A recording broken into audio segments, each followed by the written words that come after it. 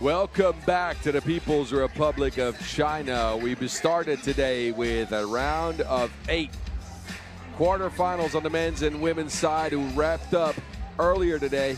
And after a short break, we get straight into the semifinals. 4 hopefuls on the men's and the women's side. 3 medals to be given out. Weather so far has been good. No sun, but also no precipitation. The temperature is actually quite comfortable. Not a lot of wind either.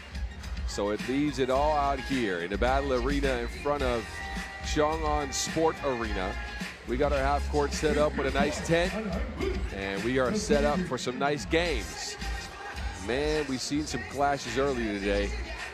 Netherlands beat the United States and Japan beating Poland. Of course, Spain coming up ahead of Czechia and France in a thriller over China. That leaves these 4. They'll play a match each. The winners will go to the finals. They'll be assured of hardware. Silver or gold will yet to be determined. Then the losers will play a third-place game. Winner will get bronze. And man, oh man, the leading scorers so far. We got a couple left. Lotte van Kruisem on the Netherlands, namely. And look at Momoko Hanashima and Tanaka Fuoma for Japan. The Dutch got 3 in the top 10. Japan have, actually the Dutch have 3 and the Japanese have 2. But these 2 countries will do battle next. First women's semifinal on deck from Xiong An, China, in a clash of styles. This happens every time Japan take the court because they have such a unique style, such a unique way of going about things.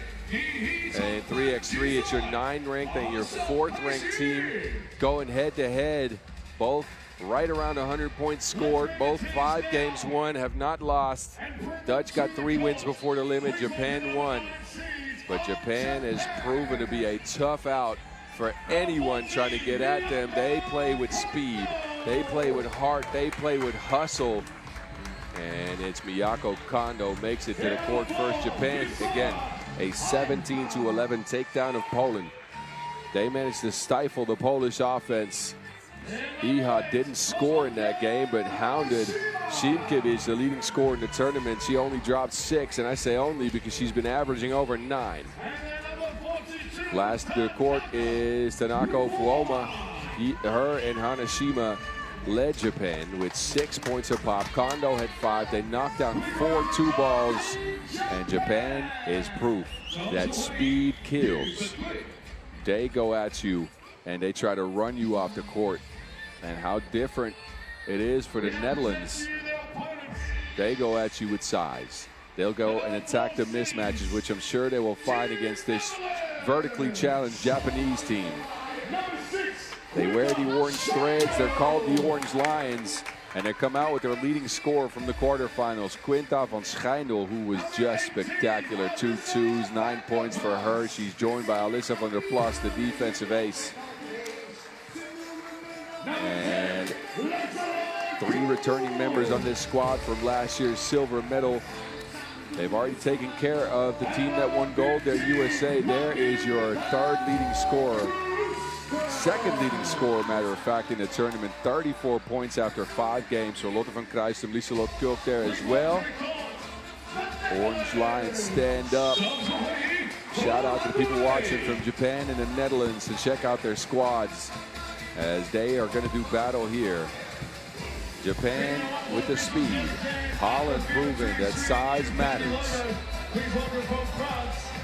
In the past, we have not seen these countries lace them up often. A total of 9 games on the senior level, both in the women's series as well as at the World Cup. And Japan has the last laugh as they took care of the Netherlands in the World Cup here this summer in Mongolia. A Pool B win for the Japanese. Although the Dutch, they end up with a gold medal in that tournament after going down 0-2 on day 1 of play. They kept it up. There's the incredible Kulk. She's going to provide some of the scoring on the inside where the Dutch are going to set up shop specifically when they see Iha or Kondo Will they be able to handle Hanashima and Tanaka on the boards? And will the speed of the Japanese be too much for this Dutch offense that goes into a system of mismatches and shots? The Netherlands knocked out 3 twos in that quarterfinal matchup with the USA. And we'll look to continue that. Van Schijndel has picked up our pace over the last few games for them. And that is good news for the Orange Lions.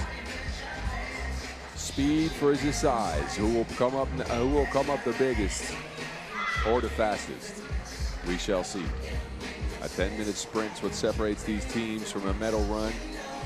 And the Netherlands have been in that medal game over the last 2 years, picking up a silver. Last year, picking up a gold. 2 years ago, Japan's been a while for them. 2019 is the last time they were in the medal rounds. That was a gold medal for them. Silver in 2018 as well. And here we go. Here we go. The semifinals on deck from Xiong An, China. It's the Japanese first. Iha on the move. A foul called on the block. As Van der Plas gets tangled up with Tanaka. The Dutch will take a foul. Japan will set up shop with another 12 seconds to go on the shot clock. Back screen action. They get it to Iha on the move. Iha. No space. Tanaka's down. Hanashima pulls up for 2 and it's down. The Japanese continue to reign from beyond the arc. Van Kruistum, lefty scoop, the Dutch stick with him. Back to Iha. That's that speed I was talking about. Van Kruistum sticks with her, gets a mid on it. Now there's a mismatch. This is what the Dutch want. They go into the post and they get a score. They tie things up. You can see the styles contrasting already. As Van Kruistum will take a seat, so will Hanashima. Kondo will make it out onto the half court. The Netherlands with that mismatch game, they're so good at recognizing them. And they try to beat you to the spot every time. Tanaka, another 2. That one no good.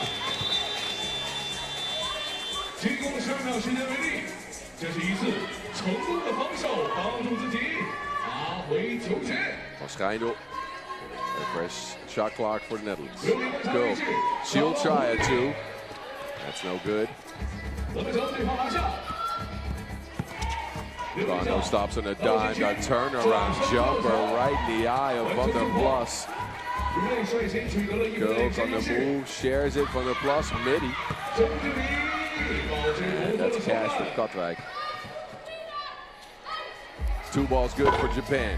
Front of the rim. Van Schijndel has it, but almost passes it to the wrong team. Kook, no, Van der Plas. Back to Kook, pick and pop game for the Netherlands. It's sped out. Van der Plas on a runaround. And eventually it's Kook with a bucket underneath. So the rebounding game so far has gone in favor of the team with the most length. We probably figured that before. Iha, no, but she is fouled on the take. The Dutch here with a couple of offensive boards. They'll get a score. 2 minutes in, a 1-point game in favor of the Netherlands. They got 2 fouls to show for their defensive acumen as well. Trying to stick with that speed. Tanaka, a fakery, but Kook sticks with it. A rejection on Tanaka. Offensive foul. As Van Kruistum is trying to tell the referee she was being held up. But it ends up possession to Japan. A 3rd Dutch foul.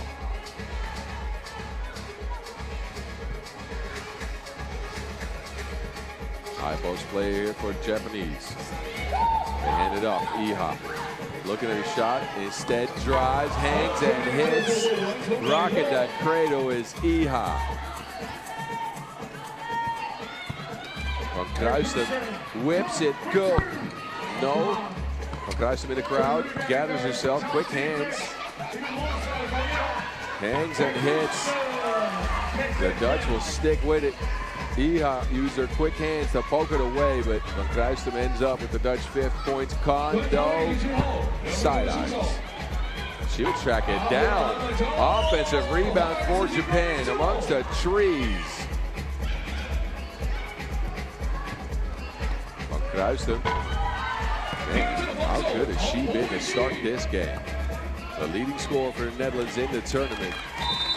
Number 2 on the rankings overall. 4 out of 6 for the Orange Lions for Lotte van Kruistum. She's got 2 medals to her name in this event already. 4 away from being the top scorer in the tournament, but I'm sure she's not caring about that too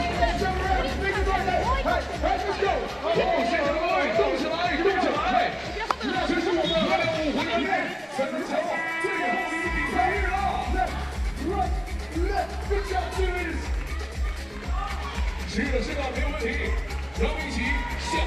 is some of the work that these teams have put in so far.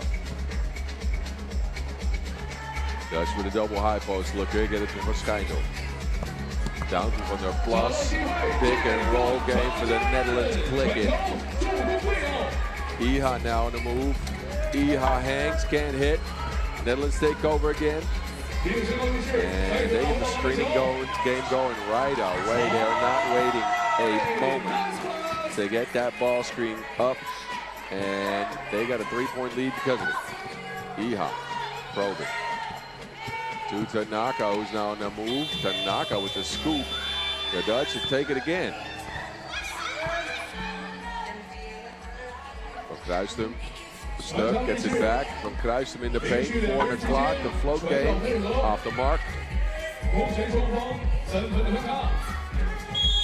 And now a foul on Van Schijndel. Reaching in on Hanashima. 4th on the Netherlands. Japan's been clean so far. But this is what's proven to work for the Dutch. Screen and roll. 3x3 fundamentals here for the Orange Lions. Kondo. Tanaka throws it to Koch. Pick and pop game this time. Van Schijndel against 2 Japanese defenders. And Tanaka with the foul. She can't believe it.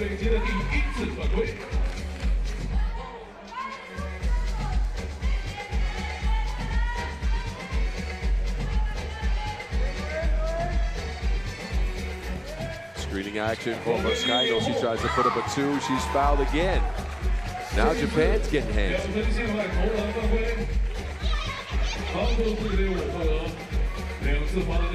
Schijndel here pulls up. And it's Kondo with the reach in. It's the wrist of Van Schijndel, who will now flick her wrist from the free throw stripe and get the Dutch up by 4.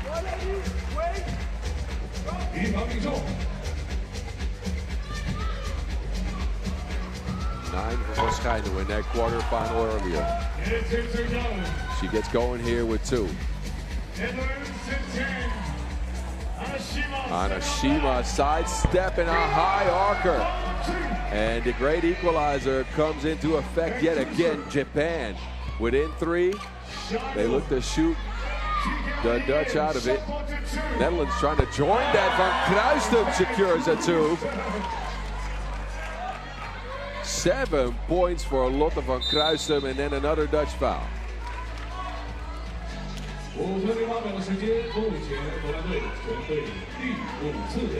Man, Lotte van Kruistum is on one in this one. Scoring from 2 and from 1. We saw a shot from Hanashima go down as well. Halfway through the game, the Dutch hold a 5-point lead. Hanashima spinning away from contact. That spin had her pick up her pivot foot.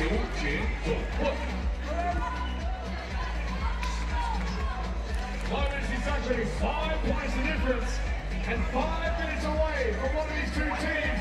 Another one of those sets for the Netherlands. Go. The pass is overshot. It goes out of bounds. And Lotte van Kruistum will take a seat. Japan, they will put Kondo on the bench.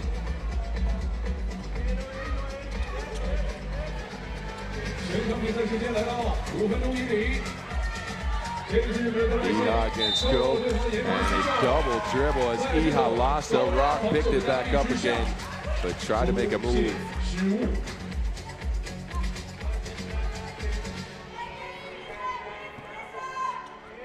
Dutch with it.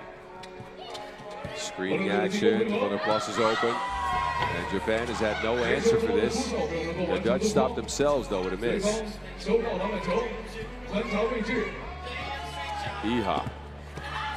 And a couple of tries here for Japan. It rolls off the rim. Van Kruijsen with the misdirection, an offensive foul this time.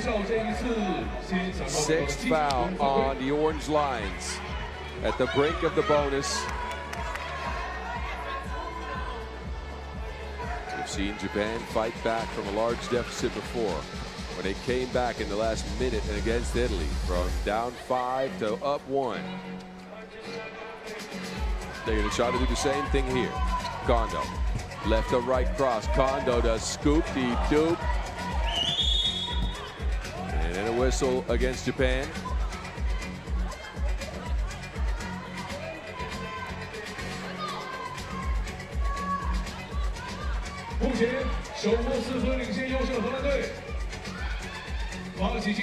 Screening action for Van Schijndel, the misdirection. Kulk can't squeeze it.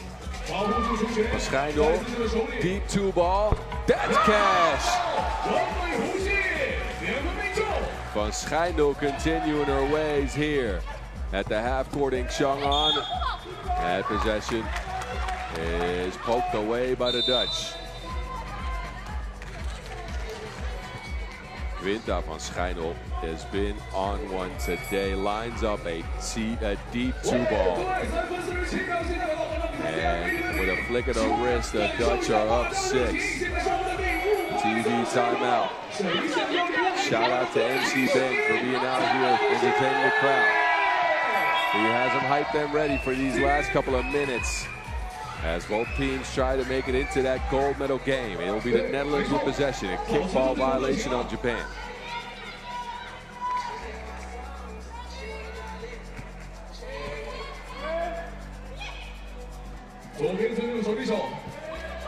It's Van Kruijsen working on Anashima, spin, stop, scoops.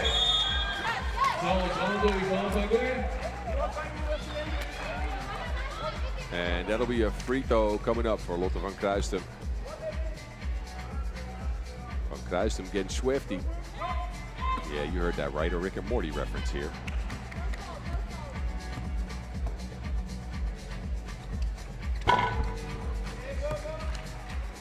Average height, or the height difference in favor of the Netherlands based on that average is almost 9 centimeters taller than Japan. And that size so far has proven to be the difference maker as Japan to get a bucket here. Netherlands up by a ton. Cool. That pass no good. 3:20 on the clock. World Cup final awaits. It's Kondo with the scoop. That gets Japan back within 6. Kondo will get it again with a fake this time. She gets another one of those layups. The speed is just blazing. But the Netherlands take over again. Van Schijndel trying to force one up there. Bully ball. Anashima holds up. Hand off action. Kondo will get it. She scored the last 2. Make that the last 3 as the Netherlands cannot play physical defense anymore. They're at the brink of the bonus with 6 fouls. Van Schijndel kicks out, pick and pop, but Liesel Kulk can't get it. On the plus, body's on the floor. Japan get it to the side of the court. Hanashima is off the mark. A box out will let that ball go out of bounds. They'll give the Dutch to bring Van Kruijsen back. The Japanese will get Iha. But with Tanaka on the bench, it leaves them vulnerable because they are very short. This is their shortest lineup. Rub screen action from their plus. System basketball for the Netherlands. Not cleared yet by Japan. It takes a long time to do it. Iha's now on the move. Iha down to Hanashima. So Japan stuck with the Netherlands as far as scoring. It's only a 2-possession game here. 2 minutes on the clock. There goes that screen again. The Dutch offense smoother than Froyo. I know some of y'all had some frozen yogurt. 2 balls good for Japan, and Kondo brings in the great equalizer to pull Japan within 3. It's a good one here in Xiong An. Open from Kruijsten with some sorcery, spinning free. Kruijsten will take over here, down to the block when the plus is there. Sticks with it, it's off the mark again. And it's a foul. And a foul goes against the Netherlands. This is the great equalizer for Japan. The shot to beat the size. 14-18 game. A couple of free throws coming up for Japan after the Dutch woman handled them in the rebound. And we've gotten a timeout with 1:25 left. A game where the Netherlands have played the screening game almost to perfection. But Japan have stuck with it for now. 2-possession game, could be a 1-possession game after some free throws for Hanashima.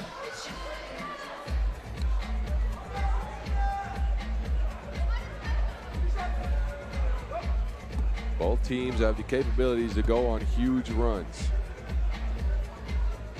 Will the Netherlands close it out? Hanashima misses the free throw. That's an expensive one. Or will the Dutch go on a run to close it out, or can Japan find anything? Hanashima has been superb in this one. 5 out of Japan's 14 points.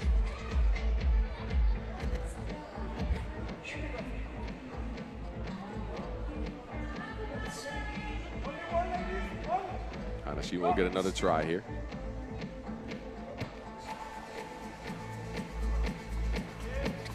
And that is pure. 3-point game. Van Kruijsten on the move. Behind the screen, Van Kruijsten is held up by Hanashima after a hesitation.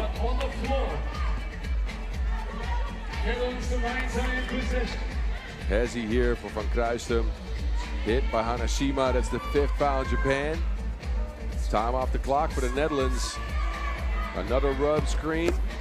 Van Kruijsten sets up shop in the paint, patient with it. And Japan has no answer for the size of the Netherlands for now. Tanaka. Van Kruijsten's got 10 in the game. She's up to 44 points for the tournament. Leading the way in the entire competition for the women's. 3-point game remains. Under a minute to go. The Orange Lions could close it out on a 2-ball. Van Kruijsten working on Tanaka, hanging and heading, continuing her dominance. She is her. Flying curls and all. Tanaka. Japan gets a bucket. They're not out of it yet, but they need to stop here. Go to Van Schijndel. Van Schijndel working behind the back. Van Schijndel stepping through, flips it up. It's off the mark. Oh, but Tanaka's on the floor. Van Schijndel dives on it. Is wrapped up. A jump ball situation will give the Netherlands possession back. Van Schijndel here, good defense on Kondo. And then Tanaka takes a spill over her teammate. And there's that jump ball forced by the Orange Lions. They get another try at things. A score, we'll get another win. We're under 20 seconds in this one. There's Van Schijndel working off the screen. Van Schijndel with the hezi. Iha's held her up. It's out of bounds. So Japan. Is that a Japanese stop is the question. Will they get possession here, or is there time left on the clock for the Netherlands? No, Japan will get it. Bare time left though, 8.9. Tanaka down And Hanashima finishes, but the clock will run out on Japan here to try to foul. It is not called. This one is done and over with. The Dutch punch their ticket to the gold medal game, and the Orange Lions roar. Japan couldn't quite figure out the mismatch in the screening game for the Netherlands, and they reign supreme here. Third final in a row for the Netherlands. 20-18 to victory, and the Dutch fans are happy about that. That is for sure. The Japanese ladies take a bow. They've played a really good tournament so far. But in speed against size, it came out that size matters. Netherlands punch the tickets into the finals. Japan will get a try at it. They'll get one more game with a look at the bronze. Van Kruistum is standing by on the court with reporter Eros, and she's going to answer some questions for us. Hi there, good win. Japan entering this game, they were known for their speed and for their shooting. Heading into this game, can you talk about your approach in neutralizing their strengths while capitalizing on your own advantages? Yeah, I think Japan is a really good team to play against. And as you said, they're really fast, and I think we just did stick really good to our game plan, and that's why we got to win.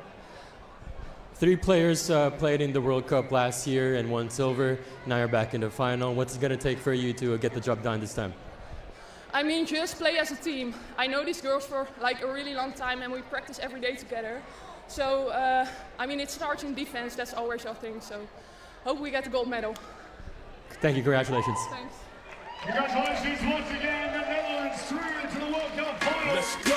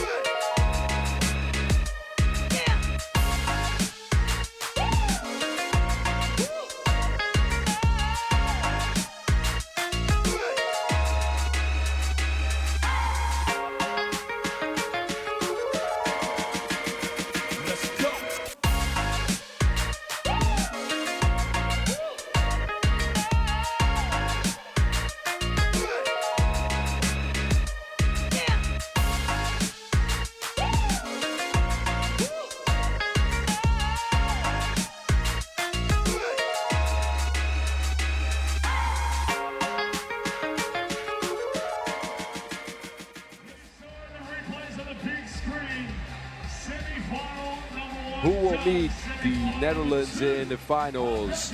A borderly battle awaits us between Spain and France, a matchup we've seen so many times over so many levels of 3x3. Here's your head-to-head. Points scored, almost a wash. Both have not lost a game. Spain come in ranked number 2, France come in ranked number 6, 3 wins before the limits. Who's got the advantage? You tell me. Actually, do tell us. Hit us up at FIBA 3x3 or at FIBA 3x3W on the gram. Let me know as well, at 3x3 the mountain while you're at it. Anyways, we got to get reintroduced to these squads. And Spain will come out in the white threads. They beat Czechia 21-17. And Marta Garcia in the paint. 9 points. Almost didn't miss a shot. And Begoña de Santiago Otero comes out next. How effective will that knee be? There's a huge wrap and bandage around it. She sat out the last part of that game. Looked like she was injured, and for now she is going to go. Moreno also had a scare. And has a bandaged knee as well, so a battle of attrition here for Spain. And a co-leading scorer as Alicia Flores-Getino makes it to the court. She and Garcia have both scored 30 points in the tournament. A known commodity at this point are they. And a 1-2 punch that is fearsome. But France have scrapped. They have fought, they have clawed. And they've made it here as well. A overtime victory over China is what got him here. And Bruno in that one leading the way with 6. It was her and Peitor that came in big, but none bigger than Louise Boucher. A kill shot in overtime from deep. Her 4th point of the game is what got France the W. 2 twos knocked down in total. One from Boucher, one from Bruno. Gomis is their defensive ace, and there is the force under the basket. That is Samantha Peitor. 6 points for her as well. A couple of free throws knocked down, and France make it here unblemished. Will they be able to take care of Spain in a matchup again that we've seen aplenty on the international seniors level? I could find 26 matchups. That's a lot. I won't go through all of them, promise. But it's been in France's favor, 16-10 total. But the last time these two teams met up was at the Europe Cup just a few weeks ago. And that was for bronze. It was Spain to take that one. Sandra Igravida, Vega Jimeno, Camilion, and Kasia Alonso, of course, coming away with that medal there. France will get another try at things here as they face off with this imposing Spain squad. Peitor against Garcia should be a very interesting matchup. Gomis will no doubt be matched up with Coutinho and Boucher, 5 points per game so far. But again, it comes to where you come up biggest. And that quarterfinals, France needed her desperately, and she came through clutch. France, of course, will be featured here in the blue threads. We've already mentioned that Spain's in the white threads. Now, again, the questions going in are, what is going on with the knees of Moreno and De Santiago? Both a scare in that quarterfinal game, as both their knees buckled and they needed some treatment. It wasn't clear whether De Santiago will be able to go in this one, but she has been cleared. I wonder how effective she can be. She'll take a seat on the bench to start the game. France will put Bruno there. And we're ready to get dancing, ready to get going, ready to get sprinting here. Gomis will take the check. France go to the handoff. And it's Gomis, but Garcia just punches that down. And Spain have possession here. Pick and roll game. Garcia against Peitor in the post. Coutinho wants one of her own hands. Good defense by Boucher. Peitor skies for the board. And now it's Spain to take over. Moreno with the quick hands. The lefty stroke is broke. Boucher, they swing it. Flare screen action. Now it's Boucher against Coutinho. It's poked away, but the shot clock's almost out. That offense took a long time to establish. Look at Garcia. Just raining in the paint. 0.4 will remain for France to get a shot up. Boucher will take it. We've seen her hit some miracle shots, so never say never. And Boucher, that one will not count. It's out of time. More magic from Louise Boucher. This time, the shot clock had already gone off. Santiago is out there for Spain. Bruno has also made her way in the court, play some good defense here. Coutinho holding on to that hand. They got jammed, I think. Boucher to Peitor to the corner. Bruno. And it's spat out. France save it though. They'll keep possession. Peitor is now open. She's got a mismatch. Beats Coutinho to the spot. There's a point up for France. Garcia is open. And Boucher will expend a foul. Didn't want a part of that mismatch. Both teams going into their sizable options under the basket early. Peitor rare with a score. Garcia was just held up for a foul. Bruno with the quick hands, but she turns it over right away. Garcia, this time in that matchup with Peitor, just moving some furniture. Just moving some furniture. Garcia has not been stopped today. It's not just the height, it's also the strength on Marta Garcia. Man, you try to stop that. Gomis almost loses it. Hangs on. Gomis with the shot clock, runs out on France again. Second turnover on France due to a 12-second violation. And Spain's defense in the tournament, I'd say, has been incredible.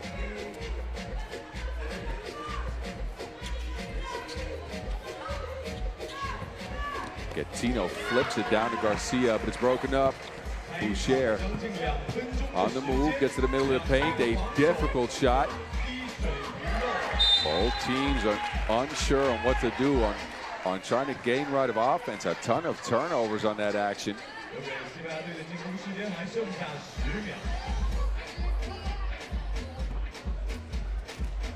It's Spain with it now. 8 on the shot clock. No option down low, so Moreno's going to have to create something here. Flicks it up. Renault gets a hand on it. That's out of bounds. 12-second violation on Spain now. Man, it is a defensive contest early.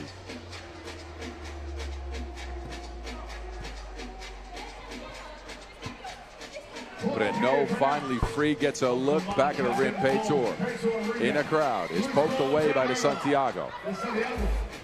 Gattino has it against Boucher. Gattino looking to move. Gattino pulls up for 2 and drops off for Spain. France swing it for Renault. Another look. She's had 2 already. Third one's missed as well. So France unable to knock down the long ball so far. Gattino on the move. Kicks it to Santiago. Spain also can't do it. Renault hanging, floating. No. Boucher. Garcia get a hand on it. And who's that out on?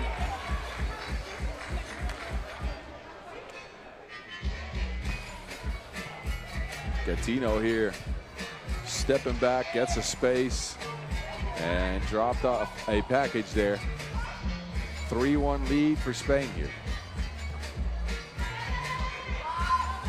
There go that screening action again. Gattino this time denies the screen. She's at the rim, but she doesn't make it. Gomis. France swing it around. Renault's open. She's held up by Gattino.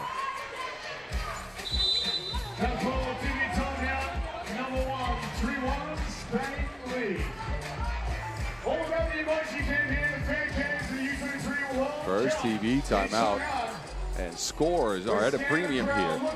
A 3-1 game. Only 3 buckets have gone down. A 2 for Spain, a bucket on the block for Garcia, and France have gotten one as well.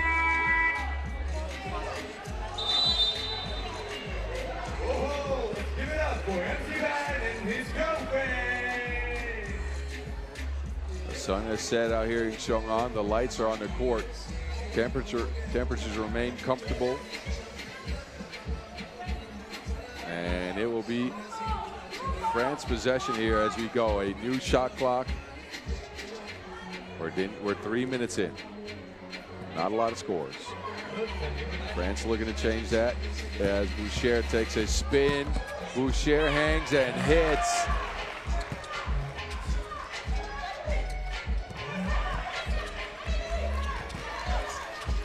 Moreno, lefty stroke, that one's good. Turns around, the fade away for Moreno. Let me get you a fade. Yeah. She might have a bad knee, but that left hand still looking good. And actually that knee's holding up well, as well as for De Santiago, by the way. They have not looked like they're in trouble or they're hurting or anything. Garcia with the mismatch. You already know what the deal is. That is pure money. A continuation of dominance for Garcia under the basket. 5-2 Spain here. Garcia's open again. They can't get it to her. Kick it to De Santiago. It's spat out. Poussier will turn around. Create space for Gomez with first lane. No, it goes. Poussier's there again. Deflection from Spain. Gomes has it. 8 on the shot clock. Pocket 6. On a drive is Vassiana Gomes, the blazing speed. For 3-5. Now Garcia's open. Bruno forced the foul.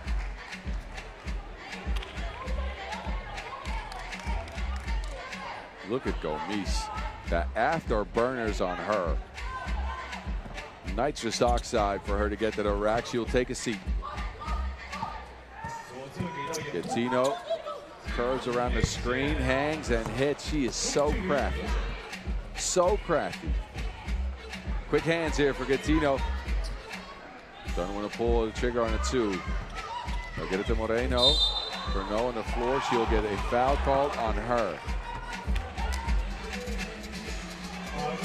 Lisa Bruno takes a spill, but will get France a 3rd foul. You be the judge. She runs into the screen and just tries to truck over Garcia, then falls to the floor.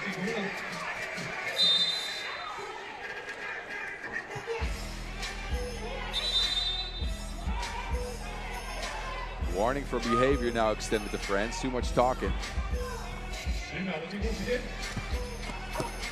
Gattino getting to it. She is special, man. 4 points out of 7 for Spain. Boucher, no.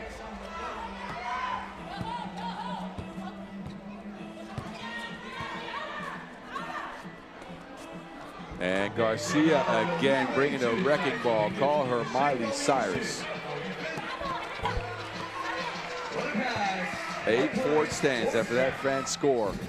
But it's been Spain's game so far. The combination of Garcia and Gattino has proven to be too much for France, although Gomes does poke that one away from Garcia. That leaves .3 on the shot clock for Spain to get a shot up.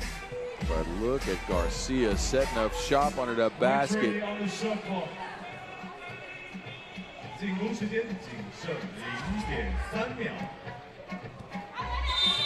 Gattino, that heave will not go. And France will take over.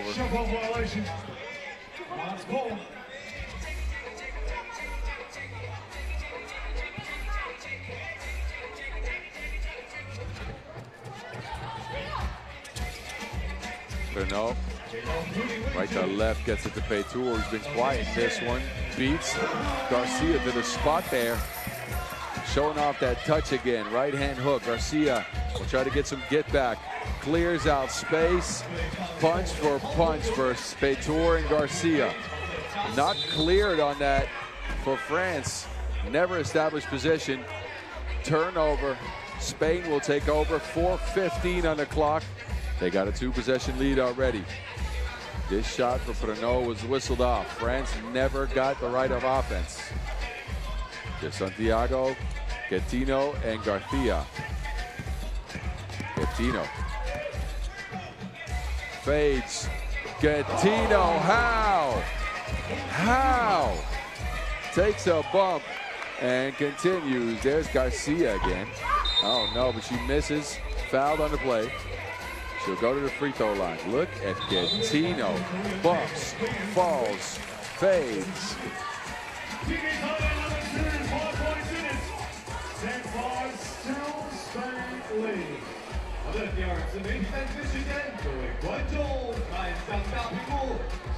We've gotten a TV timeout, and Spain has been in full control.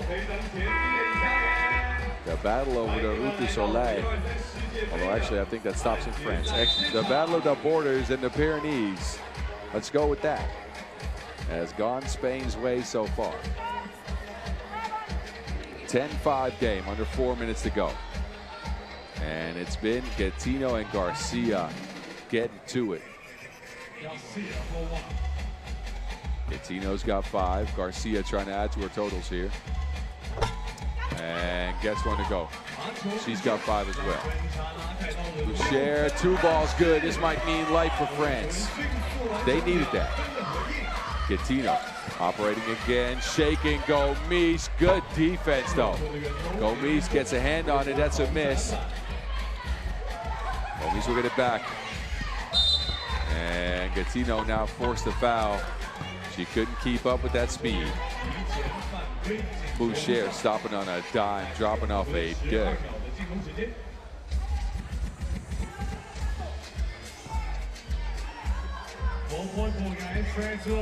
Gomis again. And that one would just go out of bounds.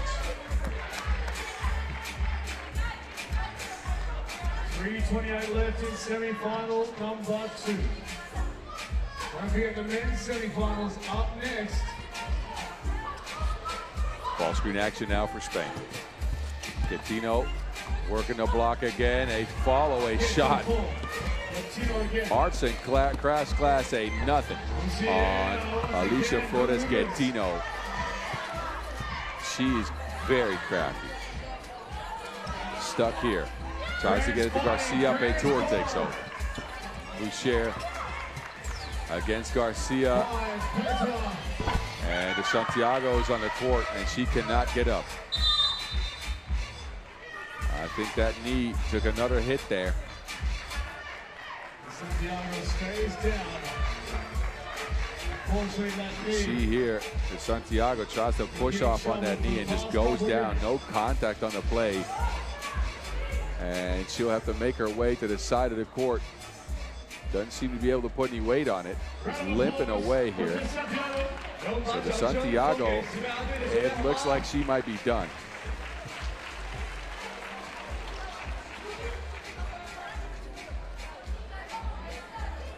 She's on the bench. Medical staff trying to take a look at her. Spain, they hold a 3-point lead, but for now are without the services of Begoña de Santiago Otero.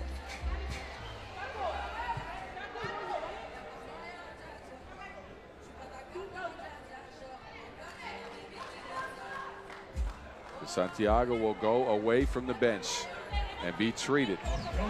Just in case someone else goes down, she doesn't have to step back on the court. That knee might be done. We'll see. We'll keep you posted. I got my eyes on her.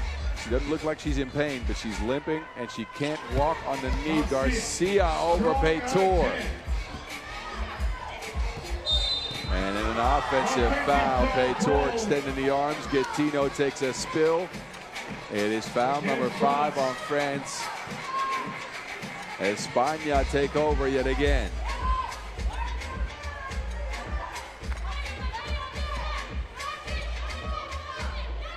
Boucher, quick turnover. Gomis is down there. The transition is super fast for France, but then Garcia setting up shop again. Has she missed yet? Has she missed yet? 7. Gomis is on a spree as well. She's the one leading the way for France.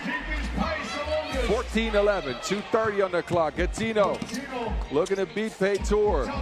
Lefty fade this time. Man, she's getting every type of shot. This time she gets a block. Now it's a foul. Free throws coming up for Ashana Gomis. Gattino cannot believe it. I'll let you be the judge. Gomis steps in. Gattino gets a piece of the ball with a large piece of arm, it seems like, as well. 4th foul on Spain. A free throw coming up for France.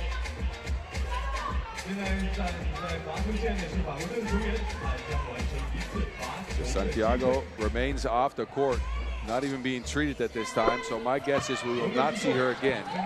So Spain is playing with 3. Gattino with the step back fading from the mid-range. That ain't nothing to her. That ain't nothing to her. Gomis answers for France. Garcia's open. Peitor is fighting for her life. Hell, it don't matter.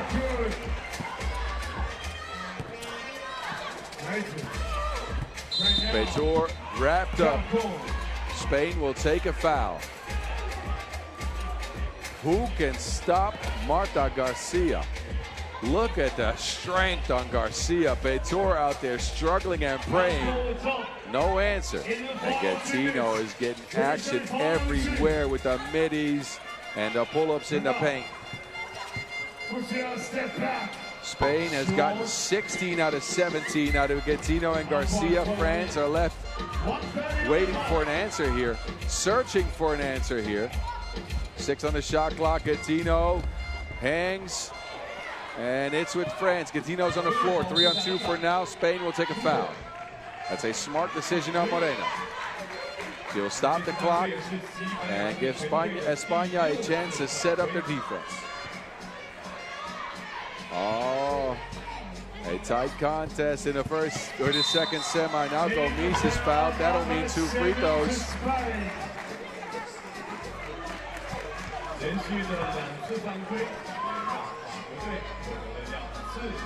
Rashana Gomis has led the way for France in this one. Can continue her scoring ways from the free throw line. Get her team back within 2. France, they're known so far in the tournament for playing their way to tight games. And this one is tight. Gomis has settled. 2 for 2, back to a 2-point ball game. Garcia and Gattino. The 1-2 punch for Spain. Down to Garcia on the block.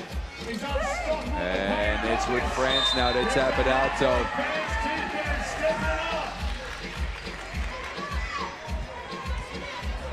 .4 for Gattino. So you're gonna have to get a shot up quick over Gomis.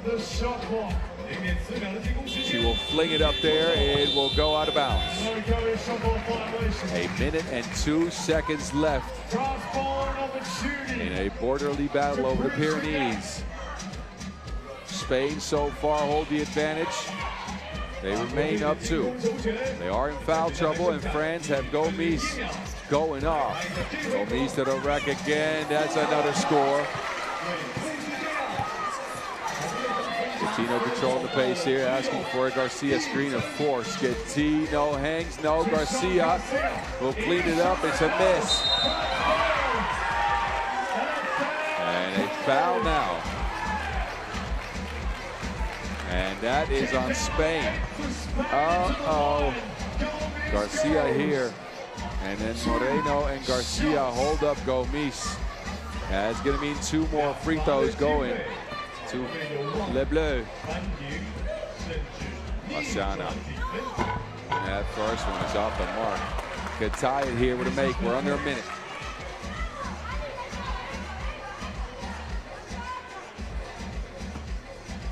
She's got 9, trying to get to 10.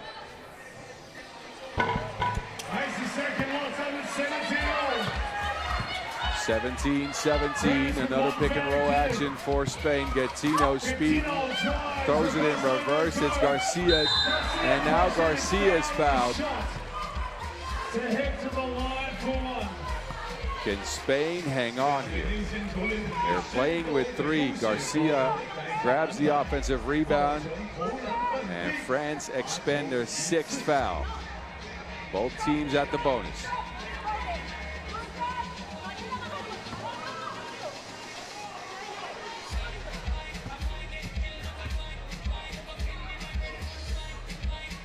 Garcia can't get her team up by 1. It's Gomis, of course, to come away with it. Gomis on a rack attack again. Kicks it. Paytour, midi, splash. France are up 1. 20 seconds to go in this one.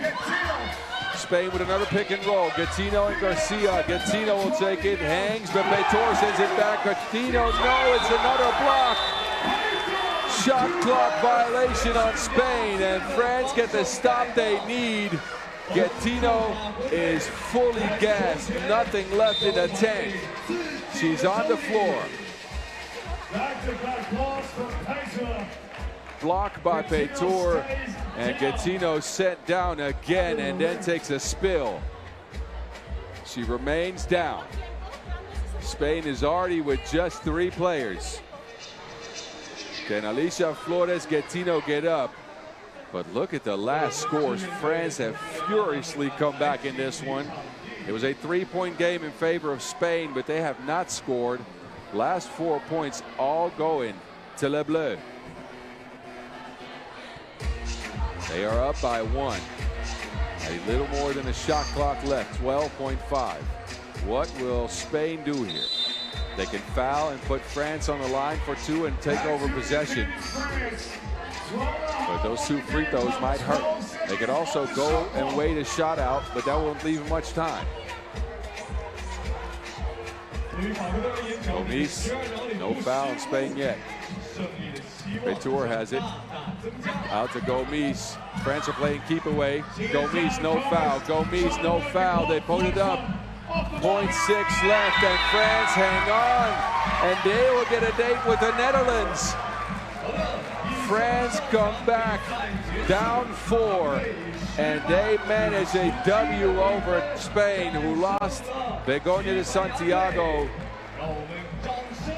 Spain could not get a bucket in the last 2 minutes after looking incredible for the first 8. And France, a crazy matchup waiting to happen with the Dutch. 18-17, they'll take this one.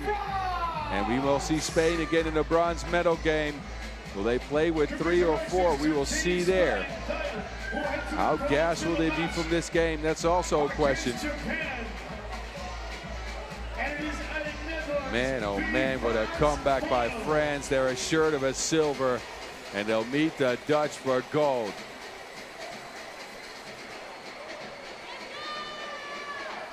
Gomis is going to be standing by. Who else? Because she was spectacular in this game. She kept getting to the rack, bucket after a bucket after a bucket for Vassiana Gomis. And please listen in.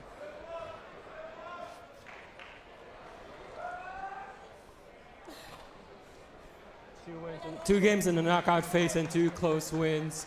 Offense was hard to come by in the first 4 minutes, and then you flipped the switch. What does it say about your team's poise and team's character and heart to be able to pull off this win and get to the finals? I'm very happy. I'm so proud of my teammates. We worked hard all this summer, and now we are in final. It was the objective, so I'm happy. So you have the chance to win France's first medal in the under-23 women's since 2022. What would a gold medal mean for you and your teammates?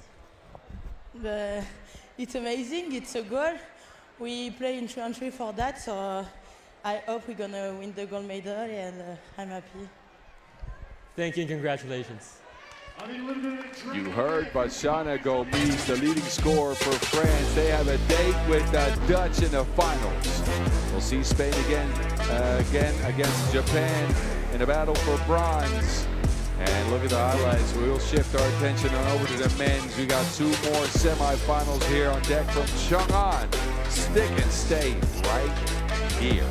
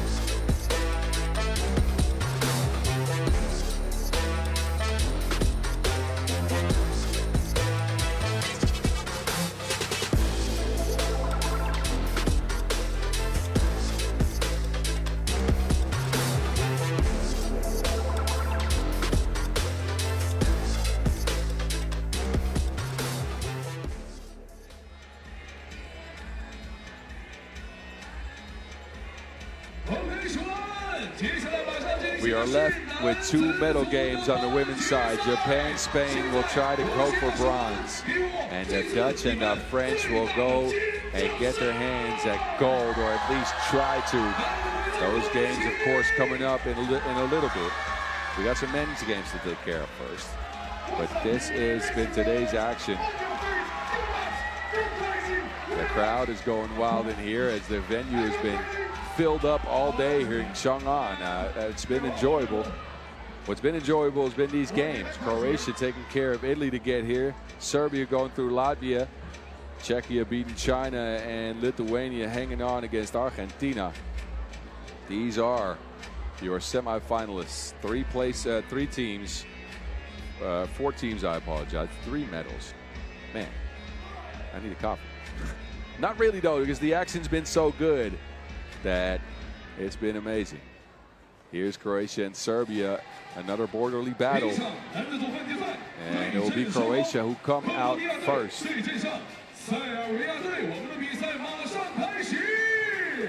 And they have been super good.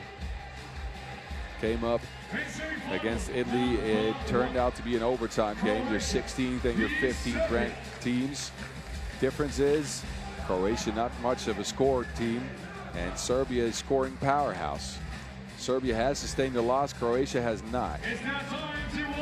And it will be the men from Hrvatska who come out first. Have not lost a game. Have also not featured often at this level. And I say not often. This has been their first ever appearance, and they have a chance to go for a medal here. Patrick Chavar out first. He was actually one of the main contributing factors against Italy. 5 points, a 2-ball knockdown for him.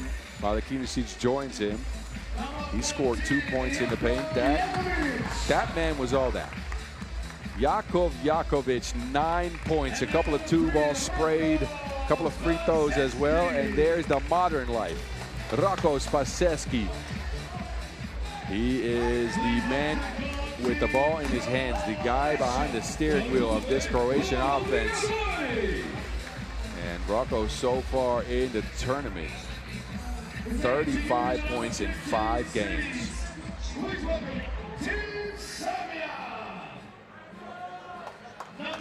But they face some heavy hitters from a country that is only across the border from them.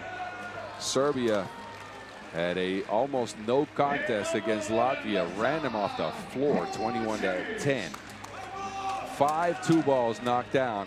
Lazar Kovacevic almost took someone's head off. I'm sure that highlights on the gram somewhere. Vuk Vukicevic almost up, also a poke. 2 2-balls for Vuk. And Djordjevic and Vuk led the way, 6 apiece in a balanced effort for the Serbs. Svrkota had 5 as well. And there go the whimsical tunes again. These fellas look to make the seniors proud and Coach Dacia happy. They play in the blues. Croatia plays in the whites. I'm sure these fellas know each other well. Who can come up the largest in this matchup? A brotherly beatdown in the Balkans. Players will get their last warm-up since Spaseski 7 per. We already mentioned that. Top scorer in the tournament, by the way, if you hadn't figured that one out. Vuk Vukicevic, 40 points in 5, 8 per for the Vuki man. He has been special for the Serbs. He's got a game winner already. We can keep going about his efforts. I'm sure his seniors on the UP team out there somewhere watching, or at least supporting the young fella.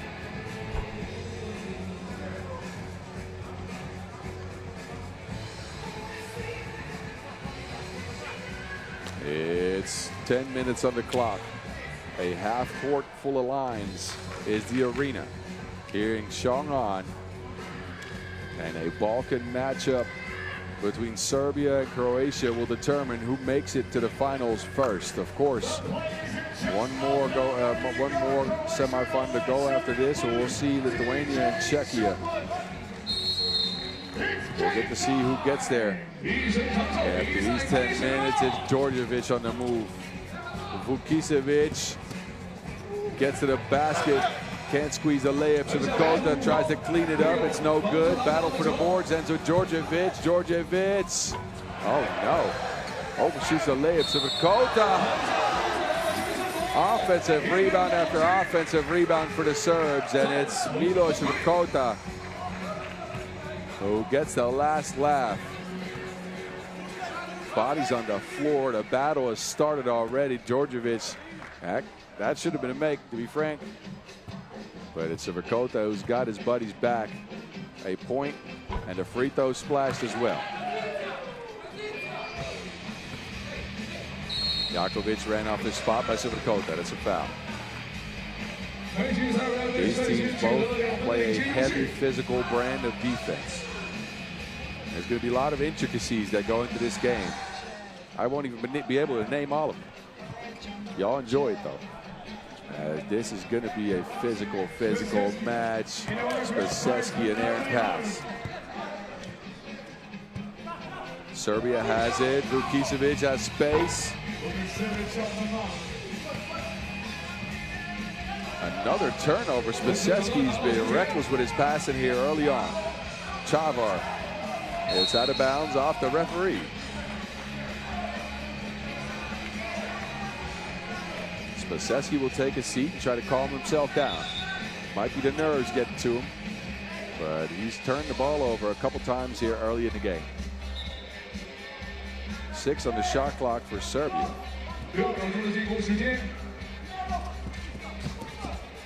Djordjevic can't hydrate. Chavar on the baseline, throws it in reverse. That is good.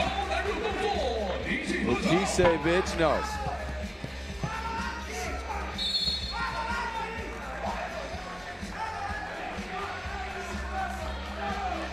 A foul called now. It'll go against Croatia. That's their second. Djokovic will take a seat.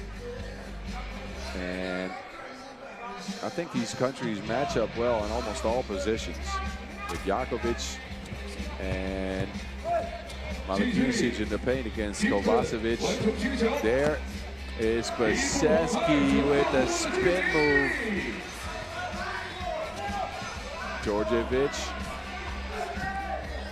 Chavar's down. Kovacevic kicks it. Vukicevic 2 feet behind the line. No good. But as I was saying, Sivakota and Kovacevic in the paint match up well with Malakisic and Djokovic. And here Malakisic has to guard Djordjevic, and I think that is where Croatia might suffer. Chavar a bit undersized. Can't stave off Kovacevic under the basket.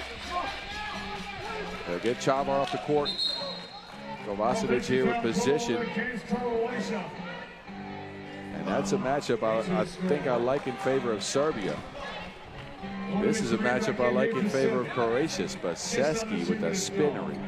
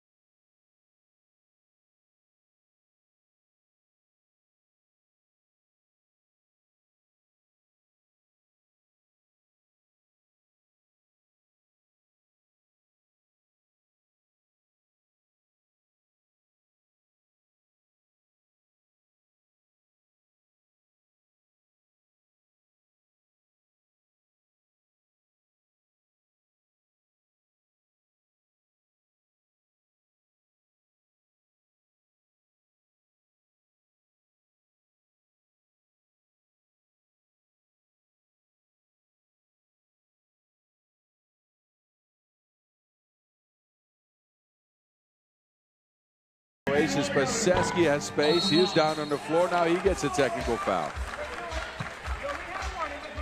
So a couple of technicals assessed for flopping here. You be the judge. Spaseski here. Kovacevic runs past him, and he'll take a spill on the floor. Vukicevic knocks down the free throw. Serbia take a check up top. They hold a 1-point lead here. 4 fouls on Croatia, 2 on Serbia. Vukicevic got space. Has not found the stroke yet. Now Sivikota's down, holding his head.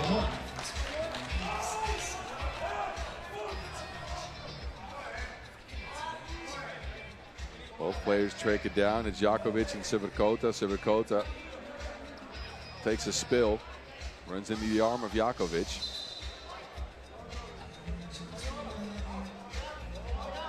I don't often say it, but this is probably a difficult game for the referees to judge. All of these fellas know 3x3 through and through. And they're going to look to show out some contact. They're going to look to take a couple of dives here and there. Everything for a win is what these countries have. Spacevski speeding to the rack, held up. Sivakota, good defense. Djordjevic now. Heel spin and an offensive foul. And Sivakota under the basket.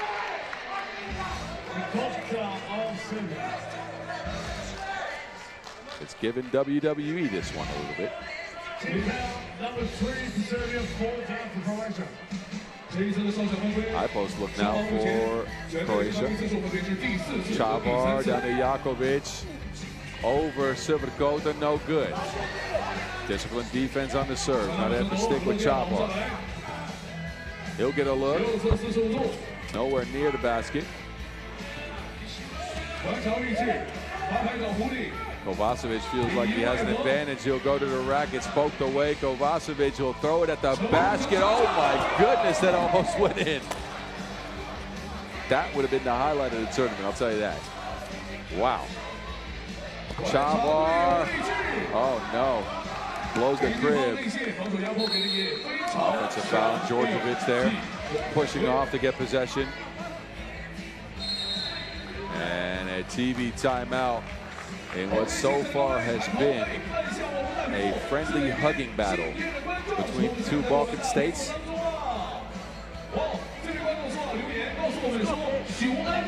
fouls apiece, 4-3 lead for Serbia. Listen in. We were listening into the Croatian huddle. All I heard was hi day, hi day. I'm not sure y'all heard more. Maybe you did. Chavo will take a seat, so will Sivakota. Not a lot of scores so far in this one. Fouls have been used as a resource. There's also been a couple of technicals assessed. Spacevski delivers to Jakovic through the contact up and in. Kovacevic, he'll take a bump and he'll score it over Jakovic. Jakovic gets it to Malakinovic. Took him a while. 4 in the shot clock left for Spacevski to work with. 2 now. He drops off Vukicevic and shoots it though. Vuki main. Splash. Vukicevic with another 2 ball. Croatia trying to answer. Malakinovic will line one up. It's on the back of the rim. They get it back to Vuk. Another one for Vuk. Nope. And a whistle on the floor. Now goal against Croatia. Look at Vukicevic finding his touch from range. And he's tall. And he's got a stroke. And that's gotten Serbia a 3-point lead.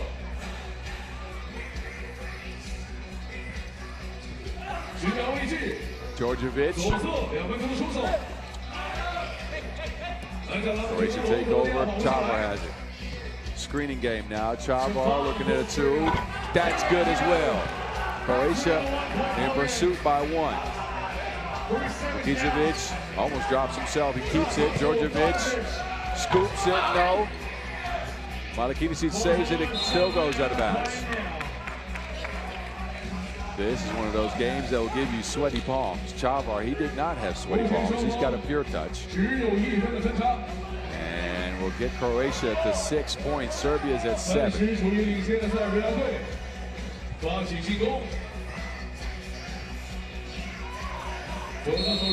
Another foul called.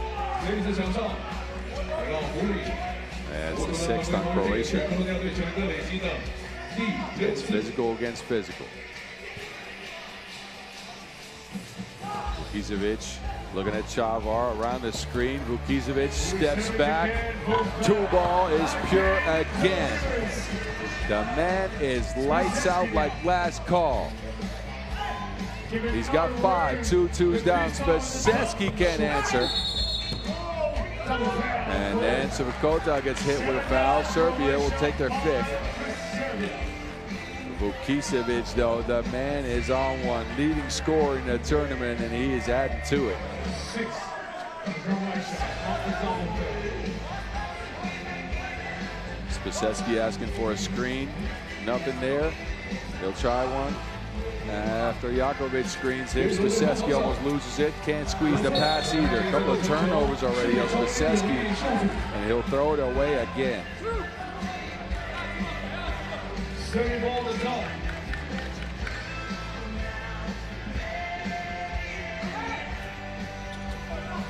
Sivakota to Djordjevic.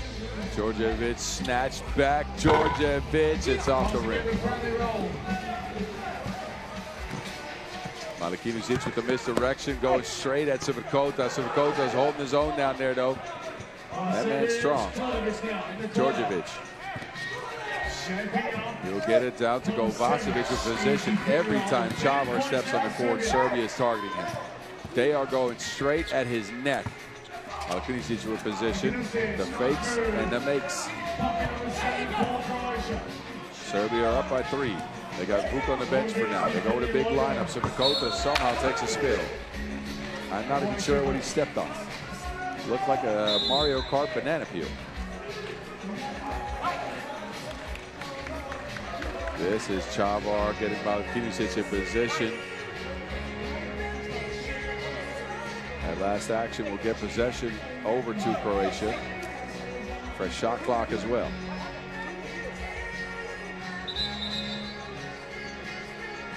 Court will be wiped off. 目前4分04秒的时间，双方只有着3分的分差。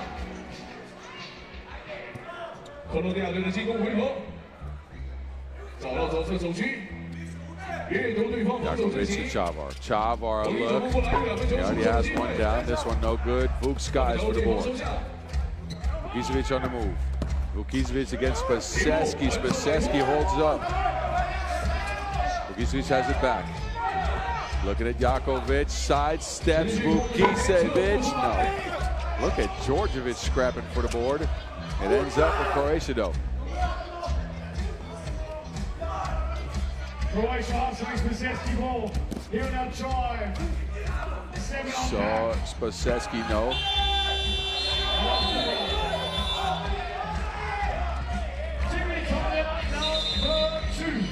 And TV timeout number 2 sees Serbia with a 3-point lead on the back of a couple of twos from Vukicevic.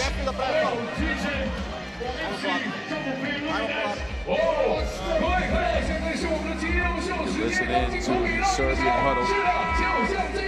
And some imagery from the game pops on your screen. A physical battle. Some hugs between Balkan brothers. Some brates.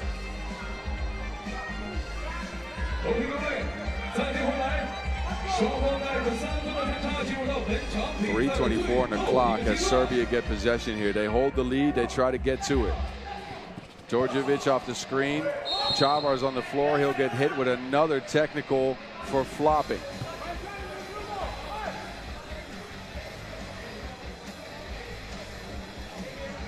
Chavar's upset. He got hit there, he feels like. Referees, they feel like that was just a flop, trying to show the contact. And they're trying to punch that in this game. Vukicevic can't squeeze the free throw.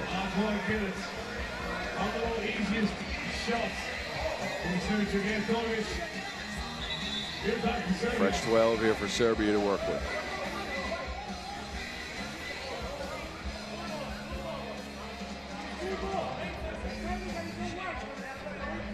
Spaseski trying to argue his case. Referee Gonzalo having none of it.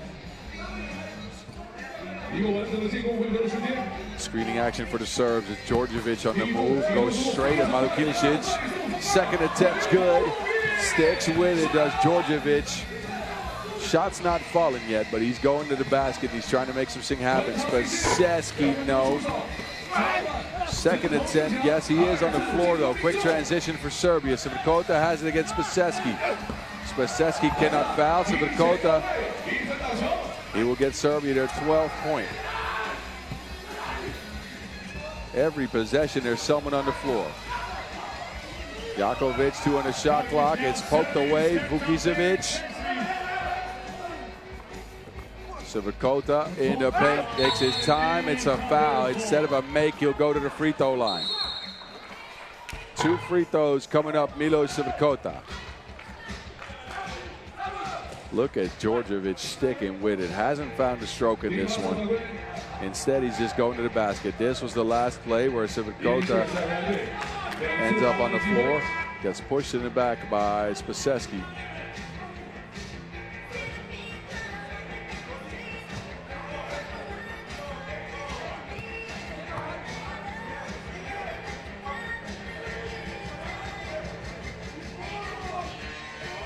Eighth foul on Croatia, who are now behind by 5.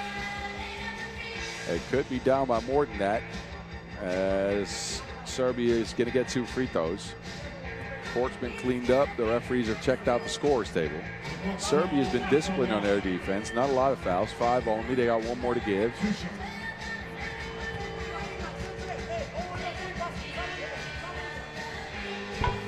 And Milos pure on the first one. Serbia's got Djordjevic on the bench. Spaseski, who's not had a good game. He's on the bench for Croatia. Has not been able to get it going. Sivkota's got 4. You make that 5. Can Croatia dig deep? They're down by 6. Chavar 2 would help. That is money. Chavar gets his team some life. 10th point Croatia. And it's out of bounds, which will leave Serbia 7 seconds. Chavar 2 ball, and the stroke is pure. He's got 5 in the game.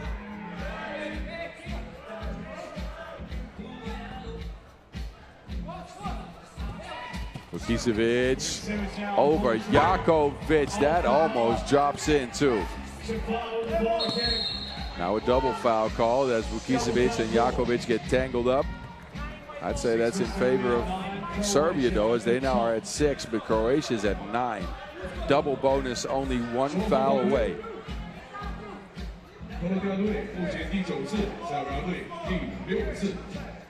9 seconds for Croatia to work with. Spaseski's back out there, gets it to Chavar. He just hit one. Chavar, no. Jakovic. They get it back to Chavar. He's looking at Djordjevic. Chavar now on the move. No one home for Serbia. Chavar can't get it to Jakovic. Didn't even look at a score. He tried to get his teammates involved. Jakovic has been very quiet in this one, rendered useless against Serbia on offense after scoring 9 in that quarterfinal game for Croatia. 3.5 to work with for Chavar. He will pull up over the outstretched arms of Sivakota. It's Spaseski who comes away with it. Under 2 minutes.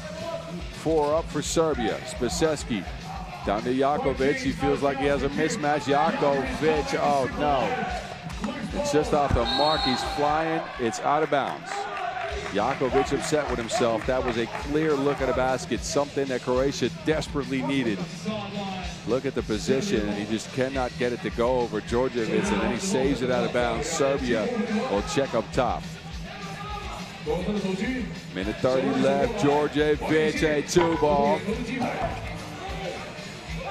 There's bodies flying literally everywhere. Constant people on the floor. Sivakota has time. He will fade on the shot. Spaseski. 2 ball. 3 to work with for Spaseski. A deep bomb. Spaseski, no. And Malakinovic will get his team in possession there. That went off of Serbia. Neither team able to score on the last few possessions here. We got 64 ticks on the clock. And Vatska will need a score here if they want to try to get closer. The 2 ball has largely eluded them. Chavar has knocked down 1. That is about it. He will get another one up.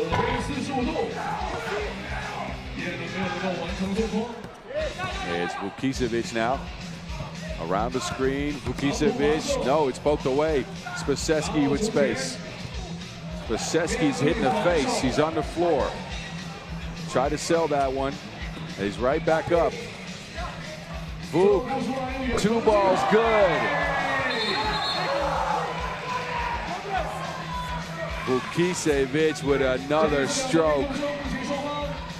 There he is, the Vuki main with a smooth touch. He's got 7. And we have a timeout on the floor. Serbia hold a commanding 6-point lead over Croatia. And look to be punching a ticket into the finals here, unless Croatia can find some magic. 31.6 seconds left. The Vuki main with 6 of Serbia's 16, actually 7 of Serbia's 16, has been special in the tournament. The leading scorer continues the spree.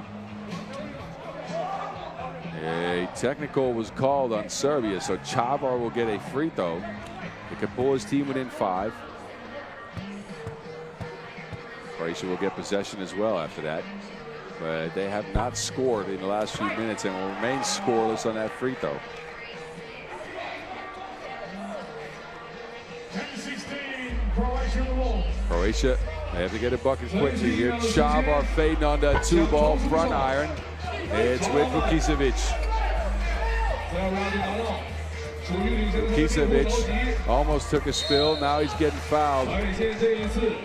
Malakinovic with the push. That is the 10th on Croatia. Vukicevic will step to the free throw line and try for 2. Serbia gets possession back. Malakinovic trying to say that Vukicevic may have flopped. But Vukicevic, that will put the game away. Croatia is not going to be able to mount a comeback that large in 18.1 seconds, especially with the foul situation as is. 8 for Vuk. 2nd attempt rolls off the rim. It might be the under-23s, but that man is handling his business grown man style. 18 seconds. 48 points for Vuk. He's got the ball in hands. Vuk loses to Wilson. Chavar from the corner pulls up for 2. It's no good. 3 seconds to go, but Serbia will take this one definitely. Croatia couldn't manage any offense. They had already struggled scoring in the tournament. And Serbia dried them up.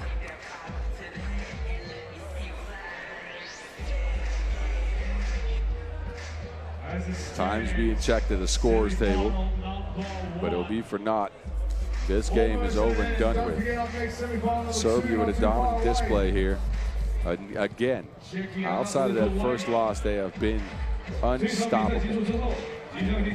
Spacesky will take a check. He will try a 2-ball. That is off the mark. And it's Serbia that will move into the gold medal game. They were dominant from start to finish in a physical battle. Now we get some real hugs. Instead of the hugs we've seen on the court all game, in a game that saw 27 points and 17 fouls, it's the Serbs who come up with the most points. And Vukicevic has been special. He will take his team on a trip to see if they can get gold. They're sure to silver. One more game to go for Serbia. And of course, it's the Vuki man who's going to be standing by here with Eros at the camera. Please listen in on what Vuk has to say. I want to thank everybody, the organization and my staff team. I want to 2 tough wins here in the knockout phase. This game, both teams were very aggressive. Both teams were very physical. Can you talk about Serbia's toughness as you enter the gold medal round? Croatia team is very, very good. So it's very important game for us. We have finals now is in 2 hours. So I don't know what to say. I'm done. So and thank you for the organization. China is really good. I like this town. Thank you, everyone. One more. Bronze medal in 2019 for the under-23 men. Silver in 2022. How do you like your team's chances to win gold this time? I don't know, we are coming here to take a golden medal. Thank you. Congratulations. Some eloquent words from Vuk Vukicevic. Y'all enjoy the highlights before we see who Serbia gets to meet in those finals. Will it be Czechia or Lithuania? That's up next. Don't go anywhere. Game tip-off in just a few.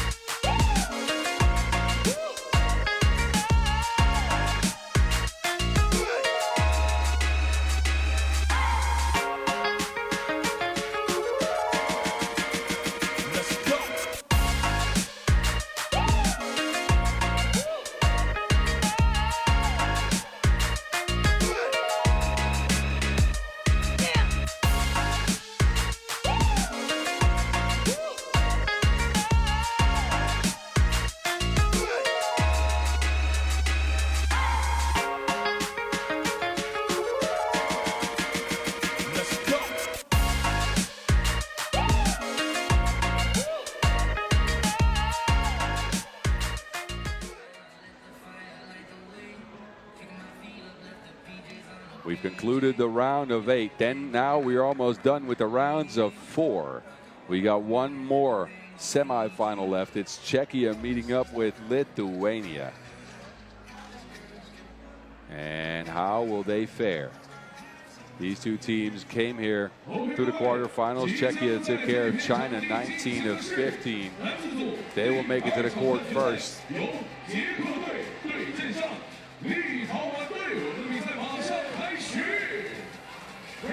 And Chesko 19 to 15 against China.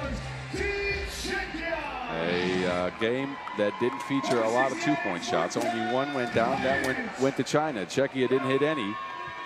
Hajic, 6 points for him. And he was crucial on defense. Got a ton of deflections. He's joined by Gale, who got the scoring started for Czechia.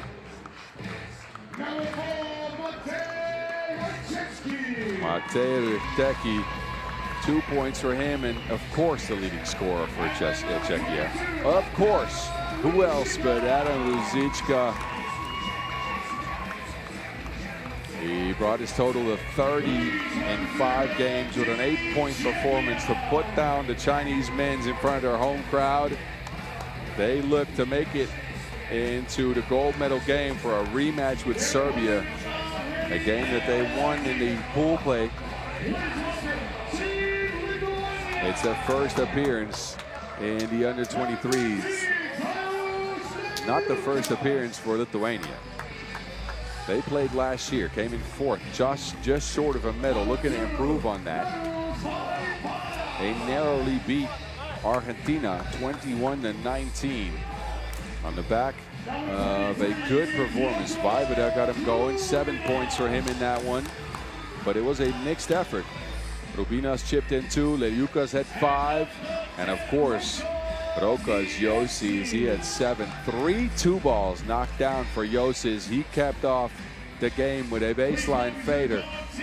And Lithuania looking to get into that silver and gold game instead of being stuck at 4th.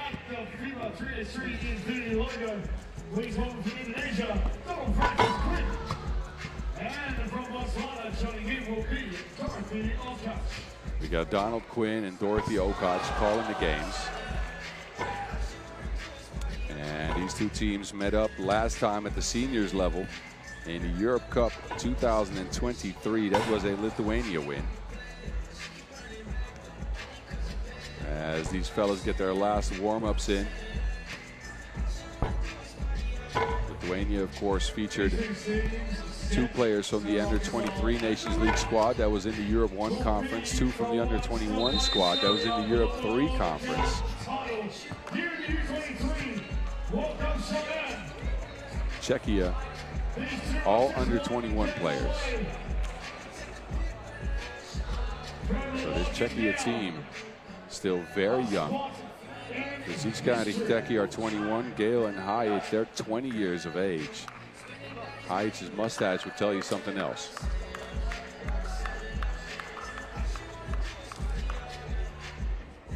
Lithuania, of course, in the green.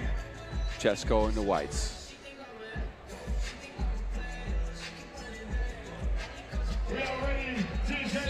And here we go, 10-minute sprinting for a date with Serbia. This Lithuania who gets us started. Leliukas steps back into a 2-ball. It hits the front of the rim and goes out of bounds. Leliukas one big in the line of Aurelius Bukelis that can both shoot it and be featured under the basket. The young fella has a bright future ahead of him. Being nurtured by that Lithuanian 3x3 program. Ruzička, difficult attempt for Adam. Lithuania take over. Screening game with Leliukas and Josis, who tries to get his first two. But it ends up in the hands of Richteki now. He will beat Leliukas to the spot. Czechia is the one to come out first. Czechia are going to look to make this a low-scoring affair. They're not a high-scoring unit by any chance. They're a good defensive squad, and they've gotten enough scoring going. The 2-balls eluded them at all stages of the day. They're going to look to find some of that as well. High post play here. Rubinas has entered the arena. He will step into it to the lefty. No. FIBA saves it. Rubinas will pull it out. This time Rubinas with the speed. No one home for Czechia. Lithuania is on the board too. Gale.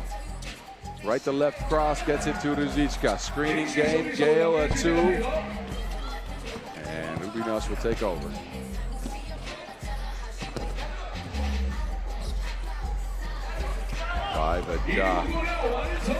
That's what he started today with. Driving to the basket. No one's able to stop Noise Vajvoda. At least not today. Look at the speed on Rubinas. Zoom. One cross. And he leaves Czechia in the dust.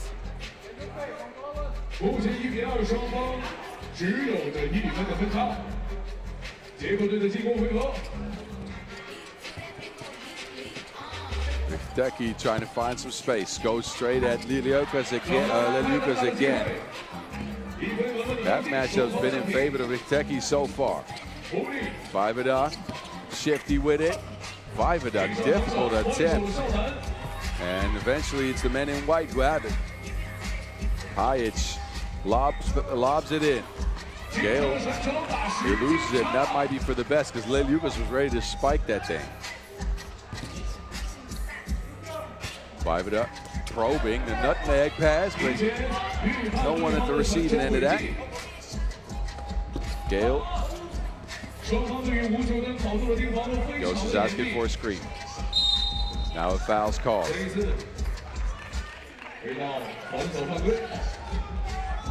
Look at Gale.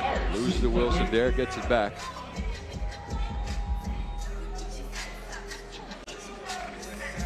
Lithuania will get it back here with a fresh 12 seconds on the shot clock. Vajvoda on the move again. Euros almost loses everyone, but he loses his bearings and can't make the layup. Ruzička.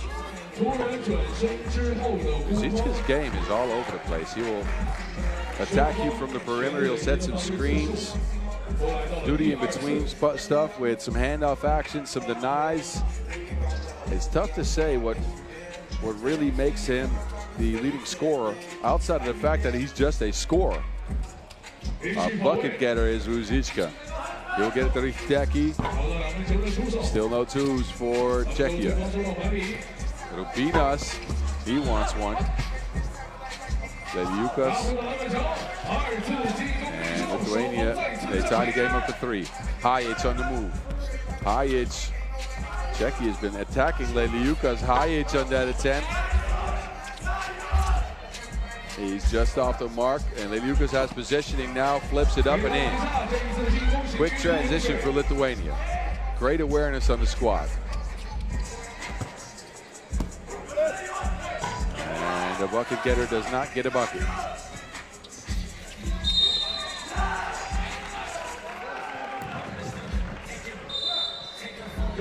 TV timeout in another one of those low-scoring affairs. A tight game so far between Czechia and Lithuania.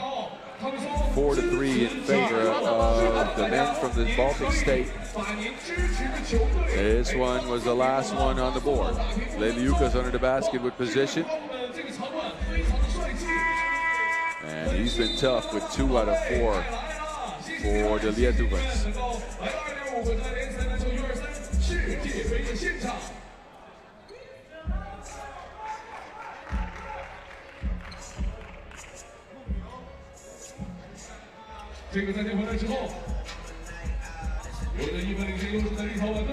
High post action here. Josas will get it.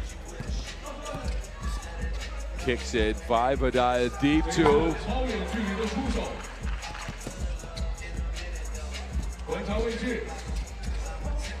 Richteki now. Richteki, that hook shot's no good. Lithuania take over. Screening game for them now. Josas wants one from Vaivada, steps confidently into a 2, but he's not found his stroke yet in this game. Neither has Czechia. Kale will look to change that. Well, that one's still going. We need some volunteers to go get it.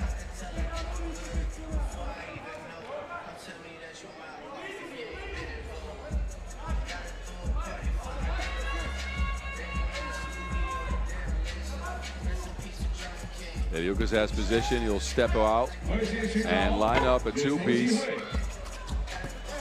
Xisko comes away with it.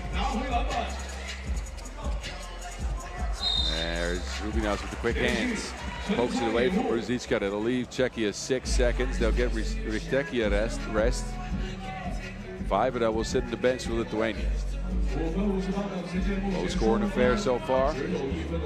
No scoring explosion yet. Both teams have been in tight games throughout the tournament. And have figured out a way to deal with those. Rubinas with the quickies. Rubinas hasn't had the best offensive tournament, but he's shown out with his speed in this one. The right to left cross. Get to it right away.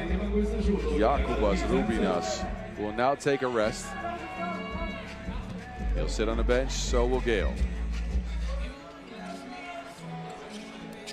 Ruzicka, offensive foul. He cleared out some space to get a layup. Czech women, of course, in attendance, trying to support their men. They left the tournament in the quarterfinals.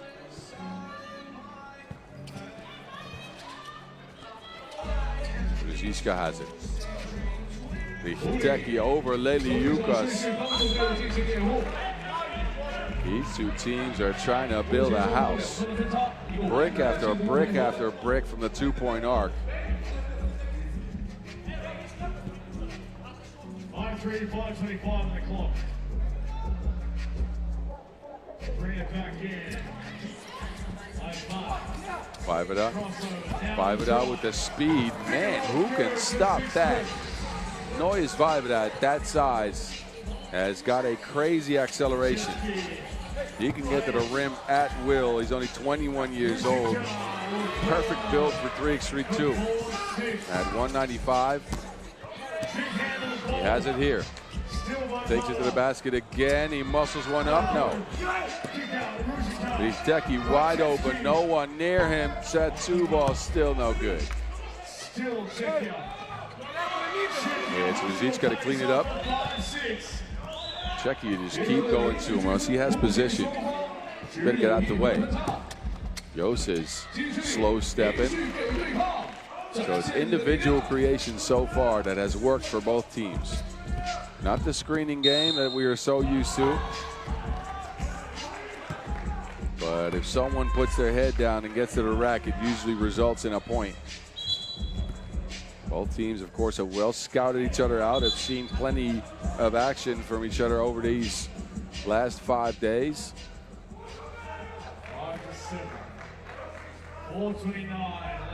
4:29 left in this one, a 7-5 game in favor of Lithuania.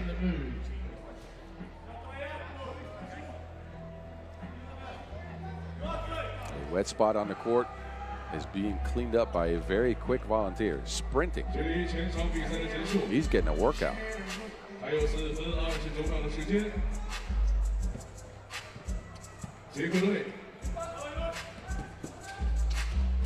Hayes. Driving now. Use the body well. 2-1 home. Out of bounds. And Lithuania ball. Lithuania will take over after Czechia throw it away. Can these teams find some offense? Rubina steps into a 2-ball. Lefty stroke is good. Jokubas Rubinas from left field. Gale looks to answer. No. Hayes throws it off Joses. It'll be Česko possession with a fresh 12. But they are down by 4, and the offense has not come to them as Rubinas is out there splashing from the Baltic Sea.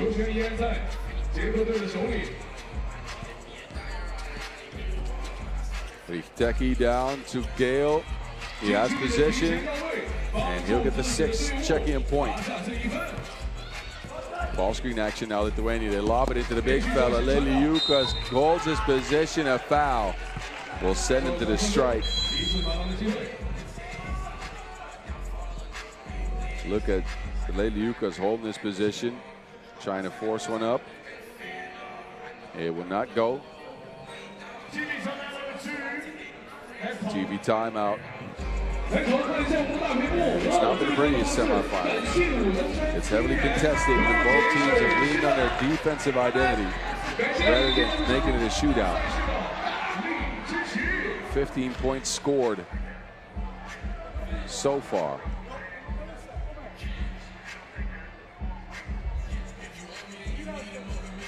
Leliukas now on the stripe. Could get his team to 10.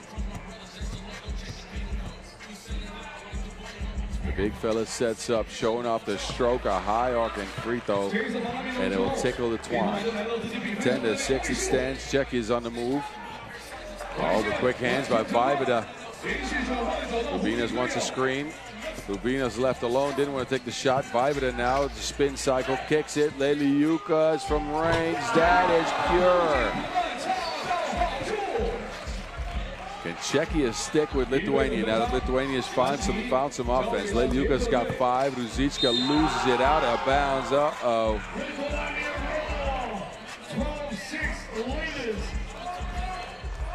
Look at the quick transition. Leliukas will get it here, popping out, and he tickles the bottom of the net with a 2-ball to get his team a 6-point lead. He's on the bench now. Joses gets a screen from Vibada, gets a second screen from Vibada. That 2-ball is left short.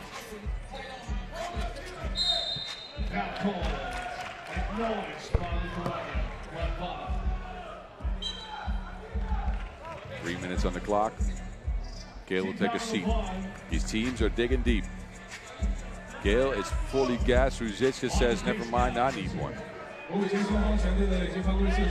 Česko will have possession here, but they need a score, and they need to find some offense. Hayes, this might help. Got positioning then. Hayes can't get it to go. Rubinas gets it back to Leliukas. There's a foul in the play. There'll be a foul to Lithuania.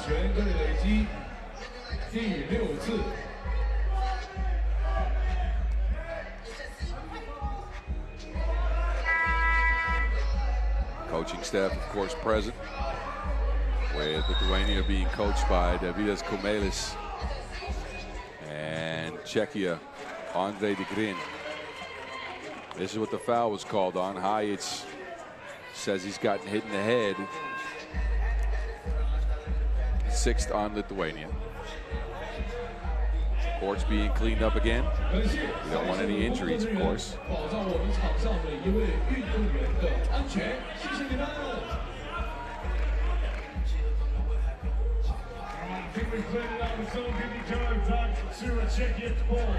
Hayes.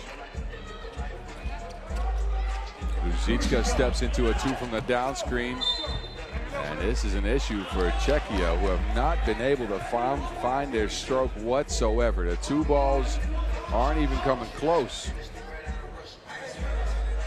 Ruzicka saying he was touched.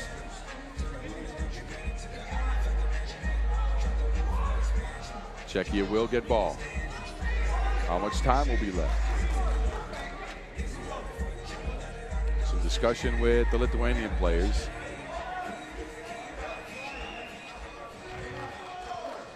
Referees Donald Quinn and Dorothy Okots will talk it through.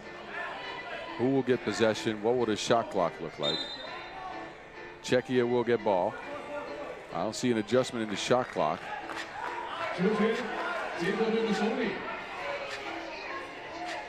There'll be a fresh 12 there.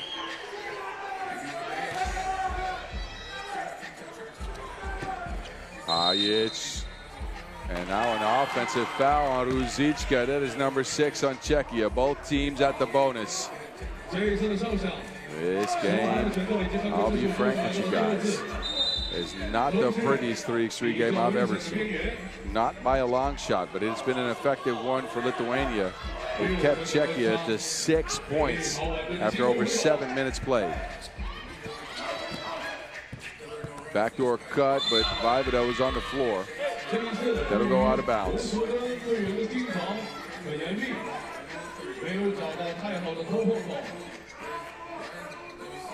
Vaivoda now will take a seat. Hyatt sitting down for Czechia.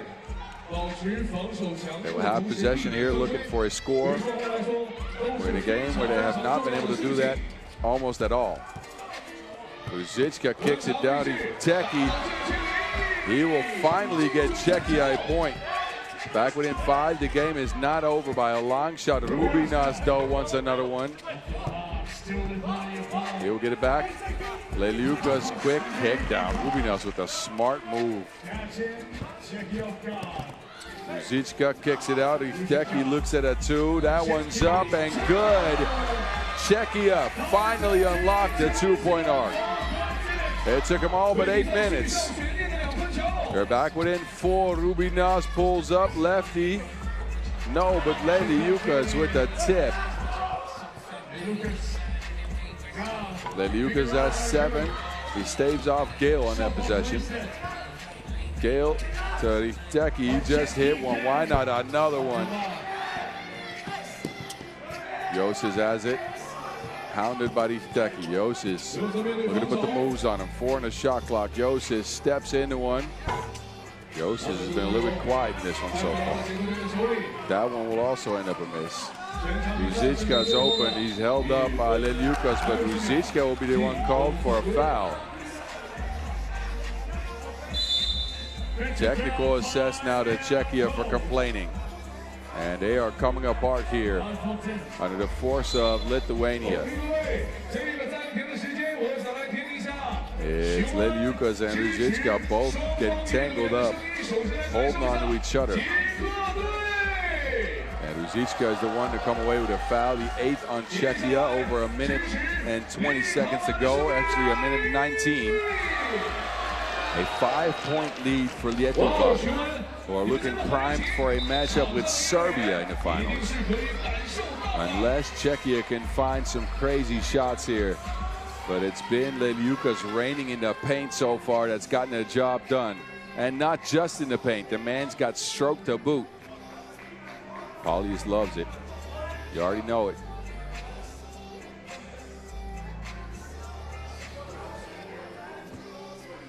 Technical foul, free throw will come at the hands of Rokas Josis.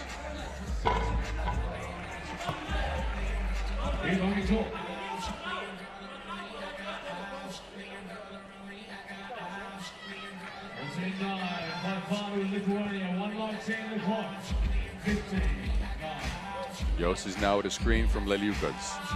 Working behind that screen, Leliukas, no one home for Czechia. He continues his paint play. Give him some wine. No one wine and paint? All right, never mind. Leliukas again. A pass from Josis and a smash from Leliukas. 10 points for Kaius Leliukas, who is showing out here. 全场比赛时间剩下最后40秒钟。 Under a minute to go, but the writing's on the wall. Lithuania have it. A foul again on Czechia, number 9. But look at the smash.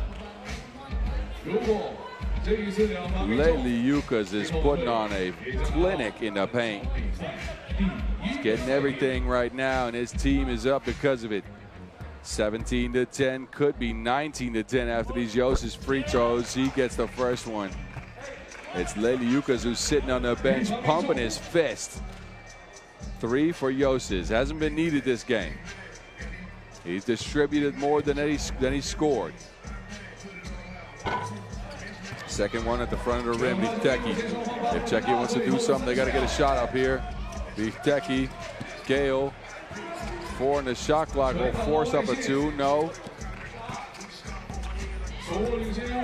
Joses slowly outplays the clock. There's FIBA 6 to go. FIBA smash! Bang outs Lithuania, and he'll get hit with a technical for hanging on. Pulled himself up on the rim.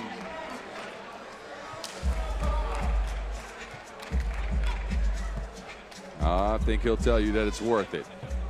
FIBA here, sky and high with a double clutch. Boom.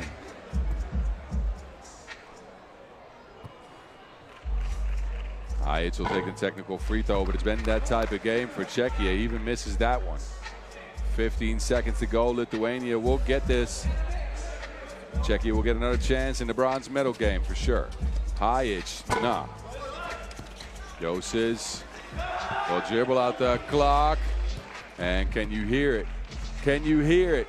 Lietuva, Lietuva, Lietuva. It's Lithuania who will get a date with Serbia in the finals here at the Under-23 FIBA 3x3 World Cup 2025 in Xiong An, China.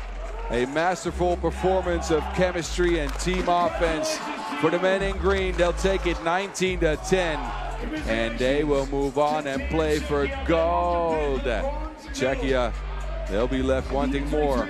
Not a great offensive game by any means. They couldn't get the defense going as well. They will get another shot at it. Bronze medal matchup with Croatia for them. Lithuania will play Serbia. And that gold medal game, that all coming up in just a little bit. We will not have a break after this, but we have Rokas Joses standing by on court. Last year you were on a Lithuanian team that finished 4th. This time you have a chance to win gold. What will it take for Lithuania to win this time? Mentality. It's all about mentality and heart. That's it. But before this game, I told everyone there is no way I'm playing the 2nd year in a row for a third place. So here we are, finals. The shot that you hit earlier to win the game versus Argentina was the exact same shot that you hit in 2018 to win bronze in the Under-18 World Cup. Can you talk about that poise, that composure that you have in the clutch? I mean, all it was flashbacks to me, good memories. It was awesome to hit the same shot. I hit it like 4 years ago, I believe, or 3 years, can't remember. But yeah, it's awesome. Thank you and congratulations. Joses with some good memories, and he's going to make some more in the finals. Enjoy the highlights before we get to the bronze medal game on the ladies' side. That's coming up in a minute. Stick and stay right here.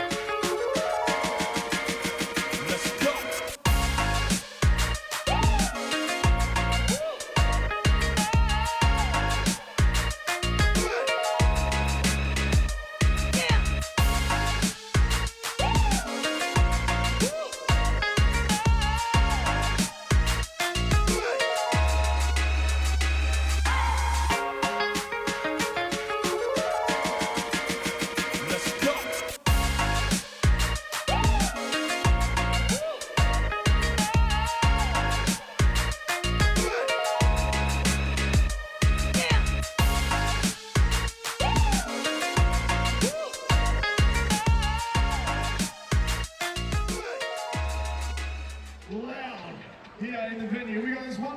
What do you think, DJ? MC Double V? This is the action for today. The men's brackets are almost played out. We got 2 more games, 3 hardwares to hand out. A bronze, a silver, a gold. Who will get them? Serbia, Lithuania will do battle for the ultimate prize. Of course, Czechia and Croatia will do the battles in the honors for the bronze. We are 92 10-minute sprints deep here in Xiong An. We'll go back on over to the women's. It's a matchup between Spain and Japan for third. The teams haven't met here before. And I feel like I'm repeating myself, but it'll be a contest of styles. It's Japan with the speed and Spain with the size. We also have some bad news for you if you're from Spain. Begoña de Santiago Otero, her knee injury, too much to go on. They will play with 3. And they'll have to try to contain the Japanese speedsters, ranked number 2 and 9. Points per game pretty similar. Both teams with a loss and 5 wins.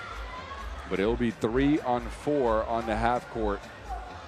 And Japan, a tight game against the Netherlands, 20-18 loss. They'll get here and will try to run Spain off the court. How will they handle Marta Garcia, though? We shall see. These are your Japanese ladies. What will they host? What will they do in front of the camera next? We will see. They always have a pose. Kondo comes out. She scored 7 against the Dutch. A 2-pointer win down for her. Iha had 3. And Anashima, co-leading scorer, also with 7. 2 twos knocked down for her. It was Tanaka Ofuoma who slowed down quite a bit. Was one of the top scorers in the tournament, but the Dutch kept her to a point. Anashima right now 5th in the scoring charts at 37 points. Oklahoma 31 total. Another cool pose for the Japanese ladies. And they're looking to throw up some deuces, not just for the selfies out here. They're going to look to try to shoot Spain off the court. España, of course, taking the loss to France. That was a game they thought they had in the books. For the first 8 minutes, they were incredible. They were superb.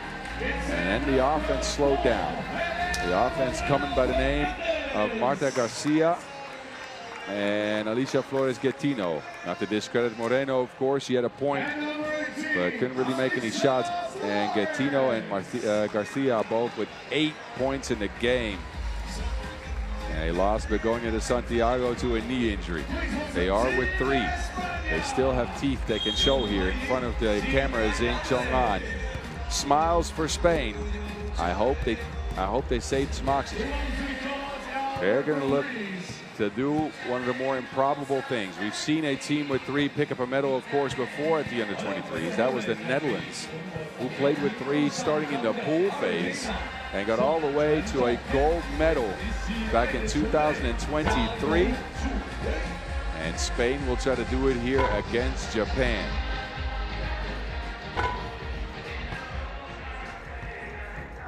These 2 teams have not met up much. 2-2 record over the last 9 years. Last couple coming in 2024 at the seniors level.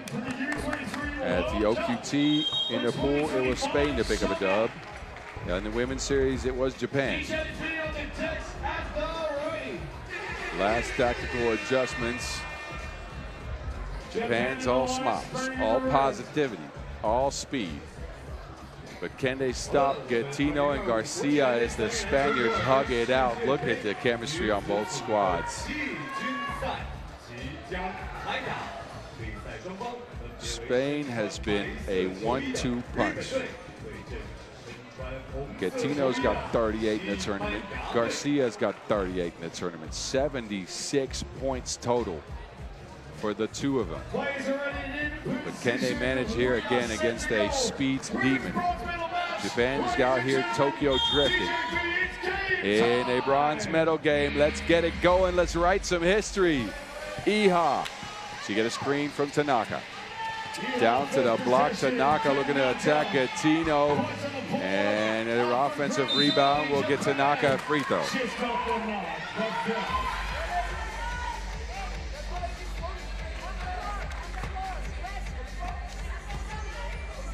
Tanaka Ofuoma has been incredible on the offensive glass for Japan. She's holding it down in the paint. Never mind, no free throws coming. That foul was on the floor. Japan with the misdirection again. It's Kondo sneaking to the rim. No one home for Spain. How can you stick with that speed? And Garcia cannot be reached. Pass is overshot. Kondo, the pass squeezes through, and the lay is good too. They'll try to run the same play. This time they'll hand it off. Kondo on the move. Kondo to the rack, speeding by Gattino, who smacks it and sends it back to Osaka. Garcia clearing out the lane. Get out the way. Get out the way when Garcia catches it. Tanaka looking to put the moves on Garcia. That two ball hits the front of the rim. No box, like a bad game of Tetris, and it's Tanaka who finishes off the play. Help. To no effort. Tanaka will get scored on by Garcia. Two balls up for Japan. They rush their offense. They're trying to get these Spain ladies tired. Moreno stuck. Has to give it up. Garcia barely hangs on. Shot clock's going to run out here. Gattino. That will not come in time. Japan get a turnover here due to their pressure. Their staff looking on from the crowd in a filled venue out here in Xiong An, China. A ton of people have remained here even after the Chinese teams took a bow. Tanaka past Garcia. It's Garcia getting the best of her there. Gattino hangs, and there's a foul on the play.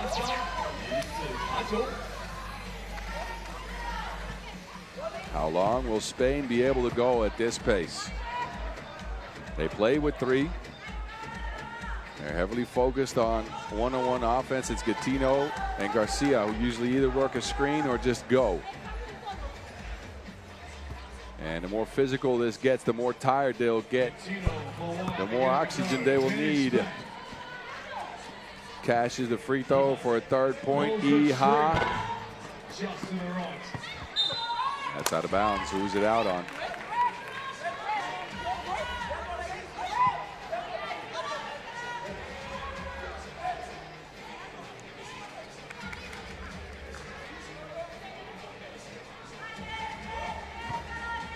Moreno to Garcia. Back down to Moreno. Spain feels like they have a mismatch on multiple positions. This time it's Moreno who will take it. And that foul will go against Japan. It's their second of the game. Spain will get a fresh shot clock. Moreno, of course, playing on that left knee that buckled earlier in the quarterfinals. Now Garcia's being held up. Actually, the referees are discussing something here. Who's that foul on? Unsportsmanlike foul, as Garcia was being held up by Tanaka. You can see here, no play on the ball. That means two free throws coming up for Marta Garcia. Could get Spain a three-point lead early in the game.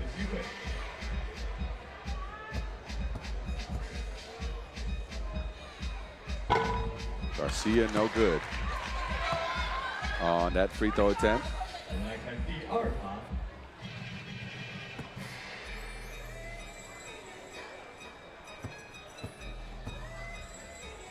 Second one will go down. She splits a pair. And Japan will take over with Hanashima on the move.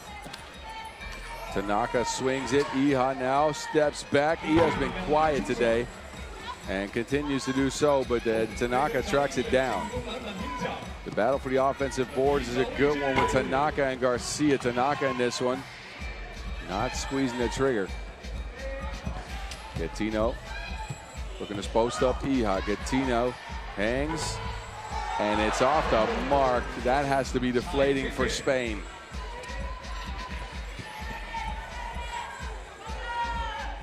High movement here for Japan. Iha looking at another one. 2-ball back irons. Hanashima skies for the board. That's fouled by Moreno. While undersized, it's Japan that are now just scrapping for every offensive board. Hanashima swooping in. She'll take a trip to the free throw stripe after Spain's second foul. Hanashima. Cool, calm, and collected on that one. Cashes in a point. It's Garcia against Tanaka. We've seen this matchup, but now Garcia is starting to miss.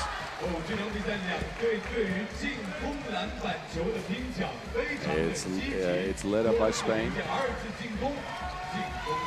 Iha.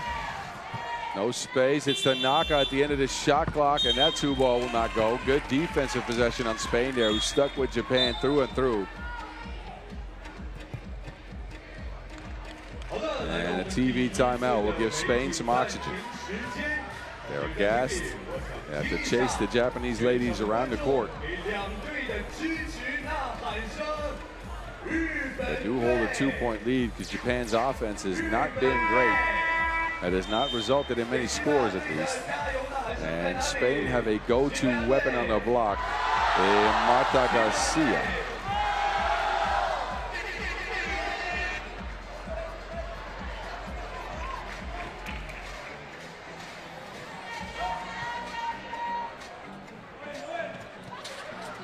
Moreno down to Garcia again. It's every single time down the floor. Spain is feeding the parking meter. Kondo from the top of the key. She's on the floor. And Spain will take a foul. That foul's on the floor after the shot, so no free throws. But Moreno ran over Kondo. We'll see here Moreno just passes it down. Garcia is continuing her onslaught under the basket. Score after score after score for Marta Garcia, who is too much to handle for Japan, and Spain have a lead because of it. How long will they be able to hang on, though? Kondo. Hey, look, Kondo. Spain is not condoning that. And ball over that baseline.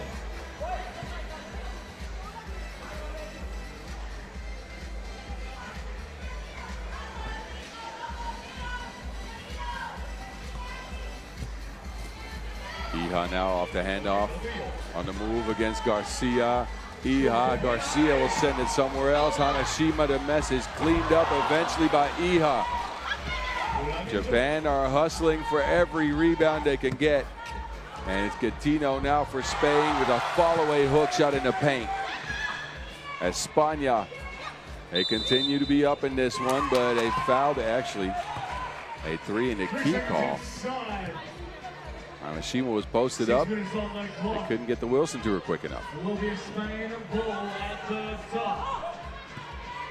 6 minutes to go in a battle for bronze here between Spain and Japan. Garcia is just setting up shop. Get her the Wilson. Man.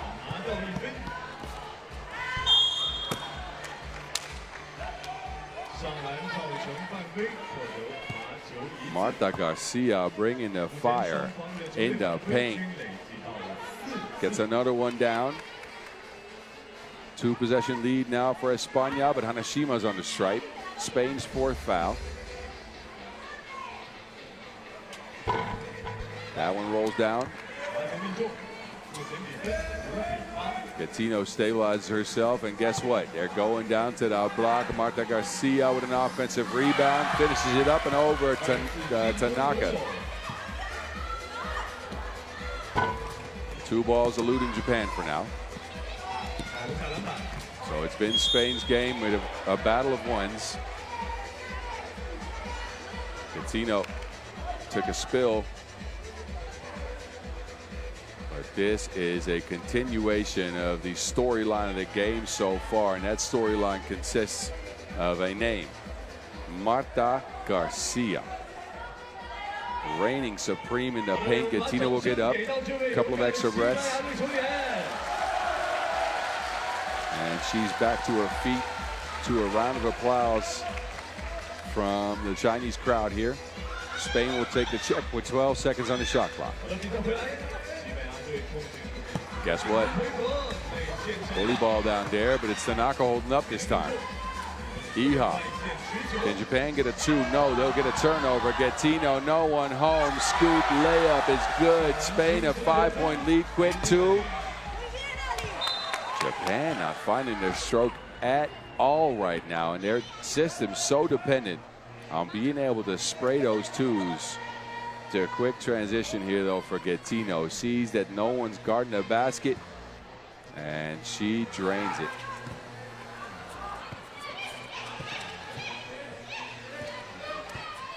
Gattino moving. Iha. Midi pull-up, no good. Gattino's footwork is something to watch. A fun player, good handles, crafty around the rim, but she tries to get you at a disadvantage. Japan gets Spain at a disadvantage here. Iha's featured in a lot of screens. They're trying to get some guard pick and rolls going. Garcia rumbles and bumbles. Who's going to stop that? España have a giant, and Japan are left searching for an answer. Iha getting free for that lay. Quick bucket Japan. That will be point number 6, though, as the high-octane offense has slowed down quite a bit by the Spaniards' defense. In a battle of ones, I'll take Spain with Garcia under that basket. Japan, they're going to want to shoot some 2s or at least get them down. They've shot a bunch.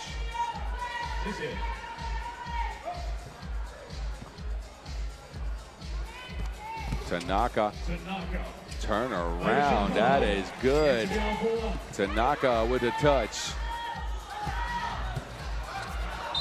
And now an offensive foul. Garcia cleared out some space with her off arm.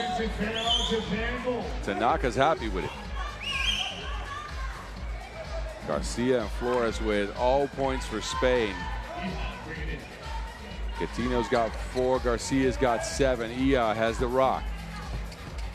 No space for a shot. Tanaka over Garcia. Tanaka tickles the twine. That is what Japan wants. They want to pull Marta Garcia away from the paint. Gattino stuck under the basket. Gets it back. Difficult shot. Hanashima holds up, but Garcia just gobbles it up and puts it back up and in. Spain is reigning in the paint.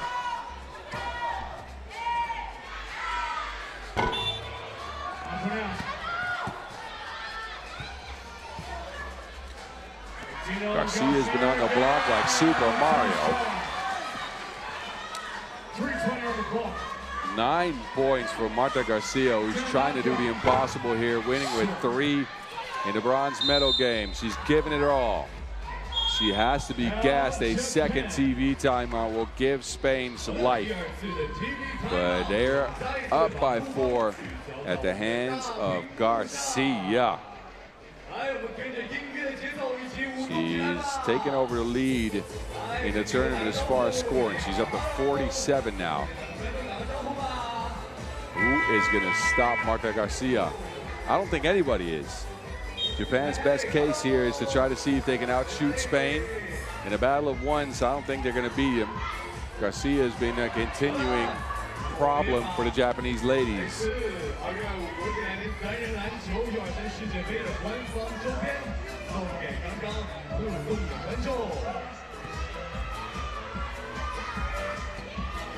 Pick and roll action now for Spain.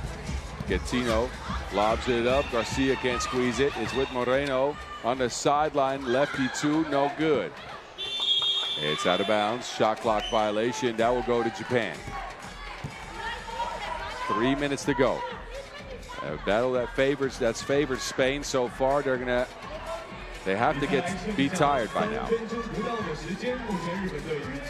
Japan has also slowed down a bit. They're trying to play the screening game here with Spain, as they've not gotten any good looks from two, and the ones that they've gotten, they've only managed to get one down.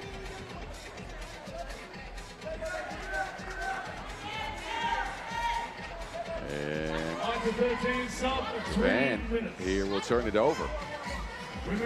Sixth foul on both, 6 fouls on both teams. Run around screen. Gattino with Garcia. Gattino to Midi. Tanaka holds off Garcia for the board, but Garcia has it. Tanaka just leaves to Wilson. It's the most important thing on the court. You can't leave that. Garcia, no. Pass is overshot. 2:35 left. Who can pick up a bronze?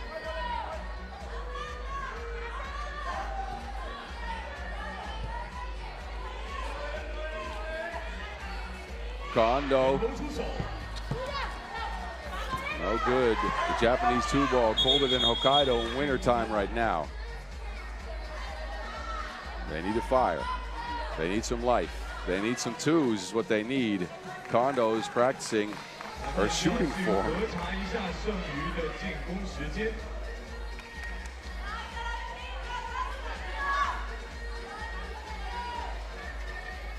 Referees are checking something out of the scores table.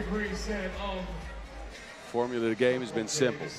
Spain has just gone and fed Marta Garcia.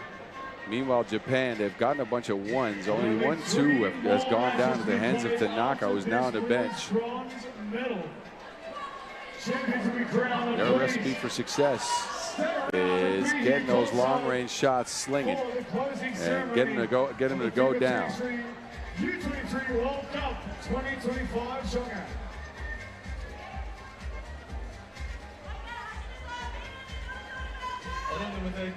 A little break in the action here will only favor Spain, of course, who can now get a couple of breaths in. They've held up so far without Begoña de Santiago Otero, who sustained a knee injury and is not playing in this game. Has played all tournament, of course.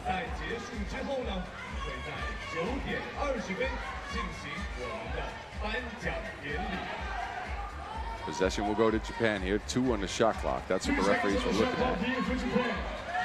Hanashima will take the check. She will fire it right away. That one no good. Well guarded by Gattino. And it will go back to España. We're now inching closer to a medal. Garcia on the block, moving some people around. She will get called for the offensive foul. Use that elbow on the off arm to clear out a Japanese defender. 7th foul on Spain. Since it's offensive, we will not get free throws. But referees are on to Marta Garcia and the way she's clearing out space. Hanashima stops on a dime. That 2-ball way overshot.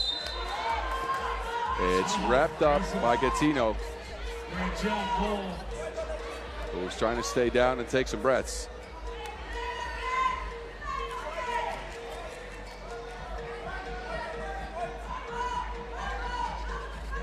Japan still searching for their stroke. They're still searching for life here, as they want to get a bronze, but they have 2 minutes and 6 seconds to do so. Every break in the action favors Spain, who are gassed, who are tired, who are spent. Just over 2 minutes. And referees will take another look here at the clock. There's a shoelace being tied. There's some old man tricks going on here. I did that when I was tired in games.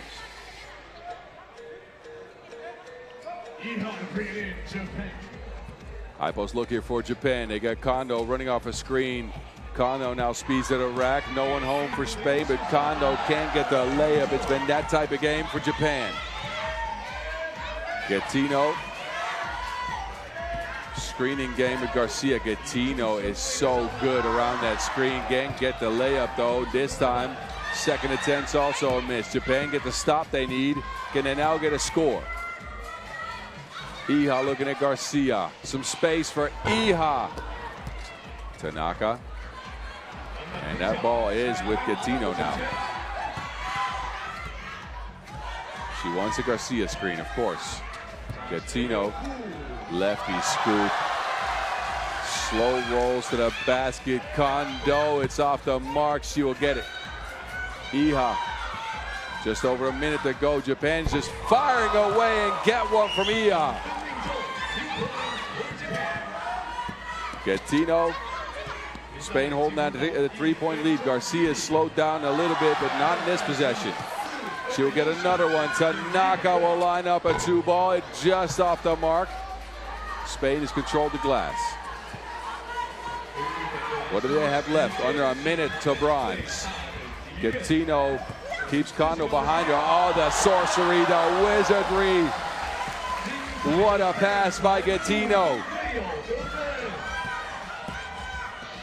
Iha will get a layup, but Japan's running out of time here as Gattino and Garcia get in sync.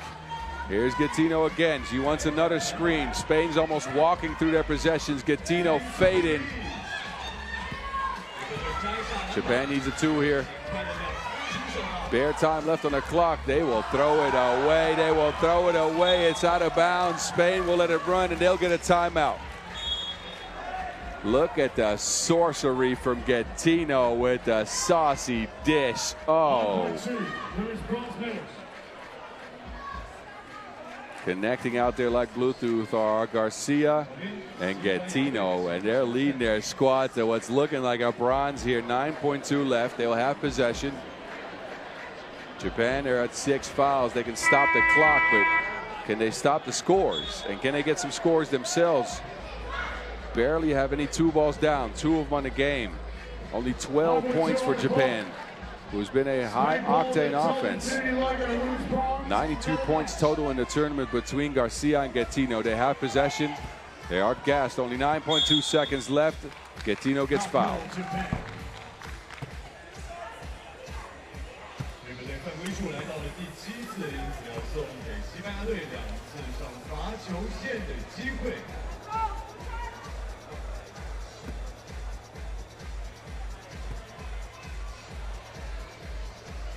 Gattino, no. Super tired, super gassed, but an inch away from writing their name in the history books are Spain. Alicia Flores Gattino with 5 in the game. It remains 5, but Spain get a rebound, 7 on the clock. Japan expend another foul. It's the 8th. 2 more free throws coming up for Garcia. Writing's on the wall in this one.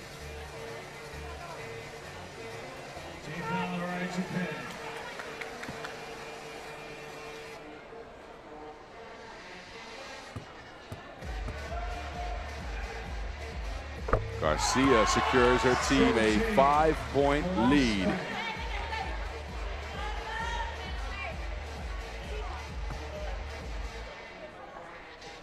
.12 in the game for Garcia. And she could add to it. That's her 13. 5 seconds away. Iha will put up a 2, but it's a no avail. Let's get Spanish. Spain pick up a bronze medal. They're sharper than a samurai sword in a defeat of Japan. 3 Spanish ladies. De Santiago makes it to the court and joins her teammates. She couldn't make it in this one, but man, oh man, did the 3 ladies dig deep, and none deeper than Marta Garcia. 13-piece to take Japan out and get Spain a bronze medal. Incredible. Incredible performance from these 3 ladies. Just a magical, magical game from them as Gattino and Garcia got the screening early. Garcia went to the basket at will, posting up everyone on Japan. They're trying to get her to do an interview, but she don't want to go. I'll bet she's too shy. I think all of the Spanish ladies are now coming to join her. It's Garcia, Gattino, and Moreno and De Santiago. All four of them are standing by with arrows on court.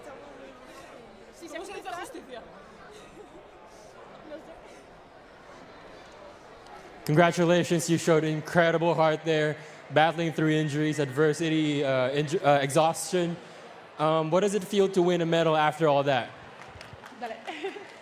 I think it feels awesome. Like, quarterfinals was such a tough game. We missed two players. She played injured. I tried to play semi-final, and like these two girls, they fight for us. They were like playing every single offense, defending like four of us. And honestly, I just couldn't be more proud of all of them. And it's that, like, I think basketball was fair today.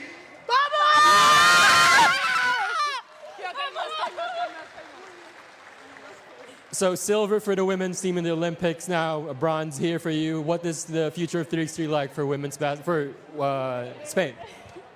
Well, I think in Spain they're doing the things pretty good. We have our coaches, they're right there, they're the best. That mean, they have been like in the women's series, they came all the way here to help us, and honestly we couldn't do this with the Spanish Federation that helped us, and like we're here and our part of our medal is because of the coaches over there. Congratulations. Spain win bronze. Japan's on the outside looking in. Vamos España. Look at the highlights in this one before we shift our attention on over to the men's. We'll see a heavyweight matchup between Croatia and Czechia in just a sec. Who will pick up bronze there? We'll see. Stick and stay here.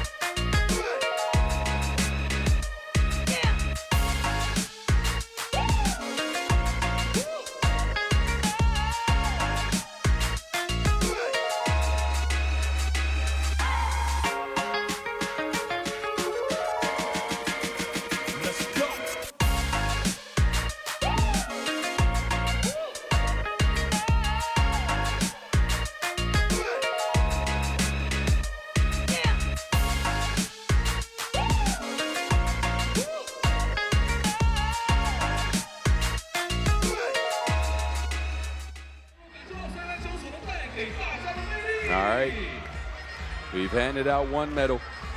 That went to Spain. We'll see the Netherlands and France lace them up in the medal game that's next.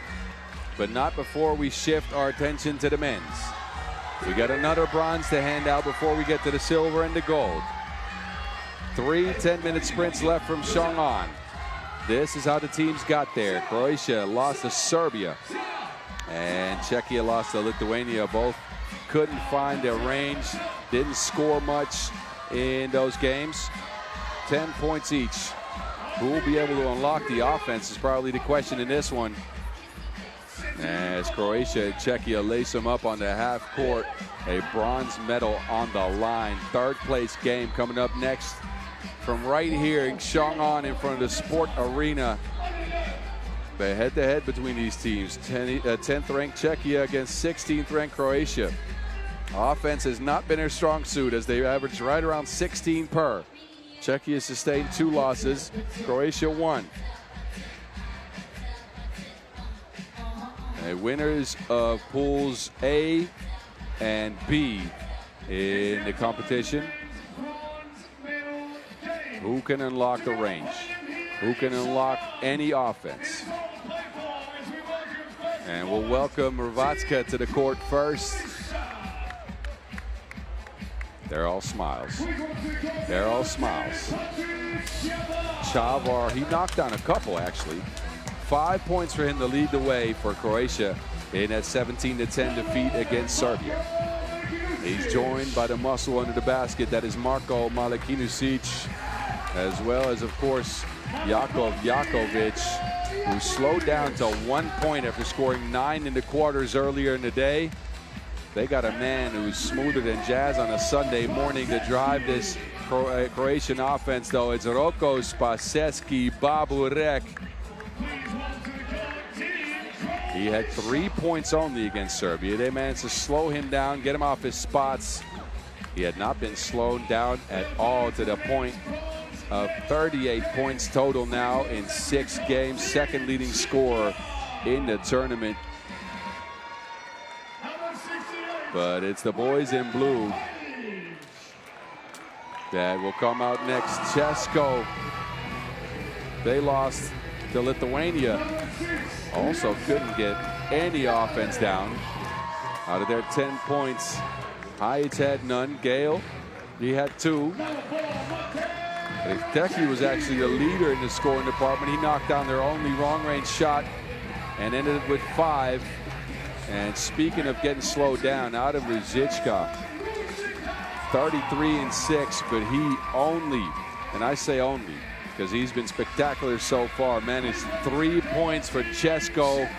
Blue threads, no smiles, all serious, because they want to get a bronze. And these teams are both here for the first time. So, look, regardless, a good result, but at this stage, you might as well get a win.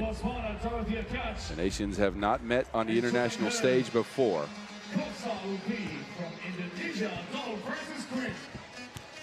They'll get their last warm-ups in. It takes a spill on the dunk attempt there. Let's see if he has some legs left. It's been quite the day.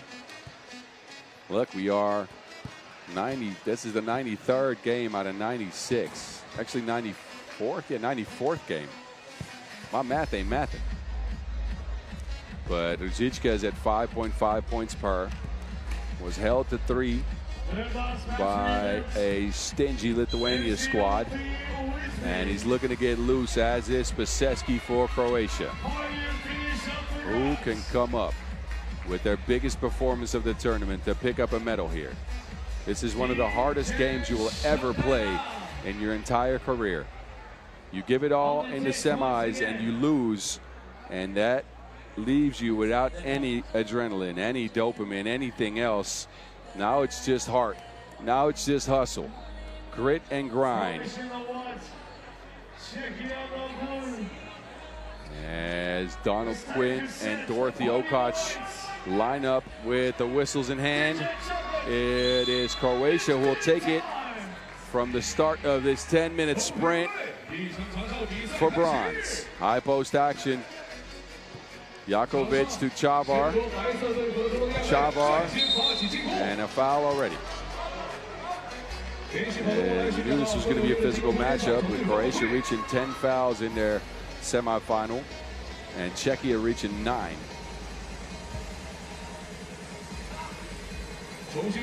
Chavar, nothing there. 2 cuts. Jakovic will get him a screen. Chavar turns. Oh my goodness, he crossed him off the map.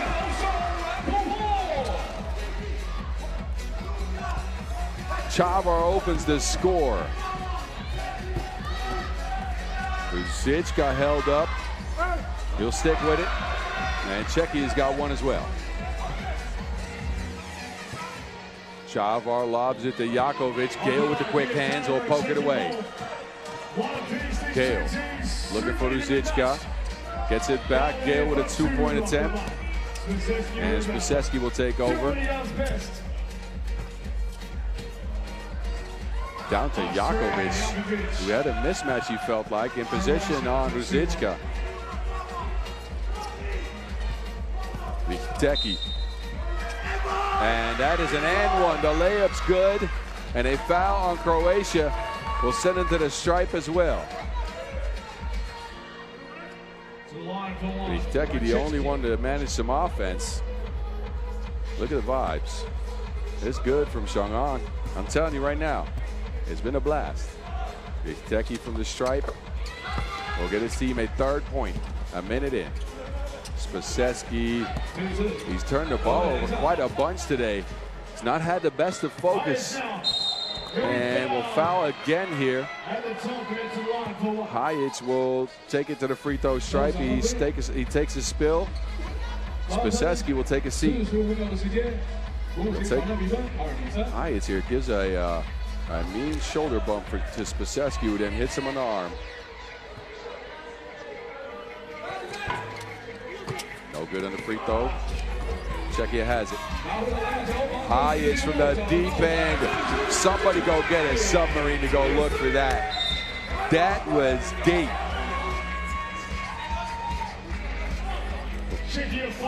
Wojtek Hayec with a deep bomb.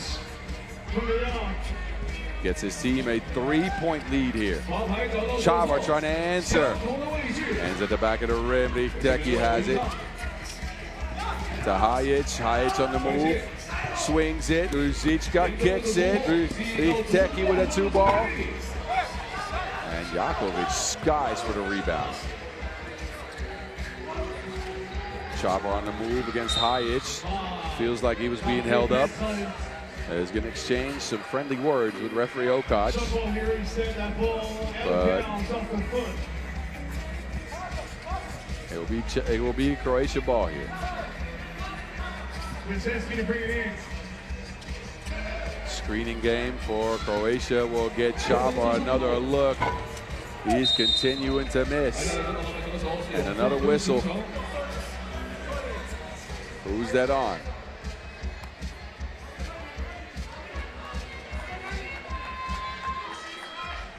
It will go against Czechia. That's their second. Czechia women here to support their staff, of course, as well.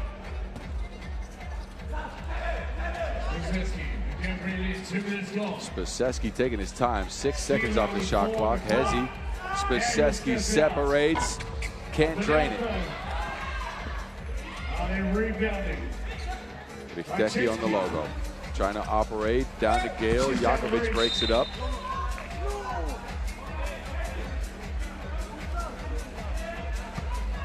Croatia wants a replay. That's not going to happen. It'll be Czechia ball here with 3.1 on the shot clock. Richteki will take a check. Malakini sits across from him. Ruzicka, no space, difficult look. And that ends up a shot clock violation. Croatian defense holds up on that possession. Defense that has shown out so far in the tournament, except for that last game. They've been stifling. Spacescu loses him like the remote. It's not cleared, now it is. Gale doing a dance. Hayec, that one almost hits the videographer on the sideline. But it ends up a turnover. Look at Spacescu doing a dance. Croatia pulled the 3 points.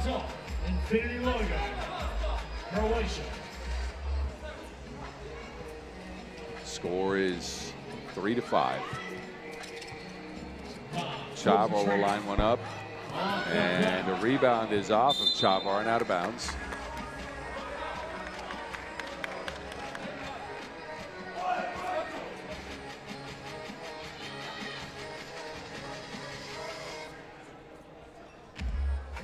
Actually, Croatia will get it here. Chavar ball in hand. And Spacescu an offensive foul, clearing out some space. He wanted a flopping call. He's going to get a foul call. 3 minutes in. Hayec lines it up. Jakovic has it now. Chavar on the move. Down to Jakovic, who's held up by Richteki. And that will get us to our first TV timeout. A physical battle so far. Neither team able to get a lot of offense going. We've seen some points, but it's not a high-scoring game by any chance. Some of the action that's worked so far. Ruzicka just trying to impose his will in the paint. And we saw Hayec drain one from range. Score is 5-3 in favor of Czechia. Fouls are tied at 3. Malakinis will take a check here. Croatia will get a fresh 12. Spacevski, a handoff. Jakovic with the screen. He has position. Oh, the dexterity. Keeps his ground against Ruzicka. Catches away from the body. Ruzicka gets it to Riteki. There's a foul called on the play. 4th on Croatia. That was a great catch from Jakovic. A difficult angle, but he manages to squeeze it and pull his team within 1.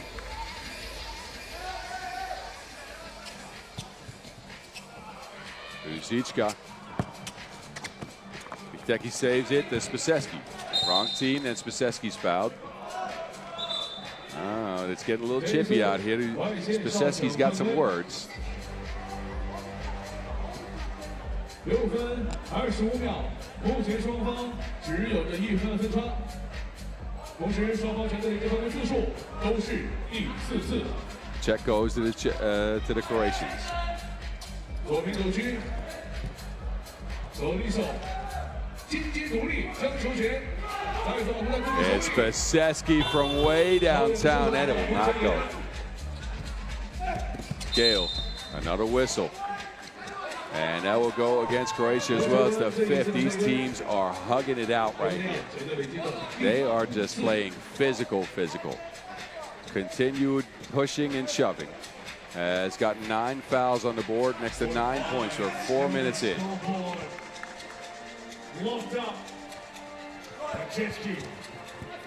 Riteki to Ruzicka, fires one up. Jakovic pushed out of bounds. That'll be a foul going against Chesko.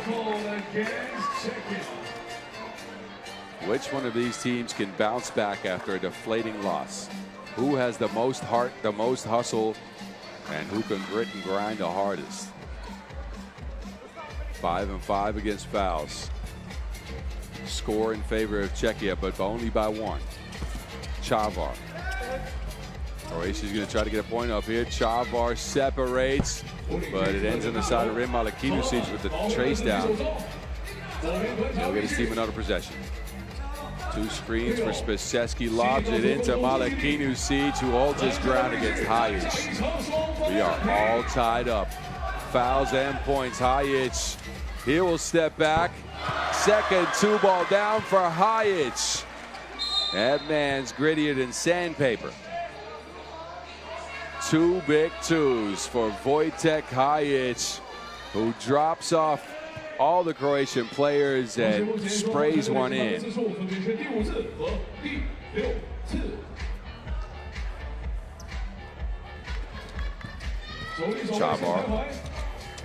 Chavar tries to move. Now he goes to the racks, getting all the space.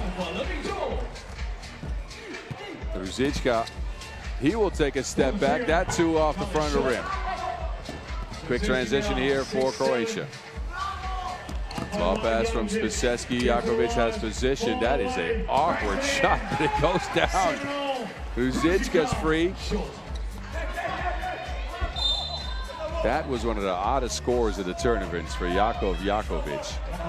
He has position here, steps away, kind of falls back, and just chucks it in off the glass. Croatia will be happy with it because it counts. 7-7 to score here. We're just past the halfway marks. The referees are having a discussion.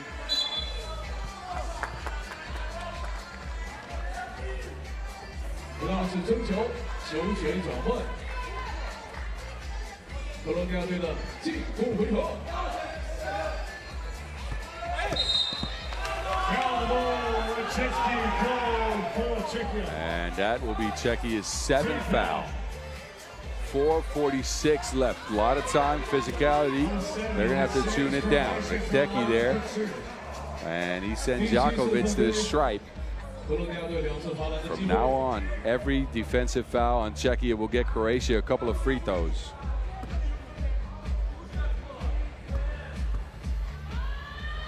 Jakovic off the mark, it's spat out.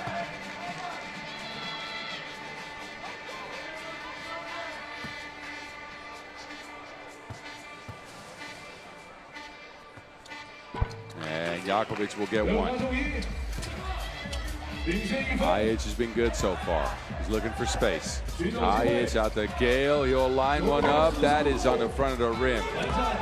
Czechia outside of Hajic are ice cold. Croatia, they have the screening game going. Spaseski behind the back, looking to get into the lane. Hangs, can't hit, no foul in the play. Gale has an advantage now. He'll line up a two. It remains elusive.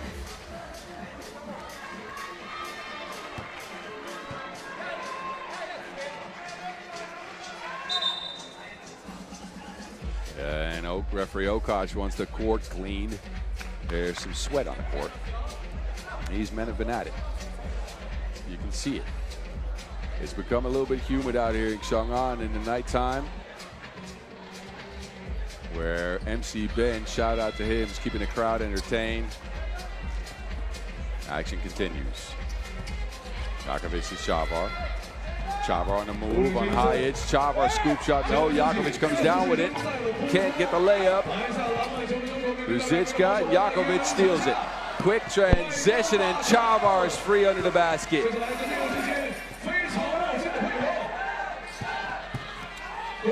Czechia hangs, but it's Malakinovic with a good hands on defense.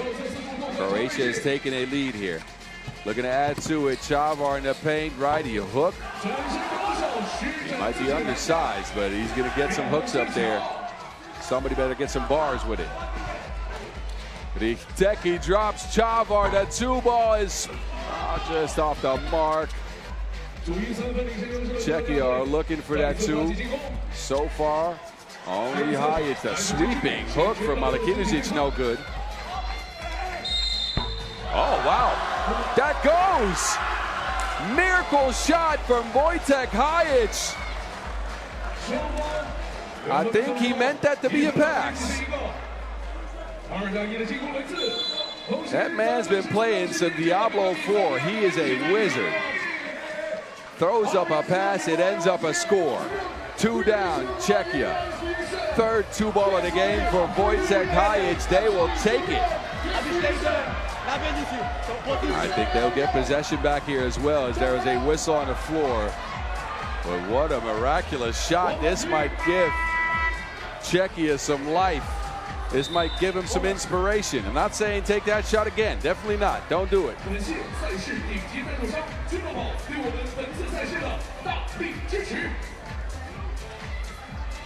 They got a C across their chest, but they're sticking to the plan like the A team. Bronze on the line here. 3 to go. 1 point game, Croatia.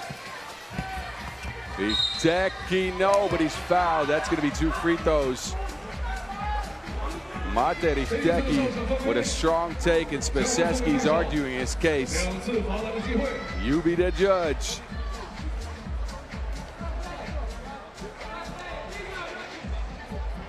Seventh foul on Croatia. 2 free throws here, both teams in the bonus.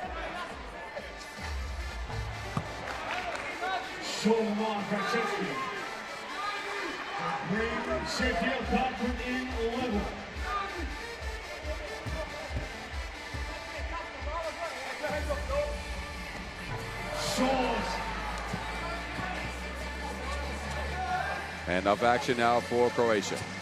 Spaseski on the move, wants another screen. Spaseski sidesteps. He's fouled on the attempt. He'll take his talents to the charity stripe after Czechia's 8th foul. Roko Spaseski assesses the situation, then gets hit by Ruzička.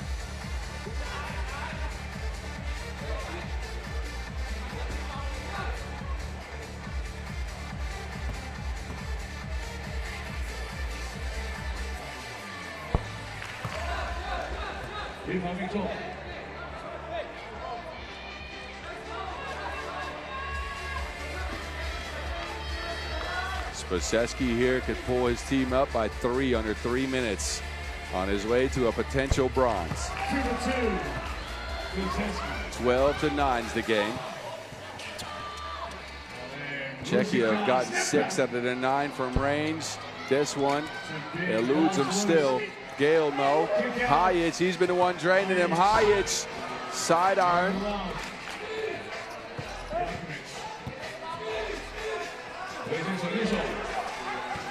Body's on the floor. It's Hajic with position. He cannot get it under the basket. There's a whistle. I think it's a double foul.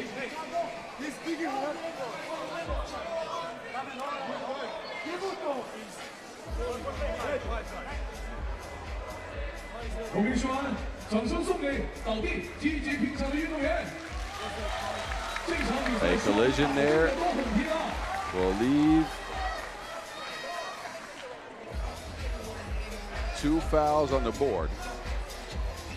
I think that might be in favor of Croatia, as Czechia now has gotten their 9th. Next foul on them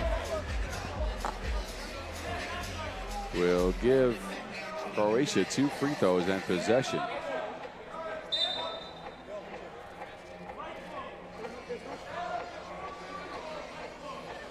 Croatia being led by Chavar and Jakovic, who have 8 combined out of 12 total.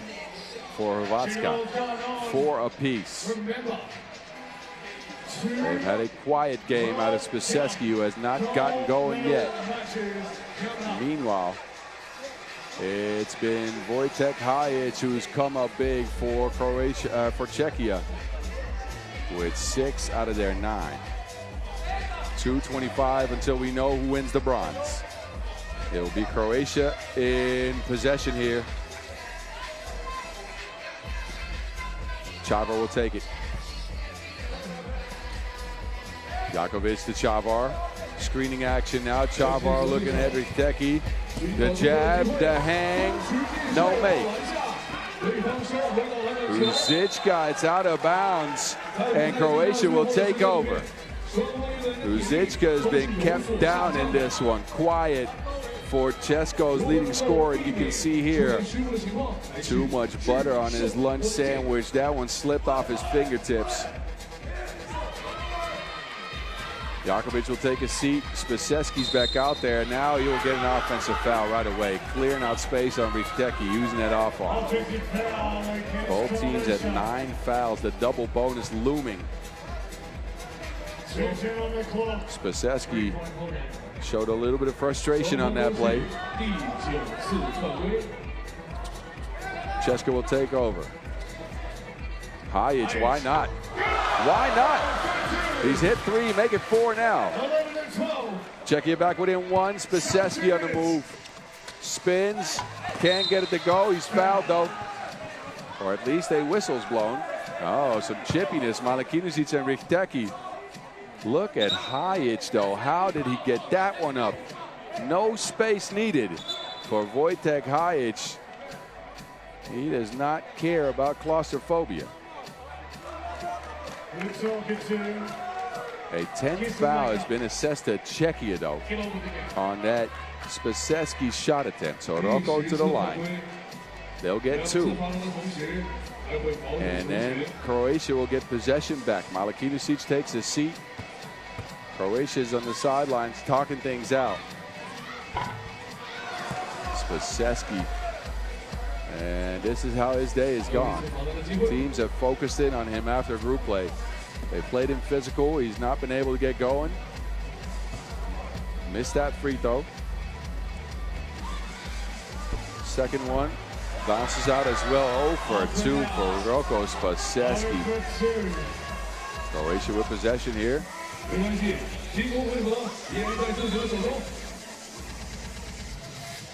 Referees are trying to separate these teams when it comes to physicality. They're not letting up. Bronze is on the line. This is the way they know how to play. Spiseski steps into one off the glass, and it's good. A big shot for Roko Spiseski, who's been quiet so far. Hajic, 2's up, no, but a foul's called. 2 people on the floor. It's Riteki and Spiseski. But look at this. Good off the glass like a craft beer. And then it's Riteki and Spiseski getting tangled up. Riteki's still down, holding his leg. Who will get some free throws?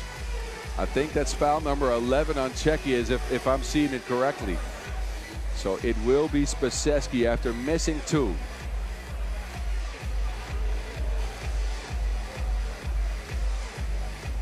Hidteki's up, trying to stand on that leg. It's hurting. He'll have to take a seat, I think.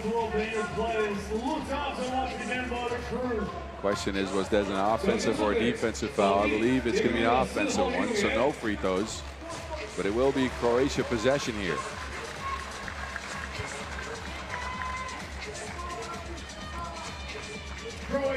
Croatia looking for their first medal in 3x3 since 2023 when they won the Under-17 Europe Cup. Outside of that, a silver at the 2010 Youth Olympic Games is all they have to show for their 3x3 events. Hajic brings his team back to 1. Czechia have no medals in 3x3. They're looking for their first one. Spaseski under the basket. No one can play physical anymore. Hajic with 10 so far. Make that 11. That man is unconscious. He's just going at the rim now, too. Jakovic, it's snuffed out by Gale. 1 point game, under a minute. Last touch. Into the final 60 seconds. A warning now for behavior. A lot of talk with both referees Quinn and Okoch. Ton of fouls in this one. A 15-14 game, 59.7 left until we know Vic's up rhymes. Spaseski, no. Czechia take over. Rusicka, oh no, another turnover, but Jakovic can't get it. It's not been Rusicka's game. It's been quiet since that opening score. He's attempted a bunch of twos. Those have not gone in.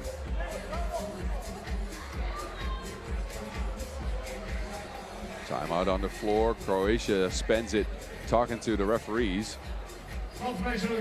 Meanwhile, Czechia is over here debating their strategy.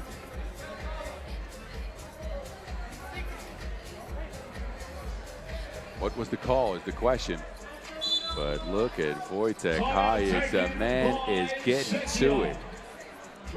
He's got 11 in the game out of Czechia's 14. In lieu of a good game by Rusicka, who's led them in scoring in the tournament, Hajic has thrown the country on his back. Call that man Atlas. He could get him a medal.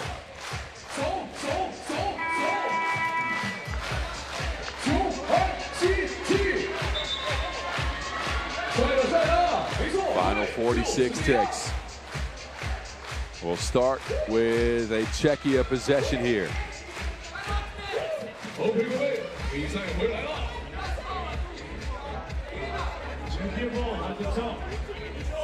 Another explanation that we can't push each other around before the ball's handed off. And we'll get it going. Rusicka's set up in the paint. He will fade on the shot. No good. Malakinicic skies and snatches it like a quitted snitch. It's Spaseski looking to operate. The clock's down to 3. Spaseski, get over here. Nothing on the 2-ball though, and Gale will get it for Czechia. Down by 1. 22 on the clock. Hidteki, their leading scorer, is on the bench. Rusicka speeds to the rack, but Spaseski sends it back. Roko Spaseski with a monster block. Friendelquist denied. Sends it back all the way to Prague. Roko Spaseski coming up big here. 12.9 left. Croatia up 1. Czechia can't foul. His game is all over the place, but it's been highly contested. It's a good one. Spaseski's got the ball in hand. He's trembling, or at least someone is. I'm not sure whose thumb that was, but everything is on the line in this one.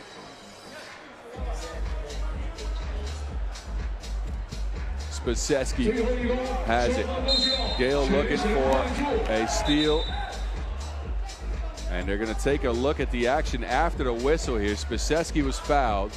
That's foul number 12 on Czechia. Gale comes in here. It's fouled. Ooh, but then Spaseski throws his arm up. Gale's hitting him out. What are the referees going to do with this one? What will they cook up here?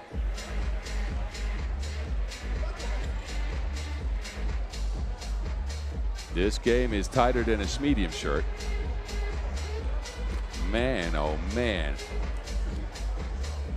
One of the longest games of 3x3 I've ever been a part of, I can tell you that.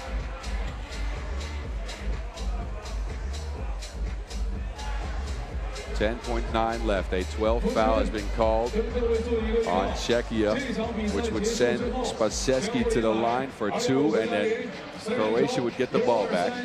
But there was some extracurriculars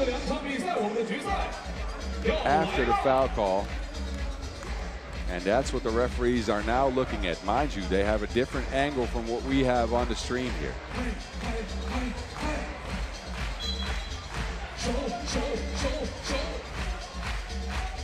So an unsportsmanlike is assessed to Spaseski, which means a couple of free throws coming up for Czechia, after which Croatia will get 2 free throws and possession. Man, oh man. Man, oh man, this sets up a ton of scenarios. Actually, I think they offset the foul calls. No free throws. Will be the 11th on Croatia. But never mind. 10.9 left. Spaseski has it.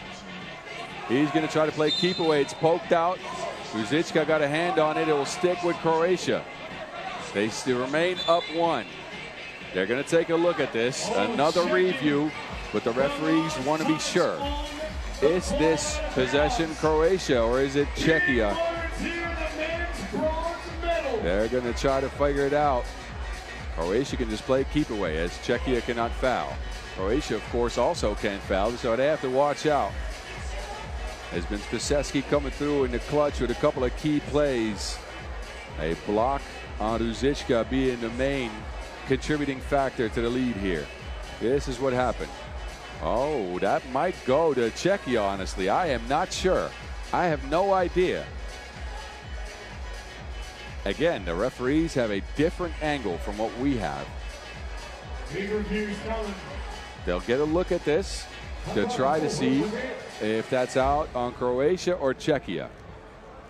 Call on the floor is Croatia will retain possession with 8 to go. Oh, but Czechia get it. Czechia get it. A chance for Czechia. Down 1. Richteki, Ruzička, and Gale on the floor. Their leading scorer is on the bench. He's the only one to knock down a 2. It's for bronze. Ruzička goes to the rack, scoops it up and in. We're tied. Spaseski, it's off the rim. And bonus basketball will be had. It is all tied up at 15, and we go to overtime for bronze. Ruzička, the leading scorer for Czechia, with 1 point to his name in the game, gets his second one up and in, forces overtime. And this game is going to take until I'm about 45, but it's all good. It's been fun in Xiong An. Man, oh man, what a tight contest this is.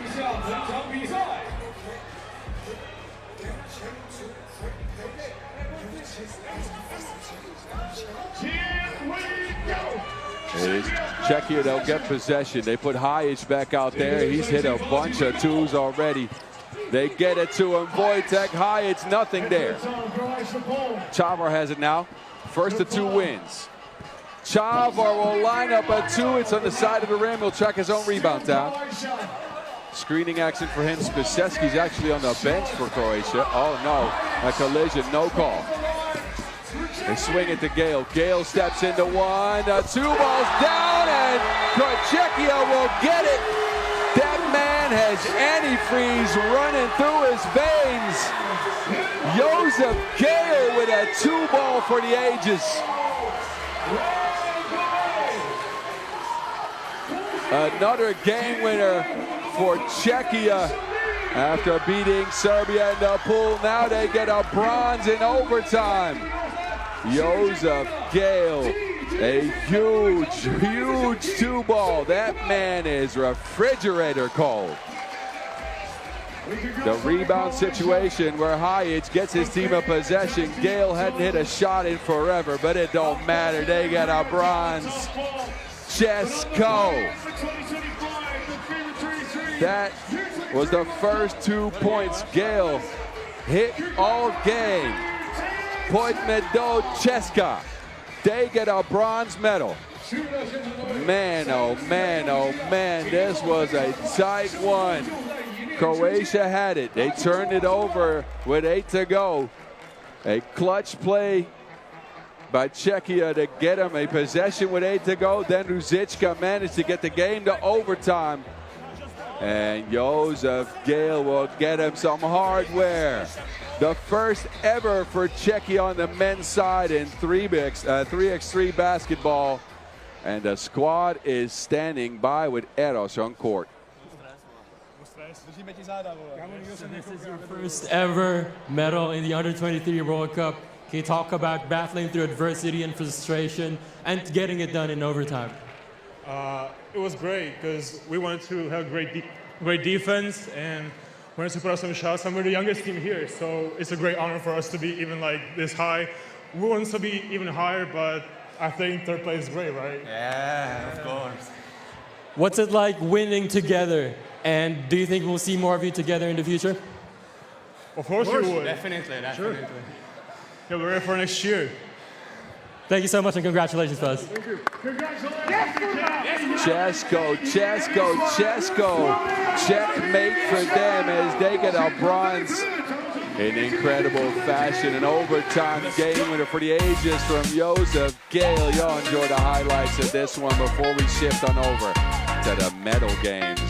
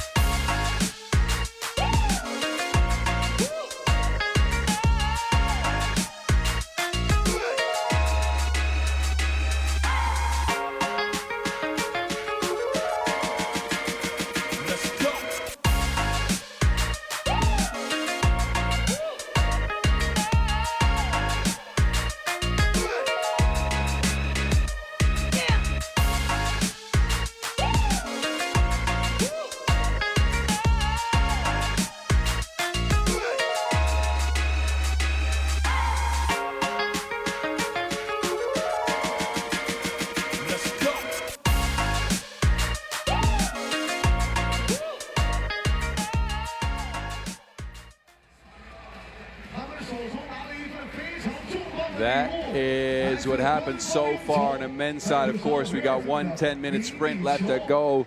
Serbia and Lithuania will be the last two teams to lace them up here in Xiong An at the end of the day. But first, we shift our attention to the ladies. It's the Netherlands meeting up with France.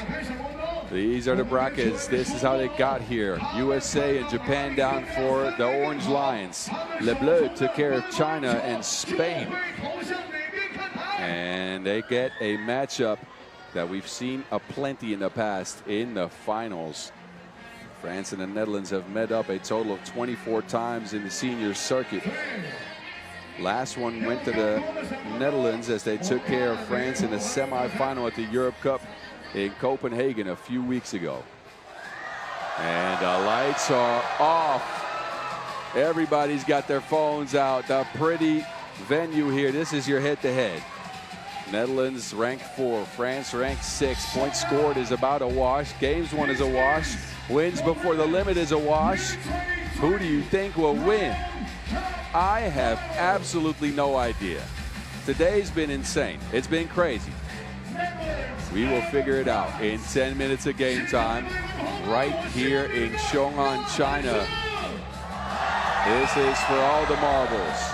This is everything on the line. Gold is what these teams want. Silver in case of a loss. It's the Netherlands in the whites coming out. They beat Japan 20-18. Quinta van Schijndel, 4 points, a 2-ball knockdown. A heavy contributor in that one. And a plus comes out next. She also had 4, and maybe her best scoring game of the tournament. Then it's the incredible Koch.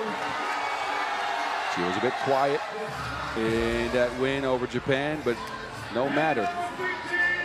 Still in the top 15 and scoring 30 points so far, but there is your leading scorer in the tournament. 11 big ones for Lotte van Kruistum to take down the Japanese, and the Dutch try for gold for the 3rd year in a row. Here they go. All smiles so far. But they have to take on a French unit. Les Bleus have been very good. They took care of Spain in a tight game. Spain looked like they had it won, and France stormed back in the last 2 minutes of action. It's Prenot and Boucher. Boucher with 4. Betour had 4 as well against Spain. But it was Vassiana Gomis with 10. No one was able to stop her from going to the rack using all that speed, all that power. No one woman should have hauled that. You know what? We're not dropping Kanye West lyrics here. Anyway, Petour makes it to the court last. This is Le Bleu, Team France, in the blue threads. They've won here before, as have the Netherlands. And they'll get to do battle for that precious medal.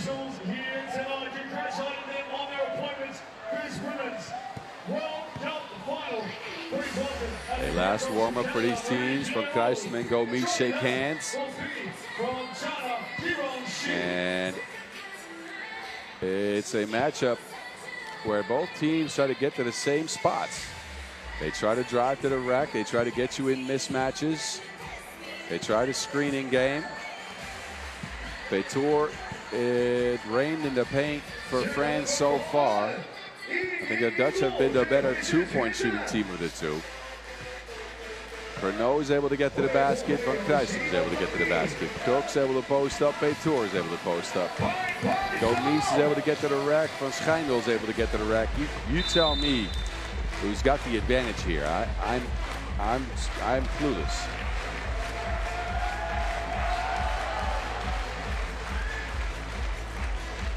Everything on the line for all the marbles.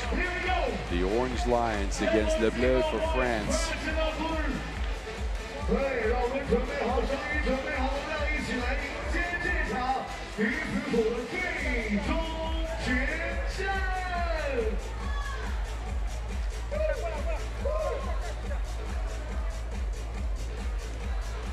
The Dutch will take possession first. We are ready for the Women's World Cup. They'll go with Van Kruistum, Van der Plas, and Koch against Gomis, Boucher, and Petour. Here we go. It's for gold, this one. Koch. Van Kruistum looking at Gomis. Van Kruistum with the cross. Spins in the lane. Gomis breaks it up. That's going to be a matchup to watch, as Gomis is going to be locked up on the leading scorer, Boucher. No.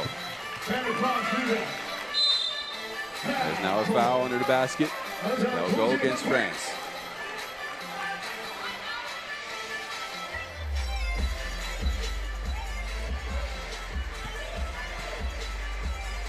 High post look here for the Netherlands. Schijndel on the move. Gets it to Koch. Hand off action. Koch keeps it herself. Tries to beat Petour.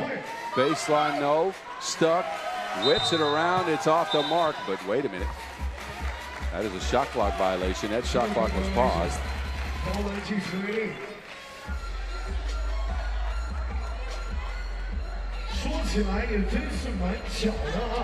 在2024年巴黎奥运会两个国家的男子运动员队在最终的3球决赛项目上 As we're 30 seconds in, both teams scoreless. 莫西德柔，那个熟悉橄榄球的朋友们都熟悉的名字，他最后帮助荷兰队拿到了金牌，战胜了东道主法国。我们来看看今天在球的进行。 There's that 12 when the shot clock is brought down.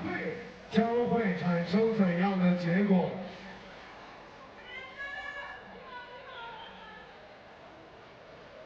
They'll bring it all the way down to .1. Frequent adjustment of the shot clock behind the rim. The technical staff is checking out the shot clock here. They're getting that fixed while these teams wait it out. Making it to the final is something both squads are used to.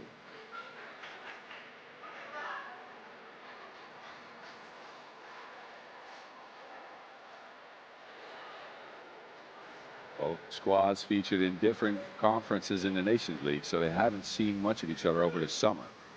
As France took care of that Europe 2 stop, and the Netherlands played in the Europe 3 conference. They'll have had bare time to scout it out. Only a couple of games between their semifinal wins and this final here. We got some problems with the shot clock that they are trying to solve as we speak. Both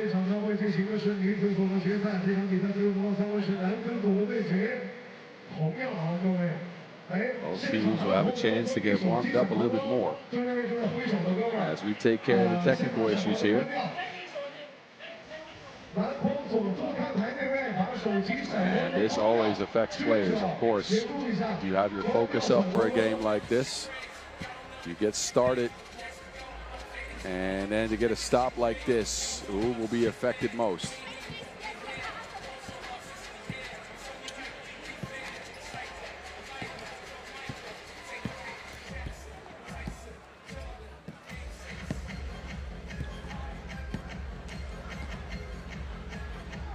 OK， 我们场上球员恢复热身，需要调整一下计时相关的时间。那这个时候就到了我们的礼物派发时间啦。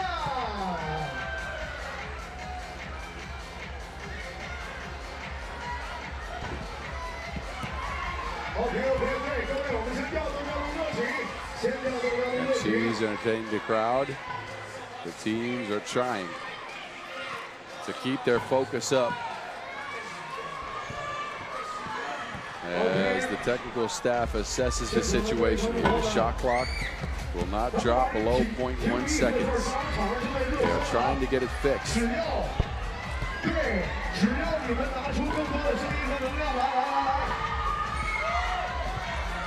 Stay with us. This technical delay will be over soon, and play will resume. 对，伸出你们的手来，我们高高兴兴的，高高兴兴的。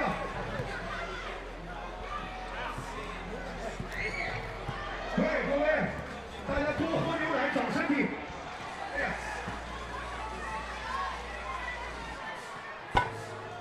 哇，大家都太适合打3篮球了，手速极快。谢谢熊安带给我们热情，我们开开心心来，高高兴兴回。 MC Pong. Oh, I'm here. You hear this? The left, right with all our fans' hands. Every single one in the air. I got it. 现场的观众朋友们，跟随音乐谱点，我们在空中左右挥手，听好谱点啊！左右，左右。Not bad practice. One more time from the start. One more time. With DJ hands down. Hands down. OK， 全部，我们先停下来，所有人先把双手放到空中，这边的观众双手放到空中，停，右，左，右，左，对，左右，哇，太美了，左右。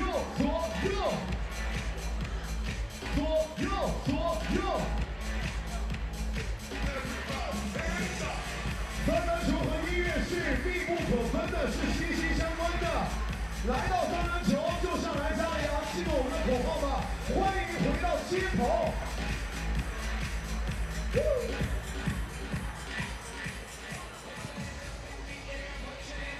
Put your hands up! Put your hands up, everybody! 所有人把手举在空中。Oh, I like this. Five, five, five.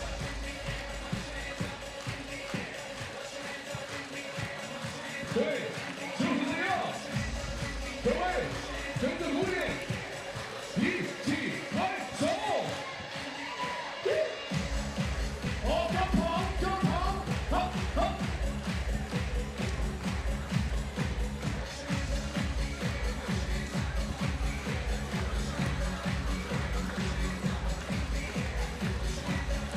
我每次来到雄安，我们都像回家一样，这个氛围太热烈了。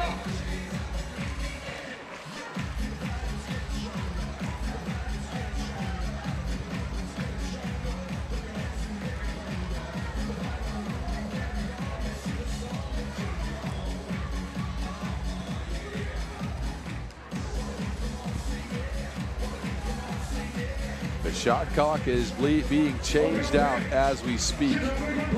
It might take a couple of minutes, so don't go anywhere. We'll keep you updated on when this game can start again. 接下来我们玩一个游戏，是现场所有的男生发出声音，和所有的女生和我们的小朋友一起发出声音，我们来比一比谁的分贝大。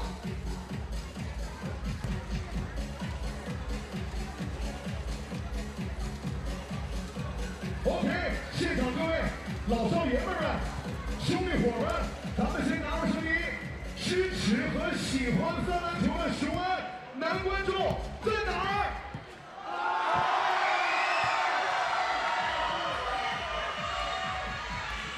？OK，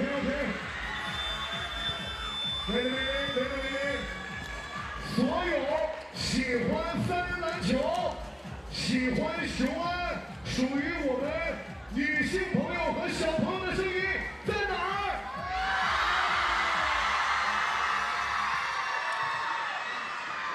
那全场观众，所有人加在一起，无论男女老少，喜欢三篮球、喜欢雄安区的声音在哪儿？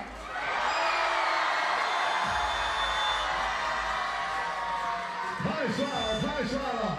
谢谢，我们会在下一个环节有礼物派发。我们东南西北4个台全部照顾到，谢谢你们。It looks like play is ready to continue here in Xiong An. Now we'll really start. 30 seconds on the clock, so a 9.5 minute sprint here for gold. Both teams have warmed up a little bit, have gotten some layups and some shots up. How's the focus? How's the mentality after that break? Mine's still good. I hope yours is too.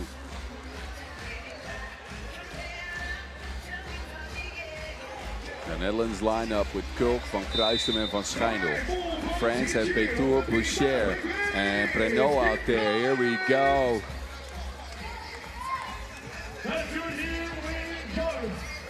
It's Prenot on the move this time against Van Schijndel, up and over. France got the first points of the final here in Xiong An.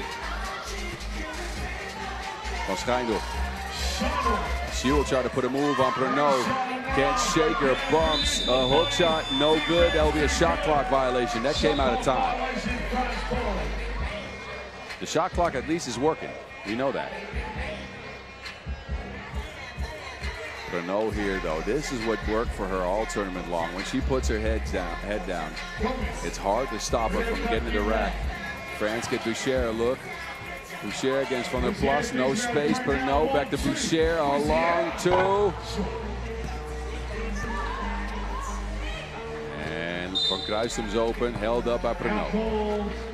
You'll see these teams expend a couple of fouls to stop the other one from scoring. This one, Prenot, will put France at 2 fouls.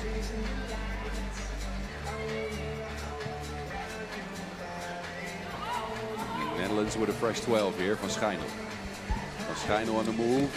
Looking at Paytour. 3 on the shot clock. Cook steps back on Boucher. Cook is shredding the threads. The incredible Cook with a Cook smash from 2. That'll get the Netherlands up on the board. Gomis under the basket against Van der Plas. No. It stays with Gomis though. Awkward shot, it's good. Gomis. Flat-footed jumper. Cook, another one, same spot, same result for the Dutch. The 2s are flying for the Orange Lions. Netherlands fire up, Cook. Pass up back, deuces. For a 4-2 lead. 2 quick 2 balls from Lisa Lutt-Kolk.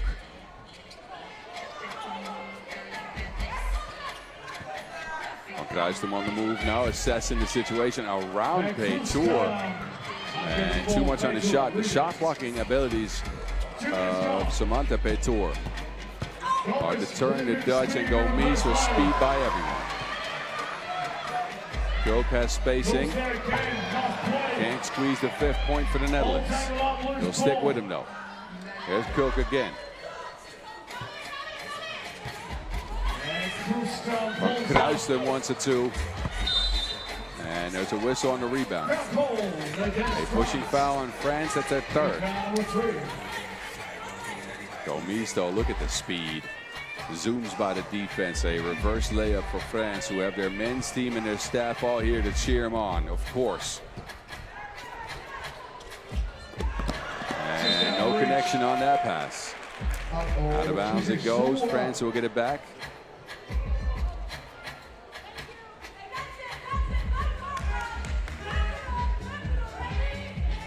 Wide setup here for France with Boucher in the corner. But they'll get Pernod a look, and the Dutch have no communication, no answer for Pernod early. It's rare that you see the Netherlands not have a look at a defense, but Pernod in that case ties the game up. It's Paytour to Boucher. Boucher to fade away. That is pure, and a foul called on the play as well.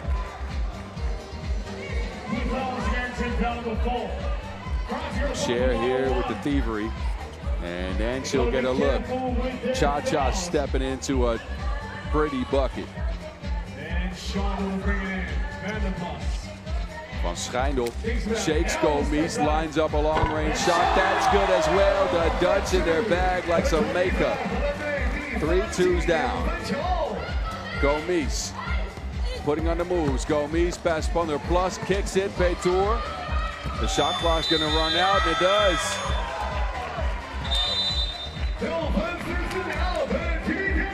The Dutch are double Dutching. Quinta van Schijndel with the 3rd 2-piece of the game so far for the Netherlands. A 6-5 lead going into the first TV timeout. France, they've got 4 fouls. The Netherlands, they've got 0. 6 minutes and 44 seconds to go.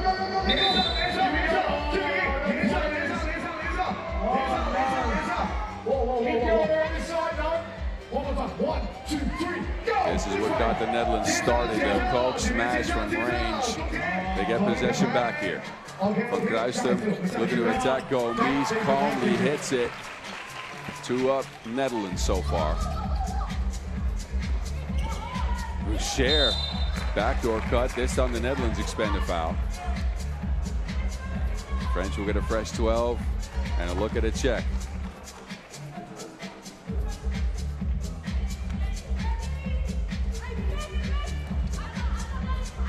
Pernod has it. Screening game with Paytour. Pernod trying to get Paytour a look. She's not open. Out to Gomis. Gomis sidesteps. 2 ball. And it's out of bounds.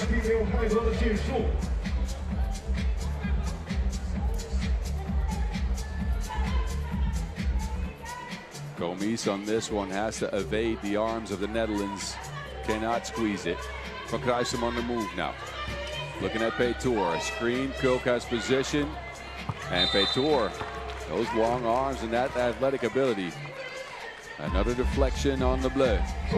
2 seconds left for the Netherlands to get a shot up. Van Kruijsdam looking at Gomis. The defensive ace for France. Kruistum whips it. That's no good. It will be a shot clock violation.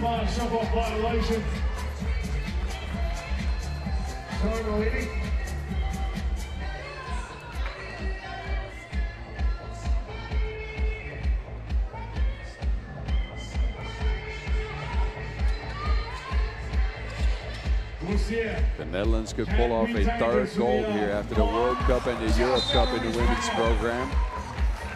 A program that features all of these players, with Van Kruistum being a part of that Europe Cup gold. They've set the bar this year. Can they continue? It's Van Kruistum to the basket. But Renault breaks it up. No make for the Dutch. Now Gomis got the speedy. Scoop is good.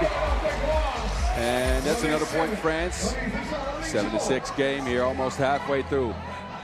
Van Kruistum is assessing the situation. She will put up a deuce. That is good. The Dutch shooting their shot like it's prom night.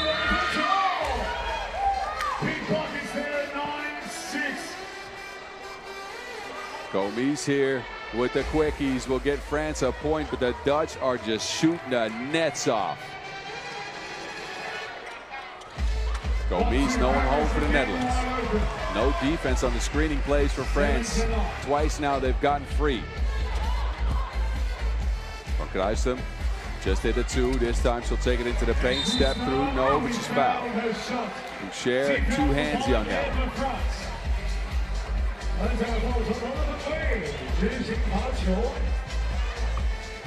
Gomis has been special today from the semifinals now into the finals, trying to lead France to a gold.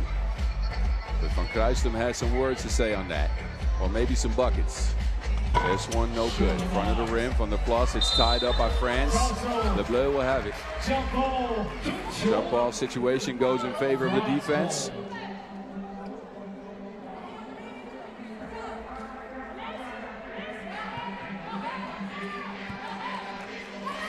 Tour has it. They get it to Renault. Screening game again. The Dutch are clueless what to do on these screens for France. A third open layup. And France pull within one. Another miscommunication on the Netherlands on that back screen. And Kulk and Van der Plas are both looking at each other like, who's supposed to be there? I wouldn't. Now the Dutch will take over. It's been their hot shooting to lead the way. Van Schijndel on the move. Schijndel into Petor, uit to Kulk. The incredible Kulk has another one in her bag. The continuation of the spray for the Netherlands. Kick out to Kulk. Wet ball. Splash. 11-8 lead on the back of some hot shooting for the Netherlands. France have gotten everything out of their screening game. 4 minutes 42 seconds to come up the biggest, the largest. Referee Kirongshi will take a check, or at least check out something that happened on the court here. I'm sure it's about the time. Look at the incredible Kulk, though. A quiet semifinal for her with only 1 point, but she's got 6 in this one.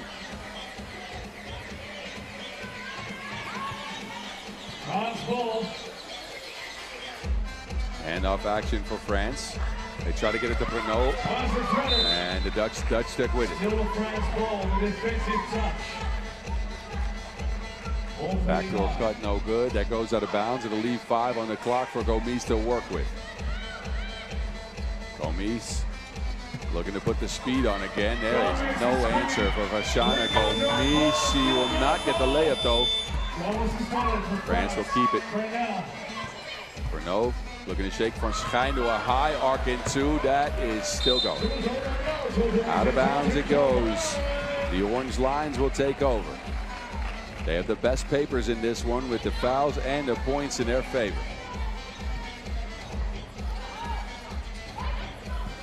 Van der Plas to Van Schijndel. Screening game for the Dutch now. Van Schijndel looks to get to the rack, stops on a dime, spins, doesn't get it. Petor comes away with it, but travels, and a turnover on France will get the Dutch another possession back. So while Paetour skied and got that board, a traveling violation is called. Now the top 3 points here still. The Dutch have gone one way, and it's been Kolk. Van Kruijstum trying to chip in as well. Straight at the rack, and another foul on the French. They have not been able to stop Van Kruijstum going to the basket. Pernod's like, what can I do? Pernod here keeps her hands up, but a little bit forward on that first step. Hits Van Kruijstum in the face. And free throws coming for the Netherlands. France at the bonus. 6 fouls on them. The Dutch have been disciplined, and they only have 1. Van Kruijstum misses, but she gets the free throw, the rebound. Third miss in a row for Van Kruijstum. Now the French miscommunicate, and it's the 12-point the Netherlands on a defensive slip up by the French here. 2 on the ball, no one on Kolk, who delivers under the basket. Second TV timeout. The Dutch have a 4-point lead. France have a bunch of fouls. They have not gotten the 2-ball going. The Netherlands, they have. They've been spraying the place like a fire extinguisher. No one's been able to put their fire out, though, so far.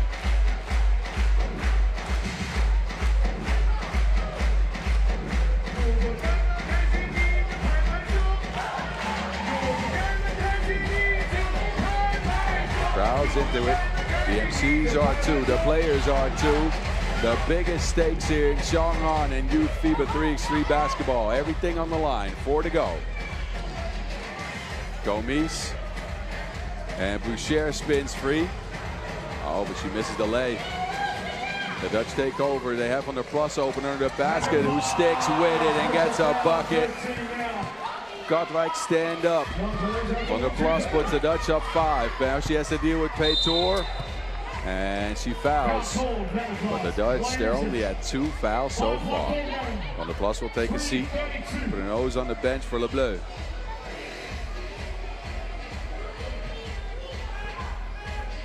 Gomis to Paetour. Handoff action for the French. They'll get it to Boucher here. Boucher looking to shake Van Kruijstum. Boucher steps back. Van Kruijstum sticks with her. Boucher to the rack. It is a foul. A bump on Van Kruijstum is called by the ref. So Boucher, she saves her team a possession there. No shooting foul. So a fresh check for France, who get Gomis a rest. But a no. And Paetour's there, and she's got her back. Kolk has it for the Netherlands. Van Schijndel gets a screen. Van Schijndel looking to get it to Kolk. Pretty pass, it's broken up Boucher. That'll leave the Dutch bare time. 0.1 on the shot clock. But a no, though, has been going at the rim like crazy in this one. And it's resulted in a bunch of points. That one was rebounded and put back by Samantha Paetour.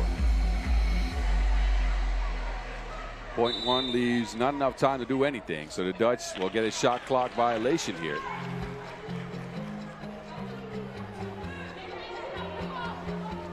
Shot clock now is back to 12.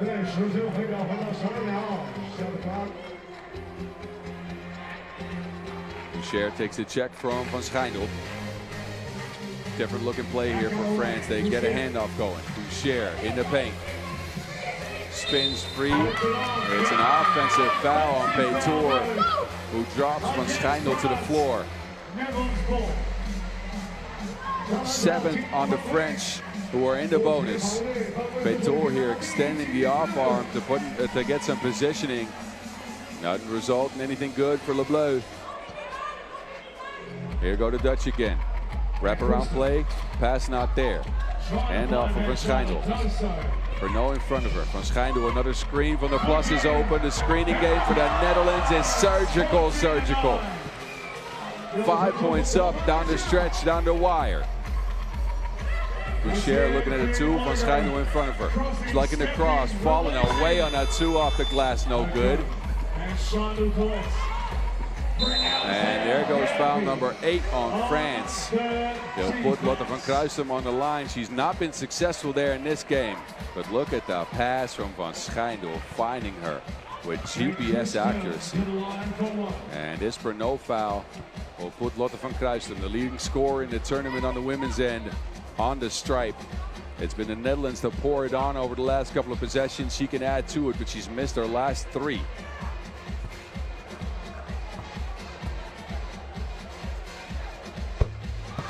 This one secured. Lotte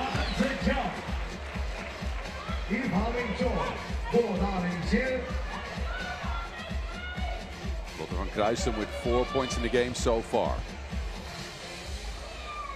And a miss for Van Kruijstum. And it will be France ball as Lieselot Kulk came in the lane a little bit too early there. France ball at the top. Work to be done with 2:23 on the clock. If France mount a comeback here, can they do something to stave off the Netherlands on their quest for gold? Gomis, no look at a 2, pulls up from the mid-range. It ends up with Van der Plas, a scrap for the rebound. Who had possession of that, because defense will be rewarded possession here. Court needs to be clean. Wilson was wrapped up. It's looking like the Netherlands will get the possession here, as they were still, well, never mind. So they had control, which means they were the offense at that stage. It's the French who will take it here. Gomis, Petour, and Boucher. Gomis on the move. Behind the screen, she crosses up. Cook with the quick hands. The Netherlands go right into their screening action. Van Kruijstum with the hezzy, beats Petour to the spot. Lotte. The Dutch are up 7. Gomis looking to change it. She's fouled. A 50-piece in the tournament for Lotte van Kruijstum on the back of that mean hesitation. Petour can't get to it. 69 lead for the Dutch. Gomis will get 1 here. That's good. Continues her good day. Gonna get better. The France are gonna have to dig deep. Van Schijndel. Not good on the 2 ball.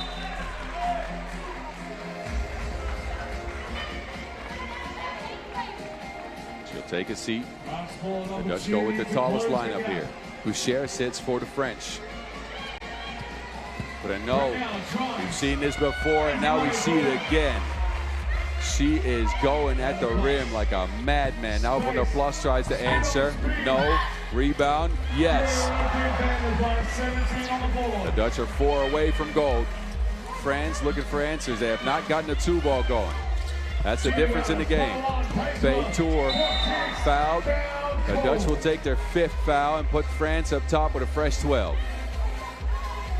This is the thing that's been working for France, getting to the rack, but with the Dutch spraying the place here in the first couple of minutes, they are looking at a 6-point deficit. Renault, the pass into Petour. Another foul on the Netherlands, who are now at the brink of the bonus. Next defensive foul, and then we'll put France on the line for 2. France is already at 8 fouls.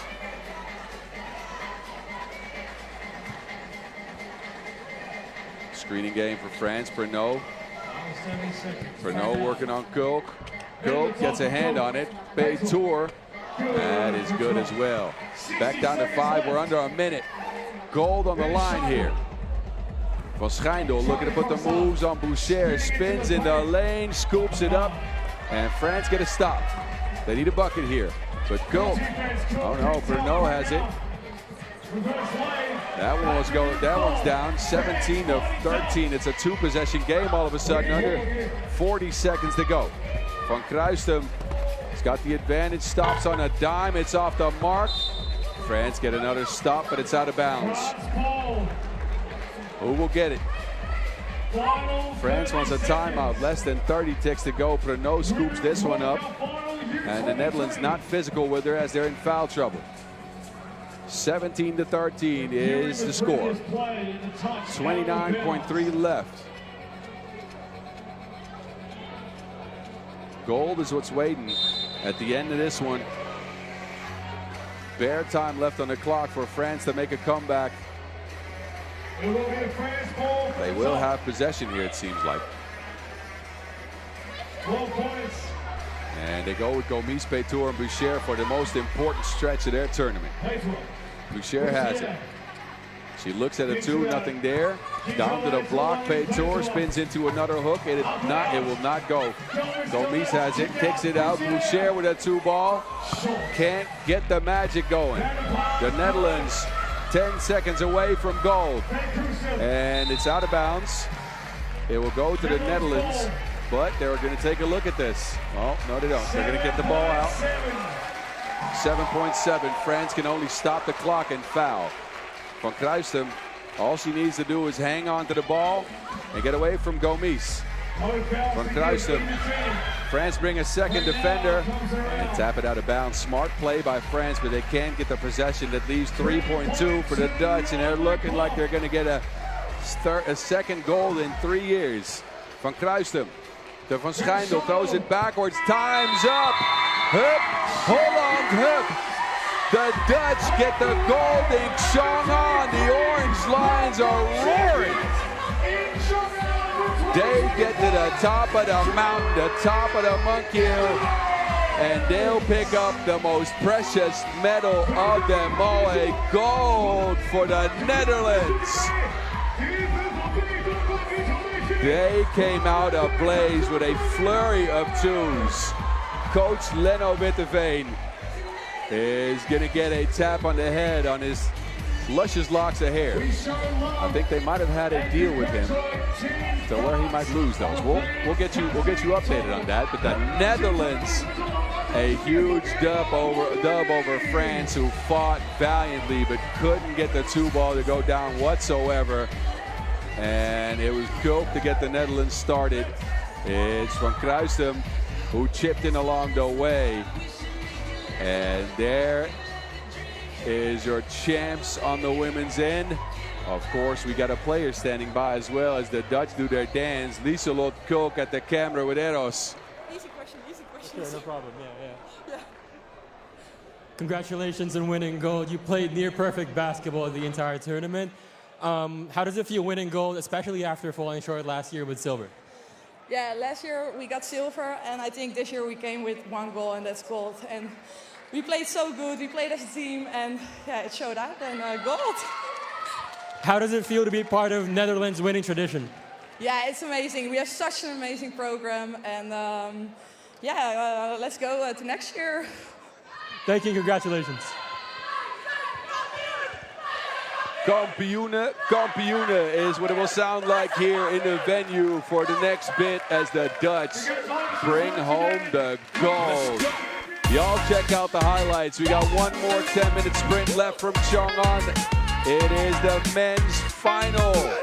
It doesn't get any bigger than these games right here, right now. Stick and stay for that one.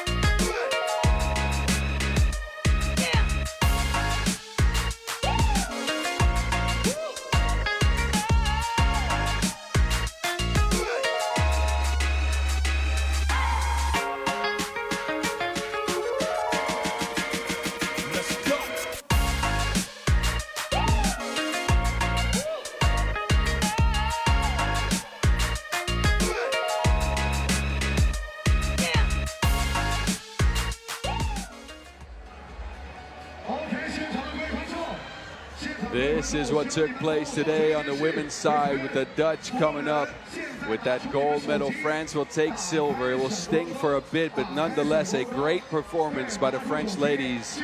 And it's Spain who take the bronze over Japan. Now we have one more 10-minute sprint left. 95 down. One more to go. It's Serbia and Lithuania battling it out in the arena in a matchup that, quite frankly, has been one of the top matchups over the last couple of years in men's 3x3 basketball. It's gone one way, though. 5 matchups on the senior level between these two teams. And the last one actually went to Lithuania at the Paris Olympics last year. They took care of Serbia in pool play. And they'll meet up here in the under-23s. It's Josis against the Vukimain. It'll be Liliukas going up against Subrkota. FIBA will meet up with Kovacevic, and Djordjevic and Jokubas Rokubinas will do battle. It's your 15th and your 8th seed meeting up. Serbia, the scoring powerhouse, has won one more game. Lithuania has gotten the job done, though. They're here right now where the lights are brightest, and they're looking to make their mark in history here in 3x3. Both teams beat their opponents in the semifinals quite profusely. And it's Serbia out to the court first. You'll see these fellas come up with physical play, some screening as well. Haide is what the chants will sound like. They took care of Croatia in a Balkan battle in the semis, 17-10. Subrkota actually the second leading scorer. Milos had 5. He's joined by Kovacevic, who had 3, but it was that man right there. Vukicevic, he had 8, 3 twos knocked down in that game for Vuk, a member of UB on the pro circuit, of course. He's a member of Vračar on the pro circuit. Djordjevic was quiet, but came up with a couple of big stops. They drive to the basket as well. And Serbia looking to add to the medal cabinet from Xiong An, China.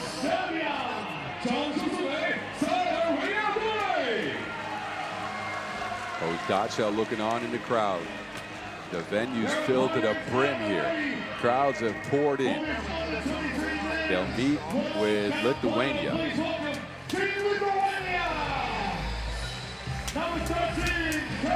They will come out after a takedown of Czechia. That was a 19-10 game, possibly their best game of the tournament so far. And Leliukas, none was bigger than him. 1-2 knockdown. 9 points for Caius. He's joined by Vajvoda, the defensive ace of the squad. He can create his own shot as well, going towards the rim. The mid-range assassin, the lefty, it's Jokubas Rubinas. He knocked down the 2 ball as well. And their leader didn't have to do much outside of distributing the rock. But Okas Josis, he had 3 in that win over Czechia. But it won't matter to him. He said he was having fun. He was just making happy memories, and he's looking to make some more, although he doesn't look quite happy now. He's focused, man. He's focused, man. It's Serbia and Lithuania in the last 10-minute sprint from Xiong An. Gold on the line, 10 minutes on the game clock. Both physical squads, Iena de la Torre and Gonzalo Pasciaponi, the referees. And they're going to blow their whistles, trust me. They will. Serbia, they get back to the final after 2022 when they were up on Poland down the stretch of the game, but they couldn't quite squeeze it, and it was Slavčetka that came through and got Poland the dub, so Serbia got a silver to show for their actions here. Vukimain at 8 per game. Josis at 5.6, but he's doing a lot of the distribution as well. Getting Leliukas involved, getting his teammates set up. He's the leader, the heart and soul of this team. Don't get it twisted. Last warm-ups, last strategical adjustments, last back stretchers, apparently. As Vajvoda and Kovacevic are putting on a dunk contest here in the warm-up lines. Story programs meet up atop here in Xiong An at the Under-23 World Cup. And we're ready to get sprinting. Lietuva will go in the green thread. Serbia will go in the white ones. There's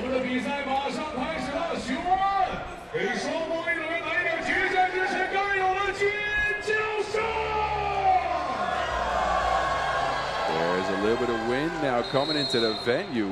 The final time All of a sudden, a change in the conditions out here in Xiong An. Gusts of wind has started to come in. It's been a good day of weather, but we'll see whether the conditions now will affect the level of play. That's what makes this game so cool. That's what makes it so interesting. Serbia started with Kovacevic on the bench. It's FIBA who will take a seat here for Lithuania. And it's game time from Xiong An. It's the mountain in your ear for the finals. Jose, a move. He'll get a shot. 2 balls up. Here's with the Vuki man now. Vukicevic. They'll get Djordjevic a screen. So the Kota has got positioning, but Leliuka's got endless arms. The man's built like a monster.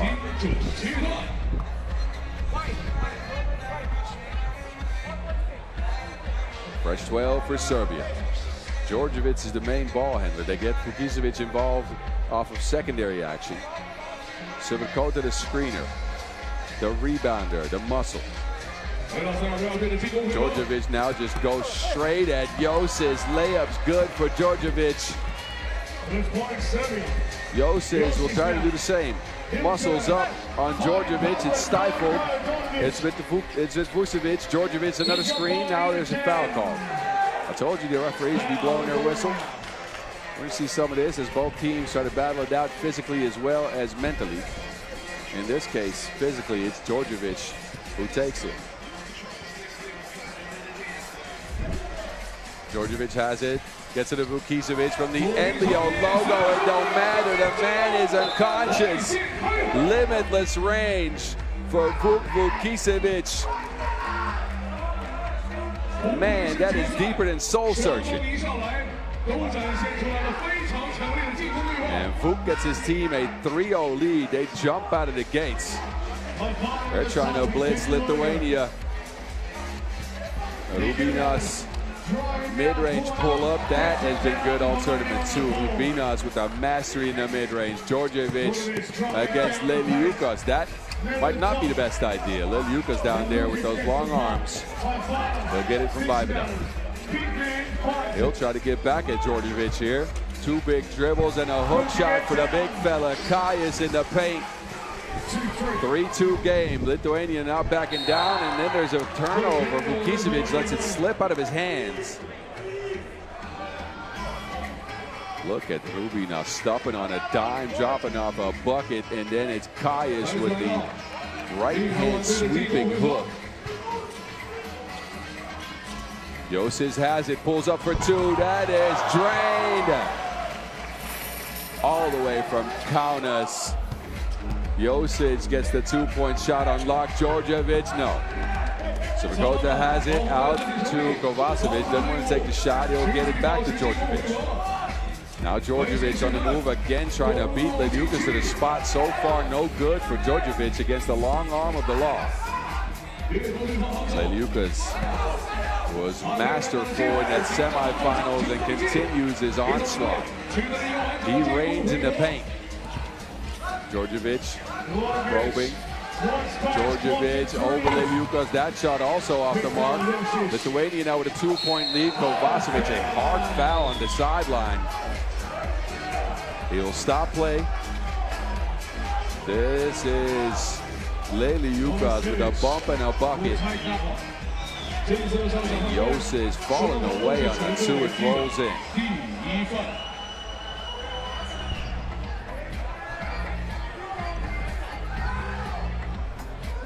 That foul will just be a foul. Lithuania, of course, wanted an upgrade. 2 minutes in, they got a 2-point lead. Screening game here. Vibidas got it. And an offensive foul. Arm extension on the screen. Serbia, one of the powerhouses in 3x3 basketball. Lithuania recently claiming the European Championship. Double high post look for Serbia. They get it to Vukicevic. Vukicevic opts for a drive, evades a contact, and he'll get a foul. That almost broke my voice. I'm still with y'all, don't worry. Leliukas Couldn't quite get to Vukicevic there. It's the third foul in Lithuania. Vuk on the line. He's the leading scorer in the tournament on the men's side. 48 for Vuk. Working on a 50-piece. And quick transition and foul on the floor in this case. And it will be check ball up top. As you can hear, the wind picked up some. It's continued to gust through the venue here. Players seem unaffected. Is that foul on the floor? It will be a free throw. Lucas was going up with it.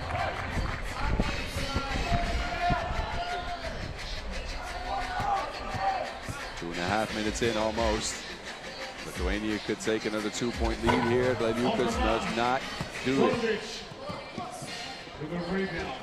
Vukicevic steps to the side. It is way off the mark.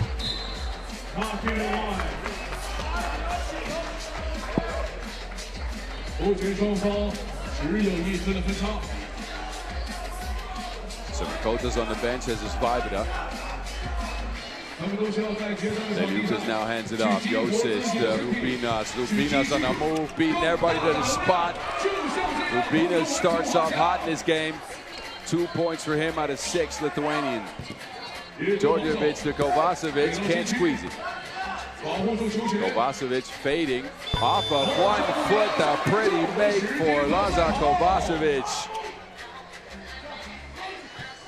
Everybody's contributing here. Rubinas down to Leliukas. Well, that is continued to work here. Polietova early. Djordjevic has not beaten Leliukas yet. This time kicks it out. Kovacevic at 2. No, that will not go. 2-point lead Lithuania, and Josic is fouled. Frustration by Lietuvá as it's another hard foul on Serbia. Referees will talk it over. Look at Rubinas setting up Leliukas with a pretty pass and a big fellow rewards, and then Kovacevic with the shove on Josic. That'll get us to a first TV timeout. Both teams have expanded some resources. 3 fouls a pop. Referees will take a look at things at the scorers table as these teams get to discuss their tactics for a full minute. A full minute of oxygen, a full minute to tank some confidence. With gold on the line here in Xiong An.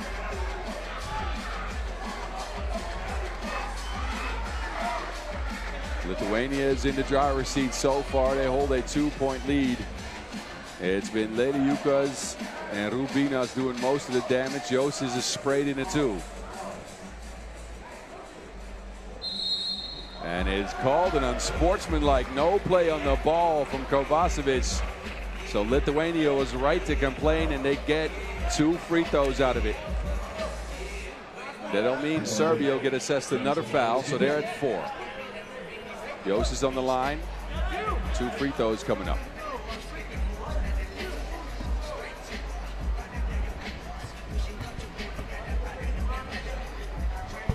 Josic will get that one to go down. He already has a bronze at the U18s. Now he wants to get a gold at the U23s. Second one's off the mark. And Severkota will take over. Vuk to Severkota. Dump down pass. Djordjevic is open. Sidewinding 2 balls. Serbia back within 1. Djordjevic hadn't knocked that 2 ball down in a while, but it's the biggest moment, so why not? Sprays that place.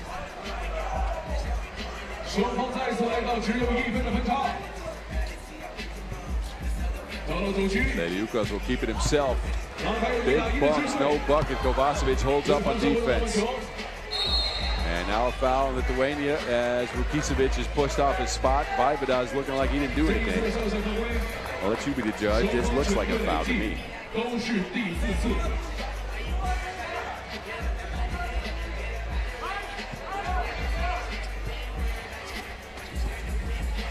Screening action now for Serbia, but Rubinas snuffs it out. Screen here, and an offensive foul as Leliukas tried to clear out some space, hits Severkota in a place. Well, I think he jams his finger.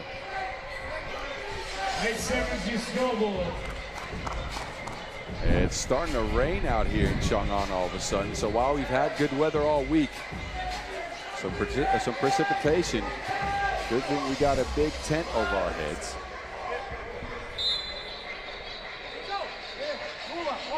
So Verkota will take a seat with that jammed finger.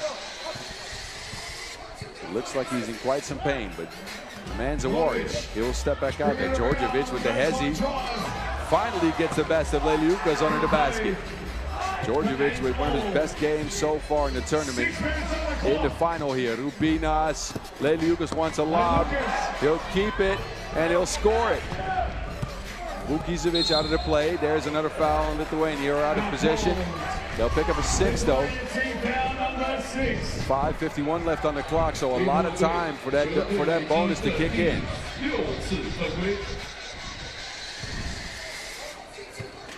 So Verkota wants a band-aid. He's on the bench. Vukicevic will lob it to Kovacevic. It's snuffed out, poked away. 1.8 left for Serbia to get a shot up. The pass does not get by the long arms of Kaius Leliukas. Vukicevic also stifles Vajvoda. Gives him a stare down too. Man, the mental games in this one are about as good as the physical ones. So Verkota's back. Vajvoda with that stare down. Vukicevic will sit on the bench. It's Joses now in a screening role. Vajvoda skying. He's brought his pogo stick to the venue.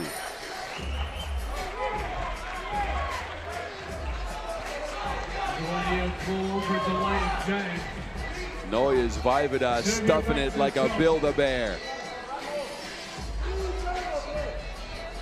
Lithuania with the spike. Serbia down 2 will get possession here.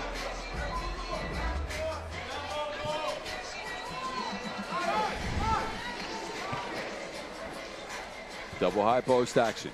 Screen for Djordjevic, who's open, no one close to him. He will pull the trigger, 2-ball. No. Now Djordjevic just stakes it to the rim. Rubinas not even close to playing any defense. Rubinas on the move. Wants a screen. Rubinas wants to go at Verkota. Midi pull up. Verkota stuck with it. But look at Leliukas in the long arms. Will take it. Joses rolls out. Under 5 minutes to go. Djordjevic.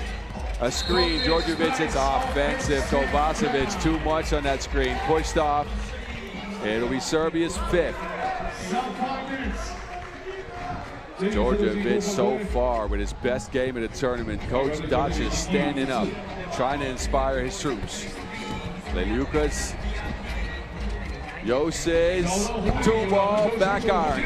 Vajvoda skies for it. It's Vajvoda now at the basket. He's held up by Vukicevic, and he'll take it to the free throw line after Serbia's 6th foul. 16 fouls apiece. Vajvoda with the cross, and then the fake gets Vukicevic off his spot, hits him in the elbow. A free throw coming up for Neues Vajvoda.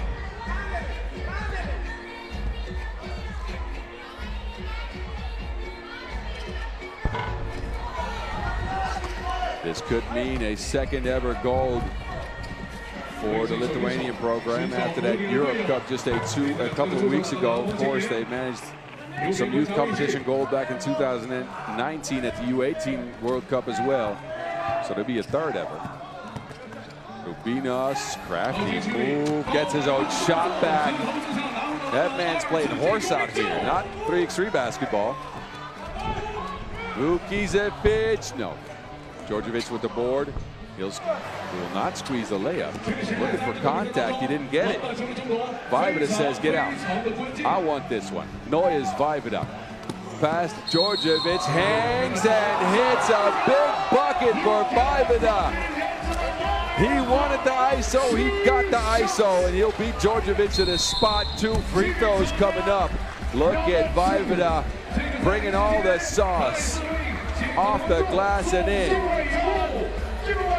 The staff is loving it. as the youngster speeds to the rack. FIBA, 21 years of age, coming up huge here.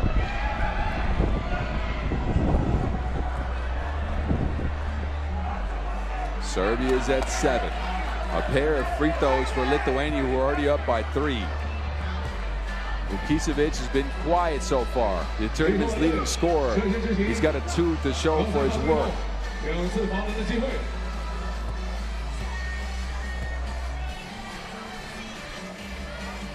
FIBA. First one's good.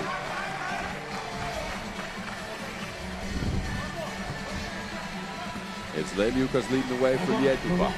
He's got 4. Djordjevic got 5 for Serbia. FIBA now on the stripe. He can get his totals up to 4. FIBA with a couple of free throws, but the second one's missed.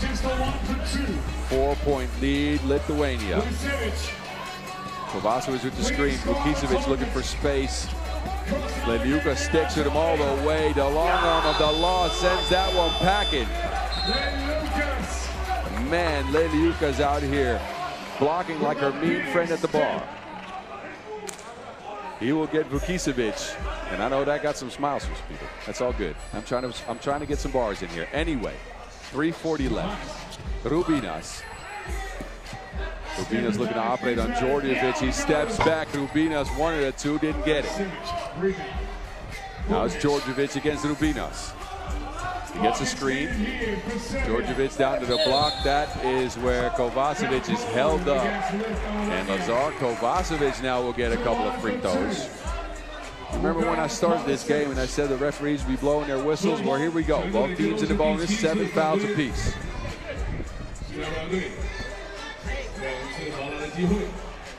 Lazar Kovacevic could get his team back within 2.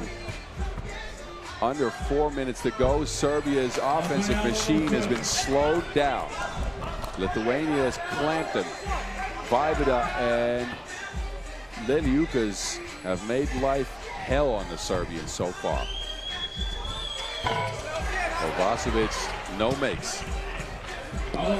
Joses asks for a screen. He will get an open look. Joses, no. It's with Serbia.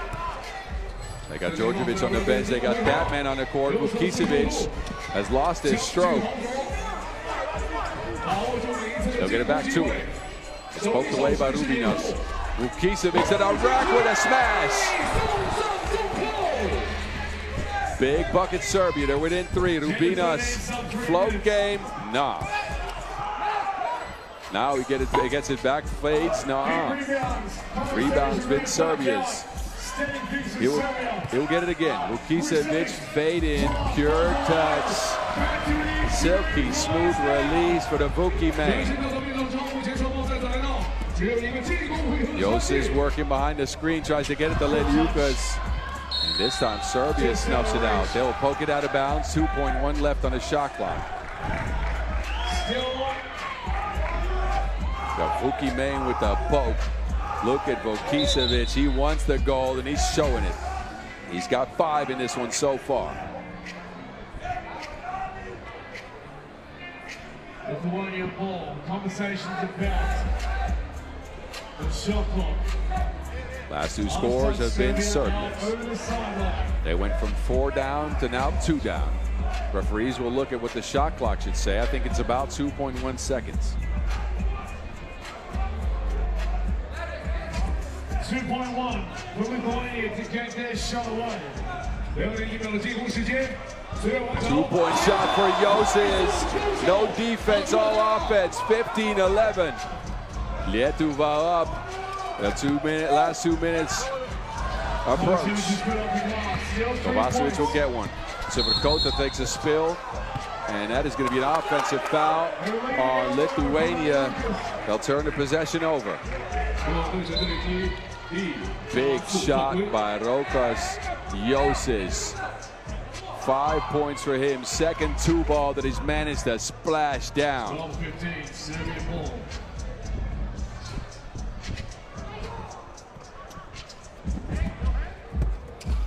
Vukicevic with the crafty footwork.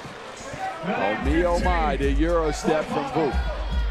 Vaibada loses it. Vukicevic has it in the corner. No space for a shot. He's hounded. Leliukas brings it back to Lithuania. Under 2 minutes for gold. Rubinas looking to work on Severkota. Rubinas hangs, scoops, doesn't hit. They will get it back to Lithuania again. This time they get it down to Leliukas. Spins to the right. That shot is just off the mark. It remains a 2-point game. Djordjevic, he gets a screen. Djordjevic on the move. He's hit one. That one no good, but it's Severkota to clean up the mess. Serbia down 1. The last minute approaches. Vaibada now on the drive. Hangs, and that's no good. He'll get it back. Try again. Vaibada no. Serbia come away with it again. A couple of stops on the Serbs here. Vukicevic with a screen. Vukicevic pulls up. Lithuania are digging deep here. It's a game where it's just been one-on-one. So Rubinas says, I want it. Leliukas, he has it. Out to Vaibada. Shot clock is low. Vaibada side of the backboard. He wants a foul. No. Vukicevic is open. He'll get a 2. Yeah, just off the mark. Vaibada looking at Vukicevic. He asked for a screen. 4 on the shot clock for Vaibada. No time left for Rubinas, a lefty, 2 and down! Big shot, Lithuania connected like 5G on that play with Rubinas being the one to knock it down. Djordjevic, no. We're in the last 20 seconds. Lietuva's looking good. They're up by 3. They've managed to slow Serbia down to a grind, to a crawl. A couple of free throws are coming up. And Noyes Vaibada will take him. 8th foul on Serbia. This Lithuanian team has been so clutch, so clutch. And Vaibada could add to it. 2 big ones here. Could put the game away because 19-14 is almost impossible with 20.7 left. Vaibada called on the first. Can he squeeze another one? He's got 4. He wants to get 5. How cold is he?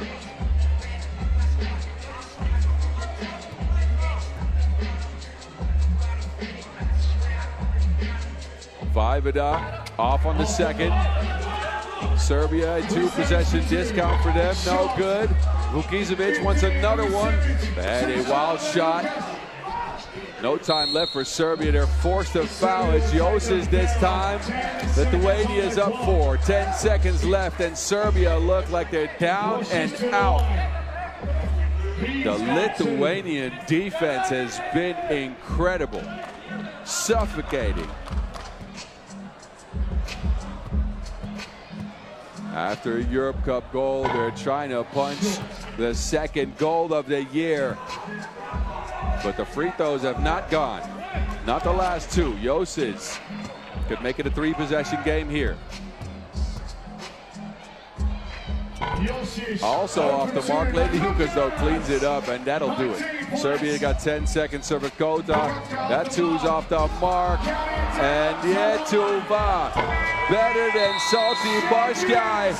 They will take the gold. The men in green come up big when it matters most. A clutch performance from the Lithuanian squad. Their defense was ridiculous. Ridiculous.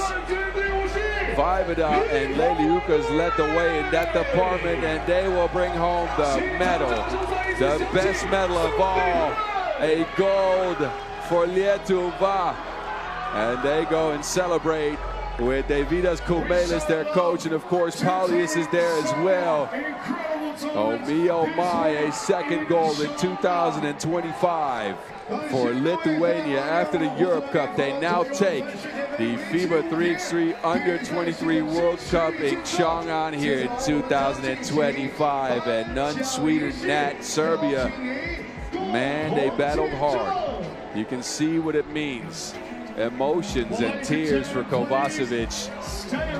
But it was Lithuania at the top of the mountain who met him at the rim and threw him back time and time again. Vukicevic couldn't get it going. Djordjevic actually had some good shots, but it wasn't enough for the Serbs. They'll put a silver medal in their cabinet. It's Lithuania who will bring the cup home.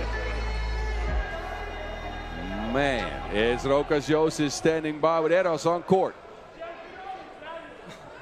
Congratulations on the gold medal. Earlier you mentioned that you told your teammates that you weren't battling for bronze medal for a second year in a row. Now you won gold. It didn't look good in the first couple, a few days ago when you lost back-to-back games, but you managed to pull through and lock in during the last game, during the last day.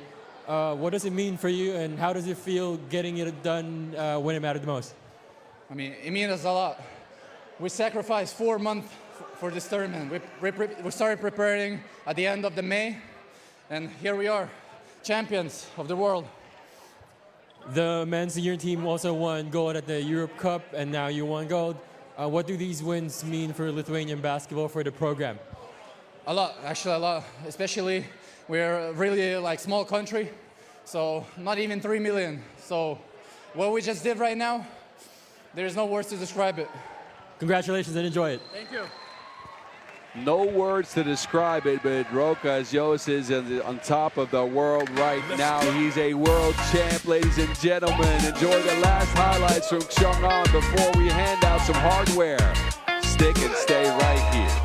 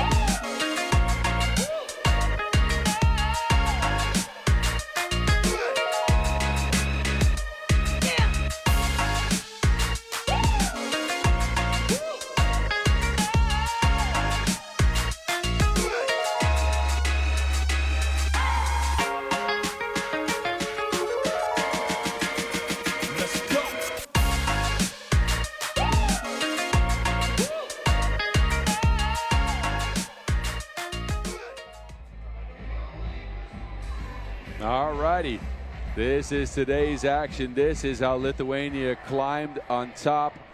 It was Argentina first, then Czechia, and eventually Serbia will take a silver. Czechia with a stunner over Croatia will take the bronze, and it's time to hand out the medals. The prize ceremony coming up next here from Xiong An. And man, oh man, 96 10-minute sprints in. What a week it's been. We started way back on Wednesday with pool play, with some ridiculous games, some buzzer beaters, a lot of highlights. And it's led to this. 3 teams with medals coming up here next at the prize ceremony in Xiong An. Of course, a team of the tournament will be awarded, will have an MVP award as well. So some individual stuff outside of the team medals. And after that, we will celebrate, of course. I will celebrate too. I'll drink a tea and some honey to rest my voice, because it's been a long week. I hope you stuck with me throughout all of the action here from China. I've had fun. It was cool. And now we know who's up next in the world of 3x3. The up-and-comers battled it out.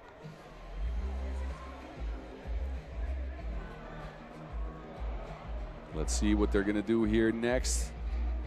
I think an MVP trophy might come out. We're getting set up for the show here. Tons of cameras, of course. We need some pictures. I might need a picture after this. But what a tournament, what a week.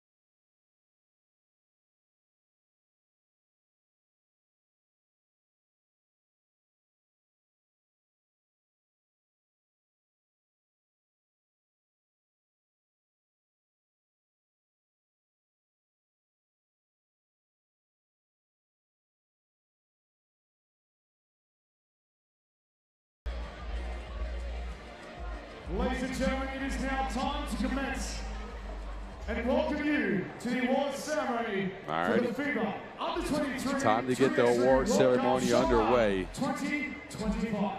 The end of a week-long 3x3 festivities here in China. One more thing to do before we celebrate is to hand out all of the hardware. We'd now like to present a prize to the local organizer, Best Event Execution Team. Presenting the prize, please welcome Mr. Maximilian Glass, 3x3 Head of Operations. First, we'll hand out some hardware to the local organization who's been spectacular all week long. Everything was taken care of here in Xiong An, from the stuff for the teams to everything on the court, to the hotel, to the games, to my seat. I got a comfortable seat all week. Anyway, they'll get an award not just for getting me a good seat, just for getting a great tournament underway. It's Maximilian Glass handing it out. So Xiong An gets some hardware as well. And now, for the presentation of the women's MVP. We'll get a women's MVP, of course. She'll step to the court in quick fashion. From the Netherlands, number 15. And it's from the Netherlands, of course. Lotte van Kruistem. 50 points scored on the tournament. Second leading scorer after Marta Garcia. But she gets the gold. And she is your MVP. Well-deserved award, Lotte, for leading her team. It's her third medal. Gold in 23, silver last year. And now she'll get an award here for getting the gold. A smile from Lotte. She's out here just having fun. Most valuable player. Kept driving to the basket at will, sprayed the place with some 2 balls as well. Her teammates, she got them involved too. Balanced effort from her, getting everybody ready, everybody going, and it's led the Netherlands to gold. Your MVP, give it up for her, Lotte van Kruistem. We'll ask the MVP to please stay, and next, please put your hands together to welcome the women's team of the tournament. With five points in that finals win over France. France will get a player on the team of the tournament, Vassiana Gomez. Now she can smile. Silver medal and some hardware to boot. Vassiana Gomez ends her tournament with 38 points. There's your leading scorer for the women's. Marta Garcia, she picks up a bronze. A display of dominance in front of your eyes with your team of the tournament here from Xiong An at the U23 World Cup. Presenting the trophies to the team of the tournament, please welcome 有请颁奖嘉宾河北颍航体育文化发展有限公司总经理彭秀峰，为这3位杰出的球员颁发女子组最佳阵容奖项。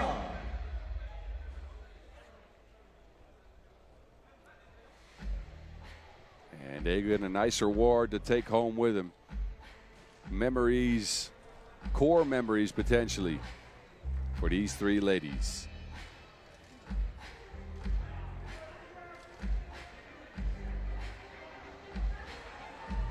感谢颁奖嘉宾。Present to you once again your women's team of the tournament. Give it up for them one more time, your women's team of the tournament. Lotte van Kruisten, Vasiana Gomis, and Marta Garcia. All smiles. And now for the men's MVP of the tournament. We'll get a men's MVP on their way as well. He led his team in scoring.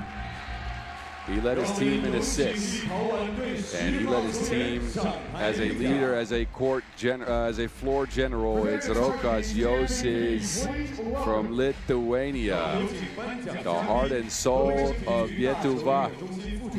A well-deserved MVP award. Had the 2-ball flying in the final game, and led the way with his heart and his hustle. He told his fellas, "We're not here. I'm not here for a bronze game. I'm here for gold," as he returned from that last year's team that picked up 4th. Yos is now atop, the best of the best, and he's awarded the most valuable player award. Give it up for Rokas Josis from Lithuania. And now, please put your hands together to welcome the men's team of the tournament, of course. From Serbia, number 10, Vuk Vukicevic. Serbia will get Vuk Vukicevic out on the court. And from Czechia, Wojtek Hajic, who was instrumental in their run to bronze. This is your men's team of the tournament. They laid it all on the line. A medal to show for it for all 3 of them.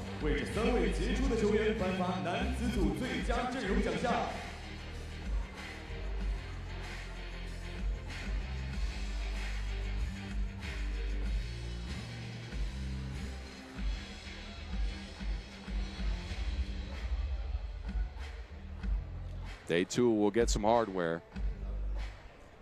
An award added for the young fellas. These guys are who's up next. The future is now in Xiong An.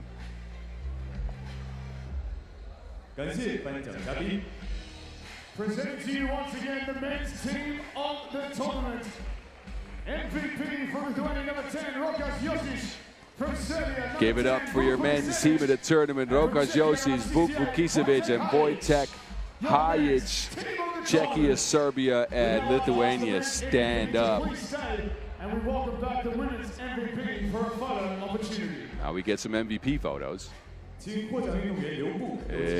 Josis, who's still somewhat unable to smile. I can see those corners of his mouth creep up slightly. And Lotte van Kruisten, of course, with a big smile showing off those teams. These are your MVPs. And now it's time to hand out the medals.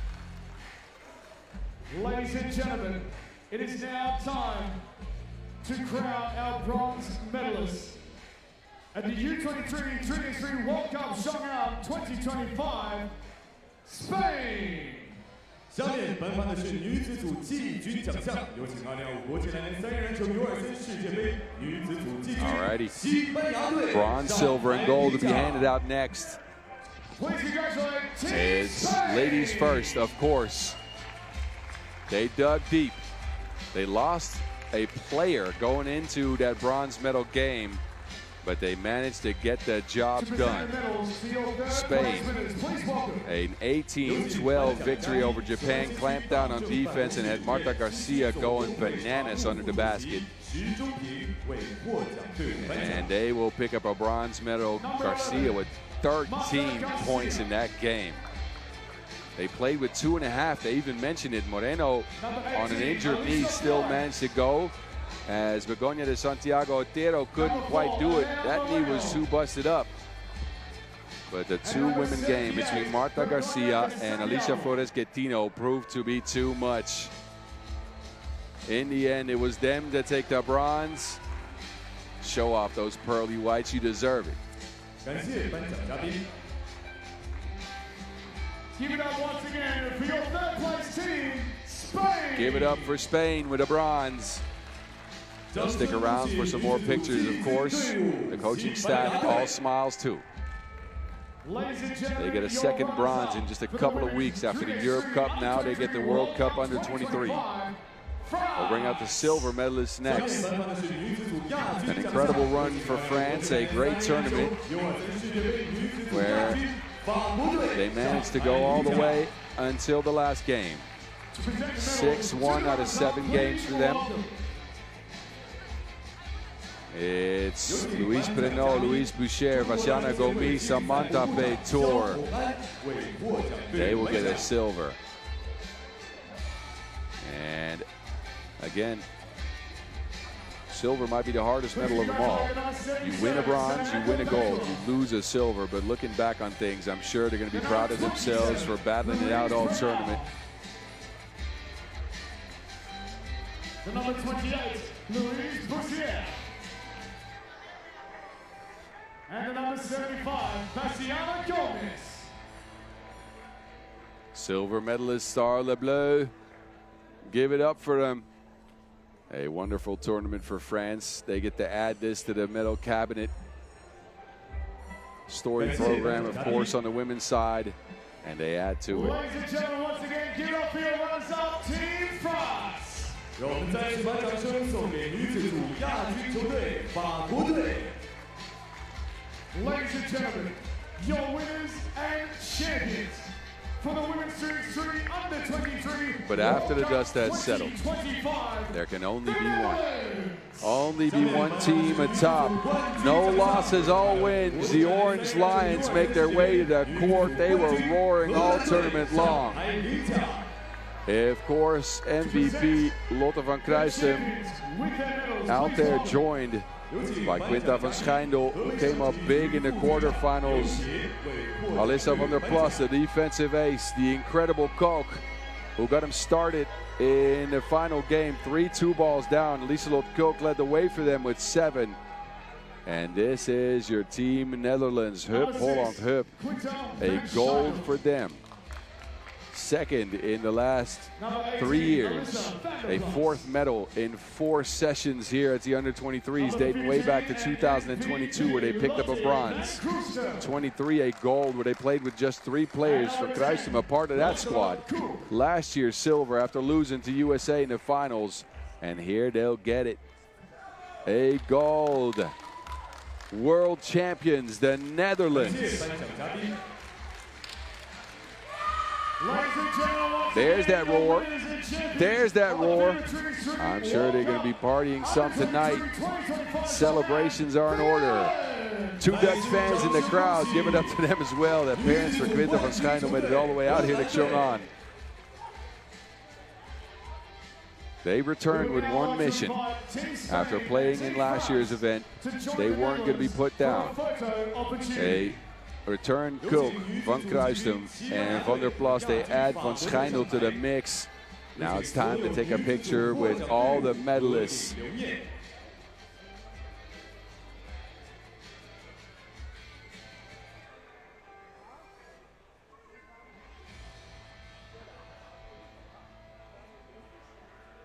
Ladies and gentlemen, for those who are able, please be upstanding and rise And for it's the national time anthem for the national anthem. of the Netherlands. Het Wilhelmus. 请全体起立，奏荷兰国歌。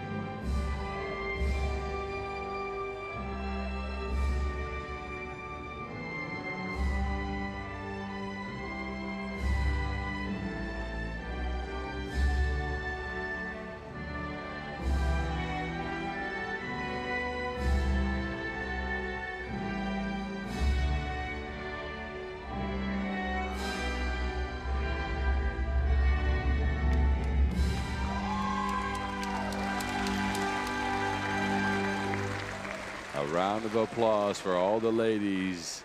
It's a Dutch song that sounds last. And they'll make their way off the court before we'll see the men's medalists. Not before we take a picture, though. Coach Leno Witteveen looking on, smiling, as the ladies receive a huge trophy. Wow. That thing is large. One more time. Give it up for your winners. And one more time, give it up for the Dutch. FIBA 3x3 World Cup. Time to celebrate for the Netherlands.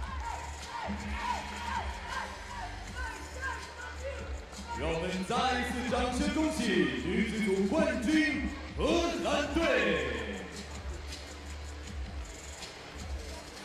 Ladies and gentlemen, it is now time for the men's prize ceremony. Of course, the men's get a medal as well. The men's tournament of the FIBA U23 World Cup Xiong An 2025.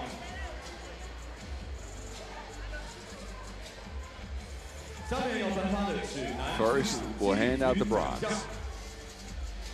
Ladies and gentlemen, please congratulate Team Czechia. A upset, some would call it, as they looked like they were down and out against Croatia. But they forced a turnover and then made it to overtime. And in overtime, they came up huge. Joseph Gale with his only 2 points of the game. Wojtek Hajic kept him in it. He scored an 11-piece to get Czechia a medal. Bronze it is. Lichtecki, Gale, Ruzicka, and Hajic dug deep. They managed a defeat of Serbia in the pool, and they kept their foot on the gas outside of a small slip up. Battled throughout the day, a physical squad. Didn't always find a 2-ball until Hajic went bananas in that bronze medal game. He knocked down 5 of them. Got his team a chance, and they took it. And now they are here celebrating with a bronze. Chesko.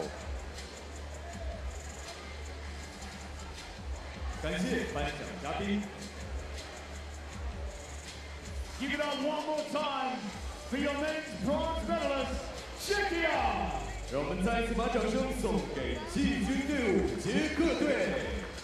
Ladies and gentlemen, your runners-up for the men's competition at the FIBA U23 3x3 World Cup Xiong An 2025, Serbia. 让我们有请2025国际男篮3人球 Serbia's out next. No smiles yet. At some point, they'll appreciate this. The emotions, you can read them off their face. They win a silver. They go down in the finals, but they battled it out. They started their tournament with a loss. After that, all good for a dominant offensive team led by Vuk Vukicevic, of course, Djordjevic, Kovacevic, and Subakota there as well. Not enough in the final, but they still get a precious medal hung around their necks. Number 14, Milos. Another prize for the already pretty full cabinet in Serbia. And number 11, Lazar Kovacevic. But for these fellas, this is the one that means the most so far.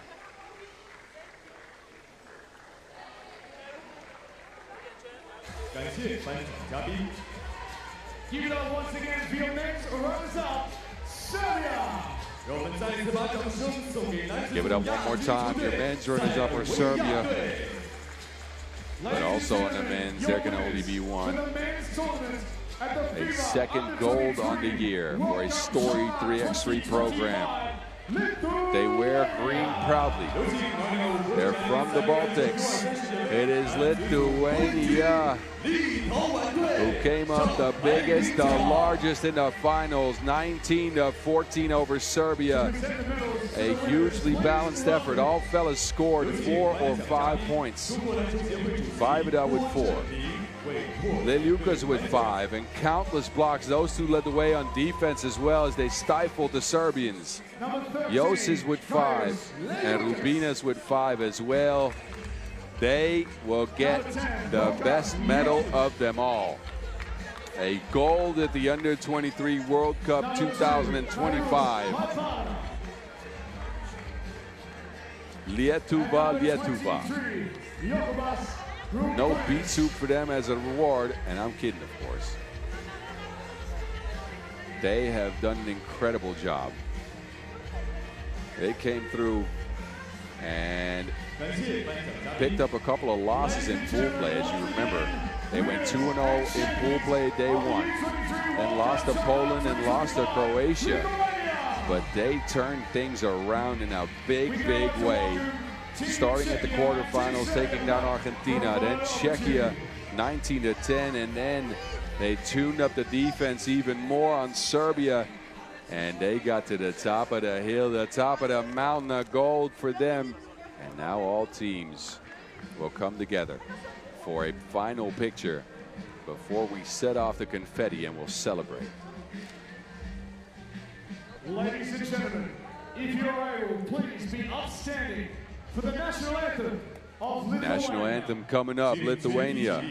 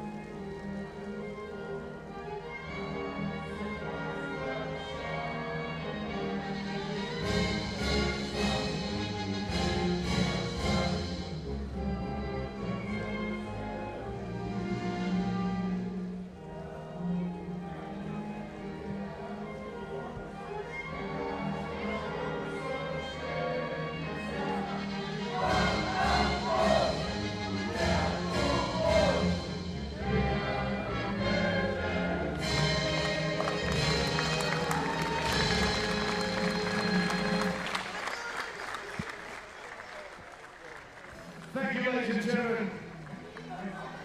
To present the trophy to the winners of the men's competition. Lietuva will get a huge cup, and I'm sure they're going to be happy and dancing with it. They got the yellow, green, and red flag on. The gold medals are on their neck, and now they get the cup, the largest cup of them all. Josic has it. Here we go. 1, 2, 3. Lietuva, they win it in Xiong An at the FIBA 3x3 U23 World Cup in 2025. They etched their names in the history of FIBA 3x3. And now they get to celebrate. Now they get to enjoy the party. Another, well, I'd say all smiles. Ladies and gentlemen, we now want to invite the Women's World Cup champions back to the presentation area. The winners will join each other on the stage. A last look at the half court here from China. Netherlands and Lithuania, they're standing after 96 10-minute sprints, 5 days of action. Pool play for 4, knockout rounds today, and this is what's left standing. These are atop of the hill. World Cup champs. Here we go. Lithuania and Netherlands will get the confetti. And it's time to celebrate. I know you can't see them anymore. I still can. They are ready to get it going here. Congratulations to both federations that have invested so much into this beautiful sport of 3x3 basketball. Hugs and smiles as they dance it out on the gold confetti in Xiong An. This was today's action. We had 16 10-minute sprints, 8 on the men's side, 8 on the women's side. And it's the Netherlands who come up with a dub after beating France in the finals. Spain pick up a bronze. We've left countless countries along the way. The men's bracket will come up next. Here it is. And it's Lithuania that takes it over Serbia, with Czechia picking up a bronze. Thank you to all of our countries participating, all 28 nations present here in Xiong An. Y'all have all made it a fun week, of course, thanks to the local organizers as well, who put on a great tournament. Thank you to the FIBA 3x3 team, the media team too, for hitting us with all the highlights on their gram. Thank you to the production crew, Alex Tushka, for sticking with me and helping me with my jokes throughout the week. Thanks for Cynthia for hanging in there with me as well. But it's time for me to say goodbye as we get the celebrations underway here in the People's Republic of China. It's been fun, it's been real. It's Boz Rosendahl, aka The Mountain, out from Xiong An. Thanks for sticking with me all week. I hope you enjoyed the show. Thank you to all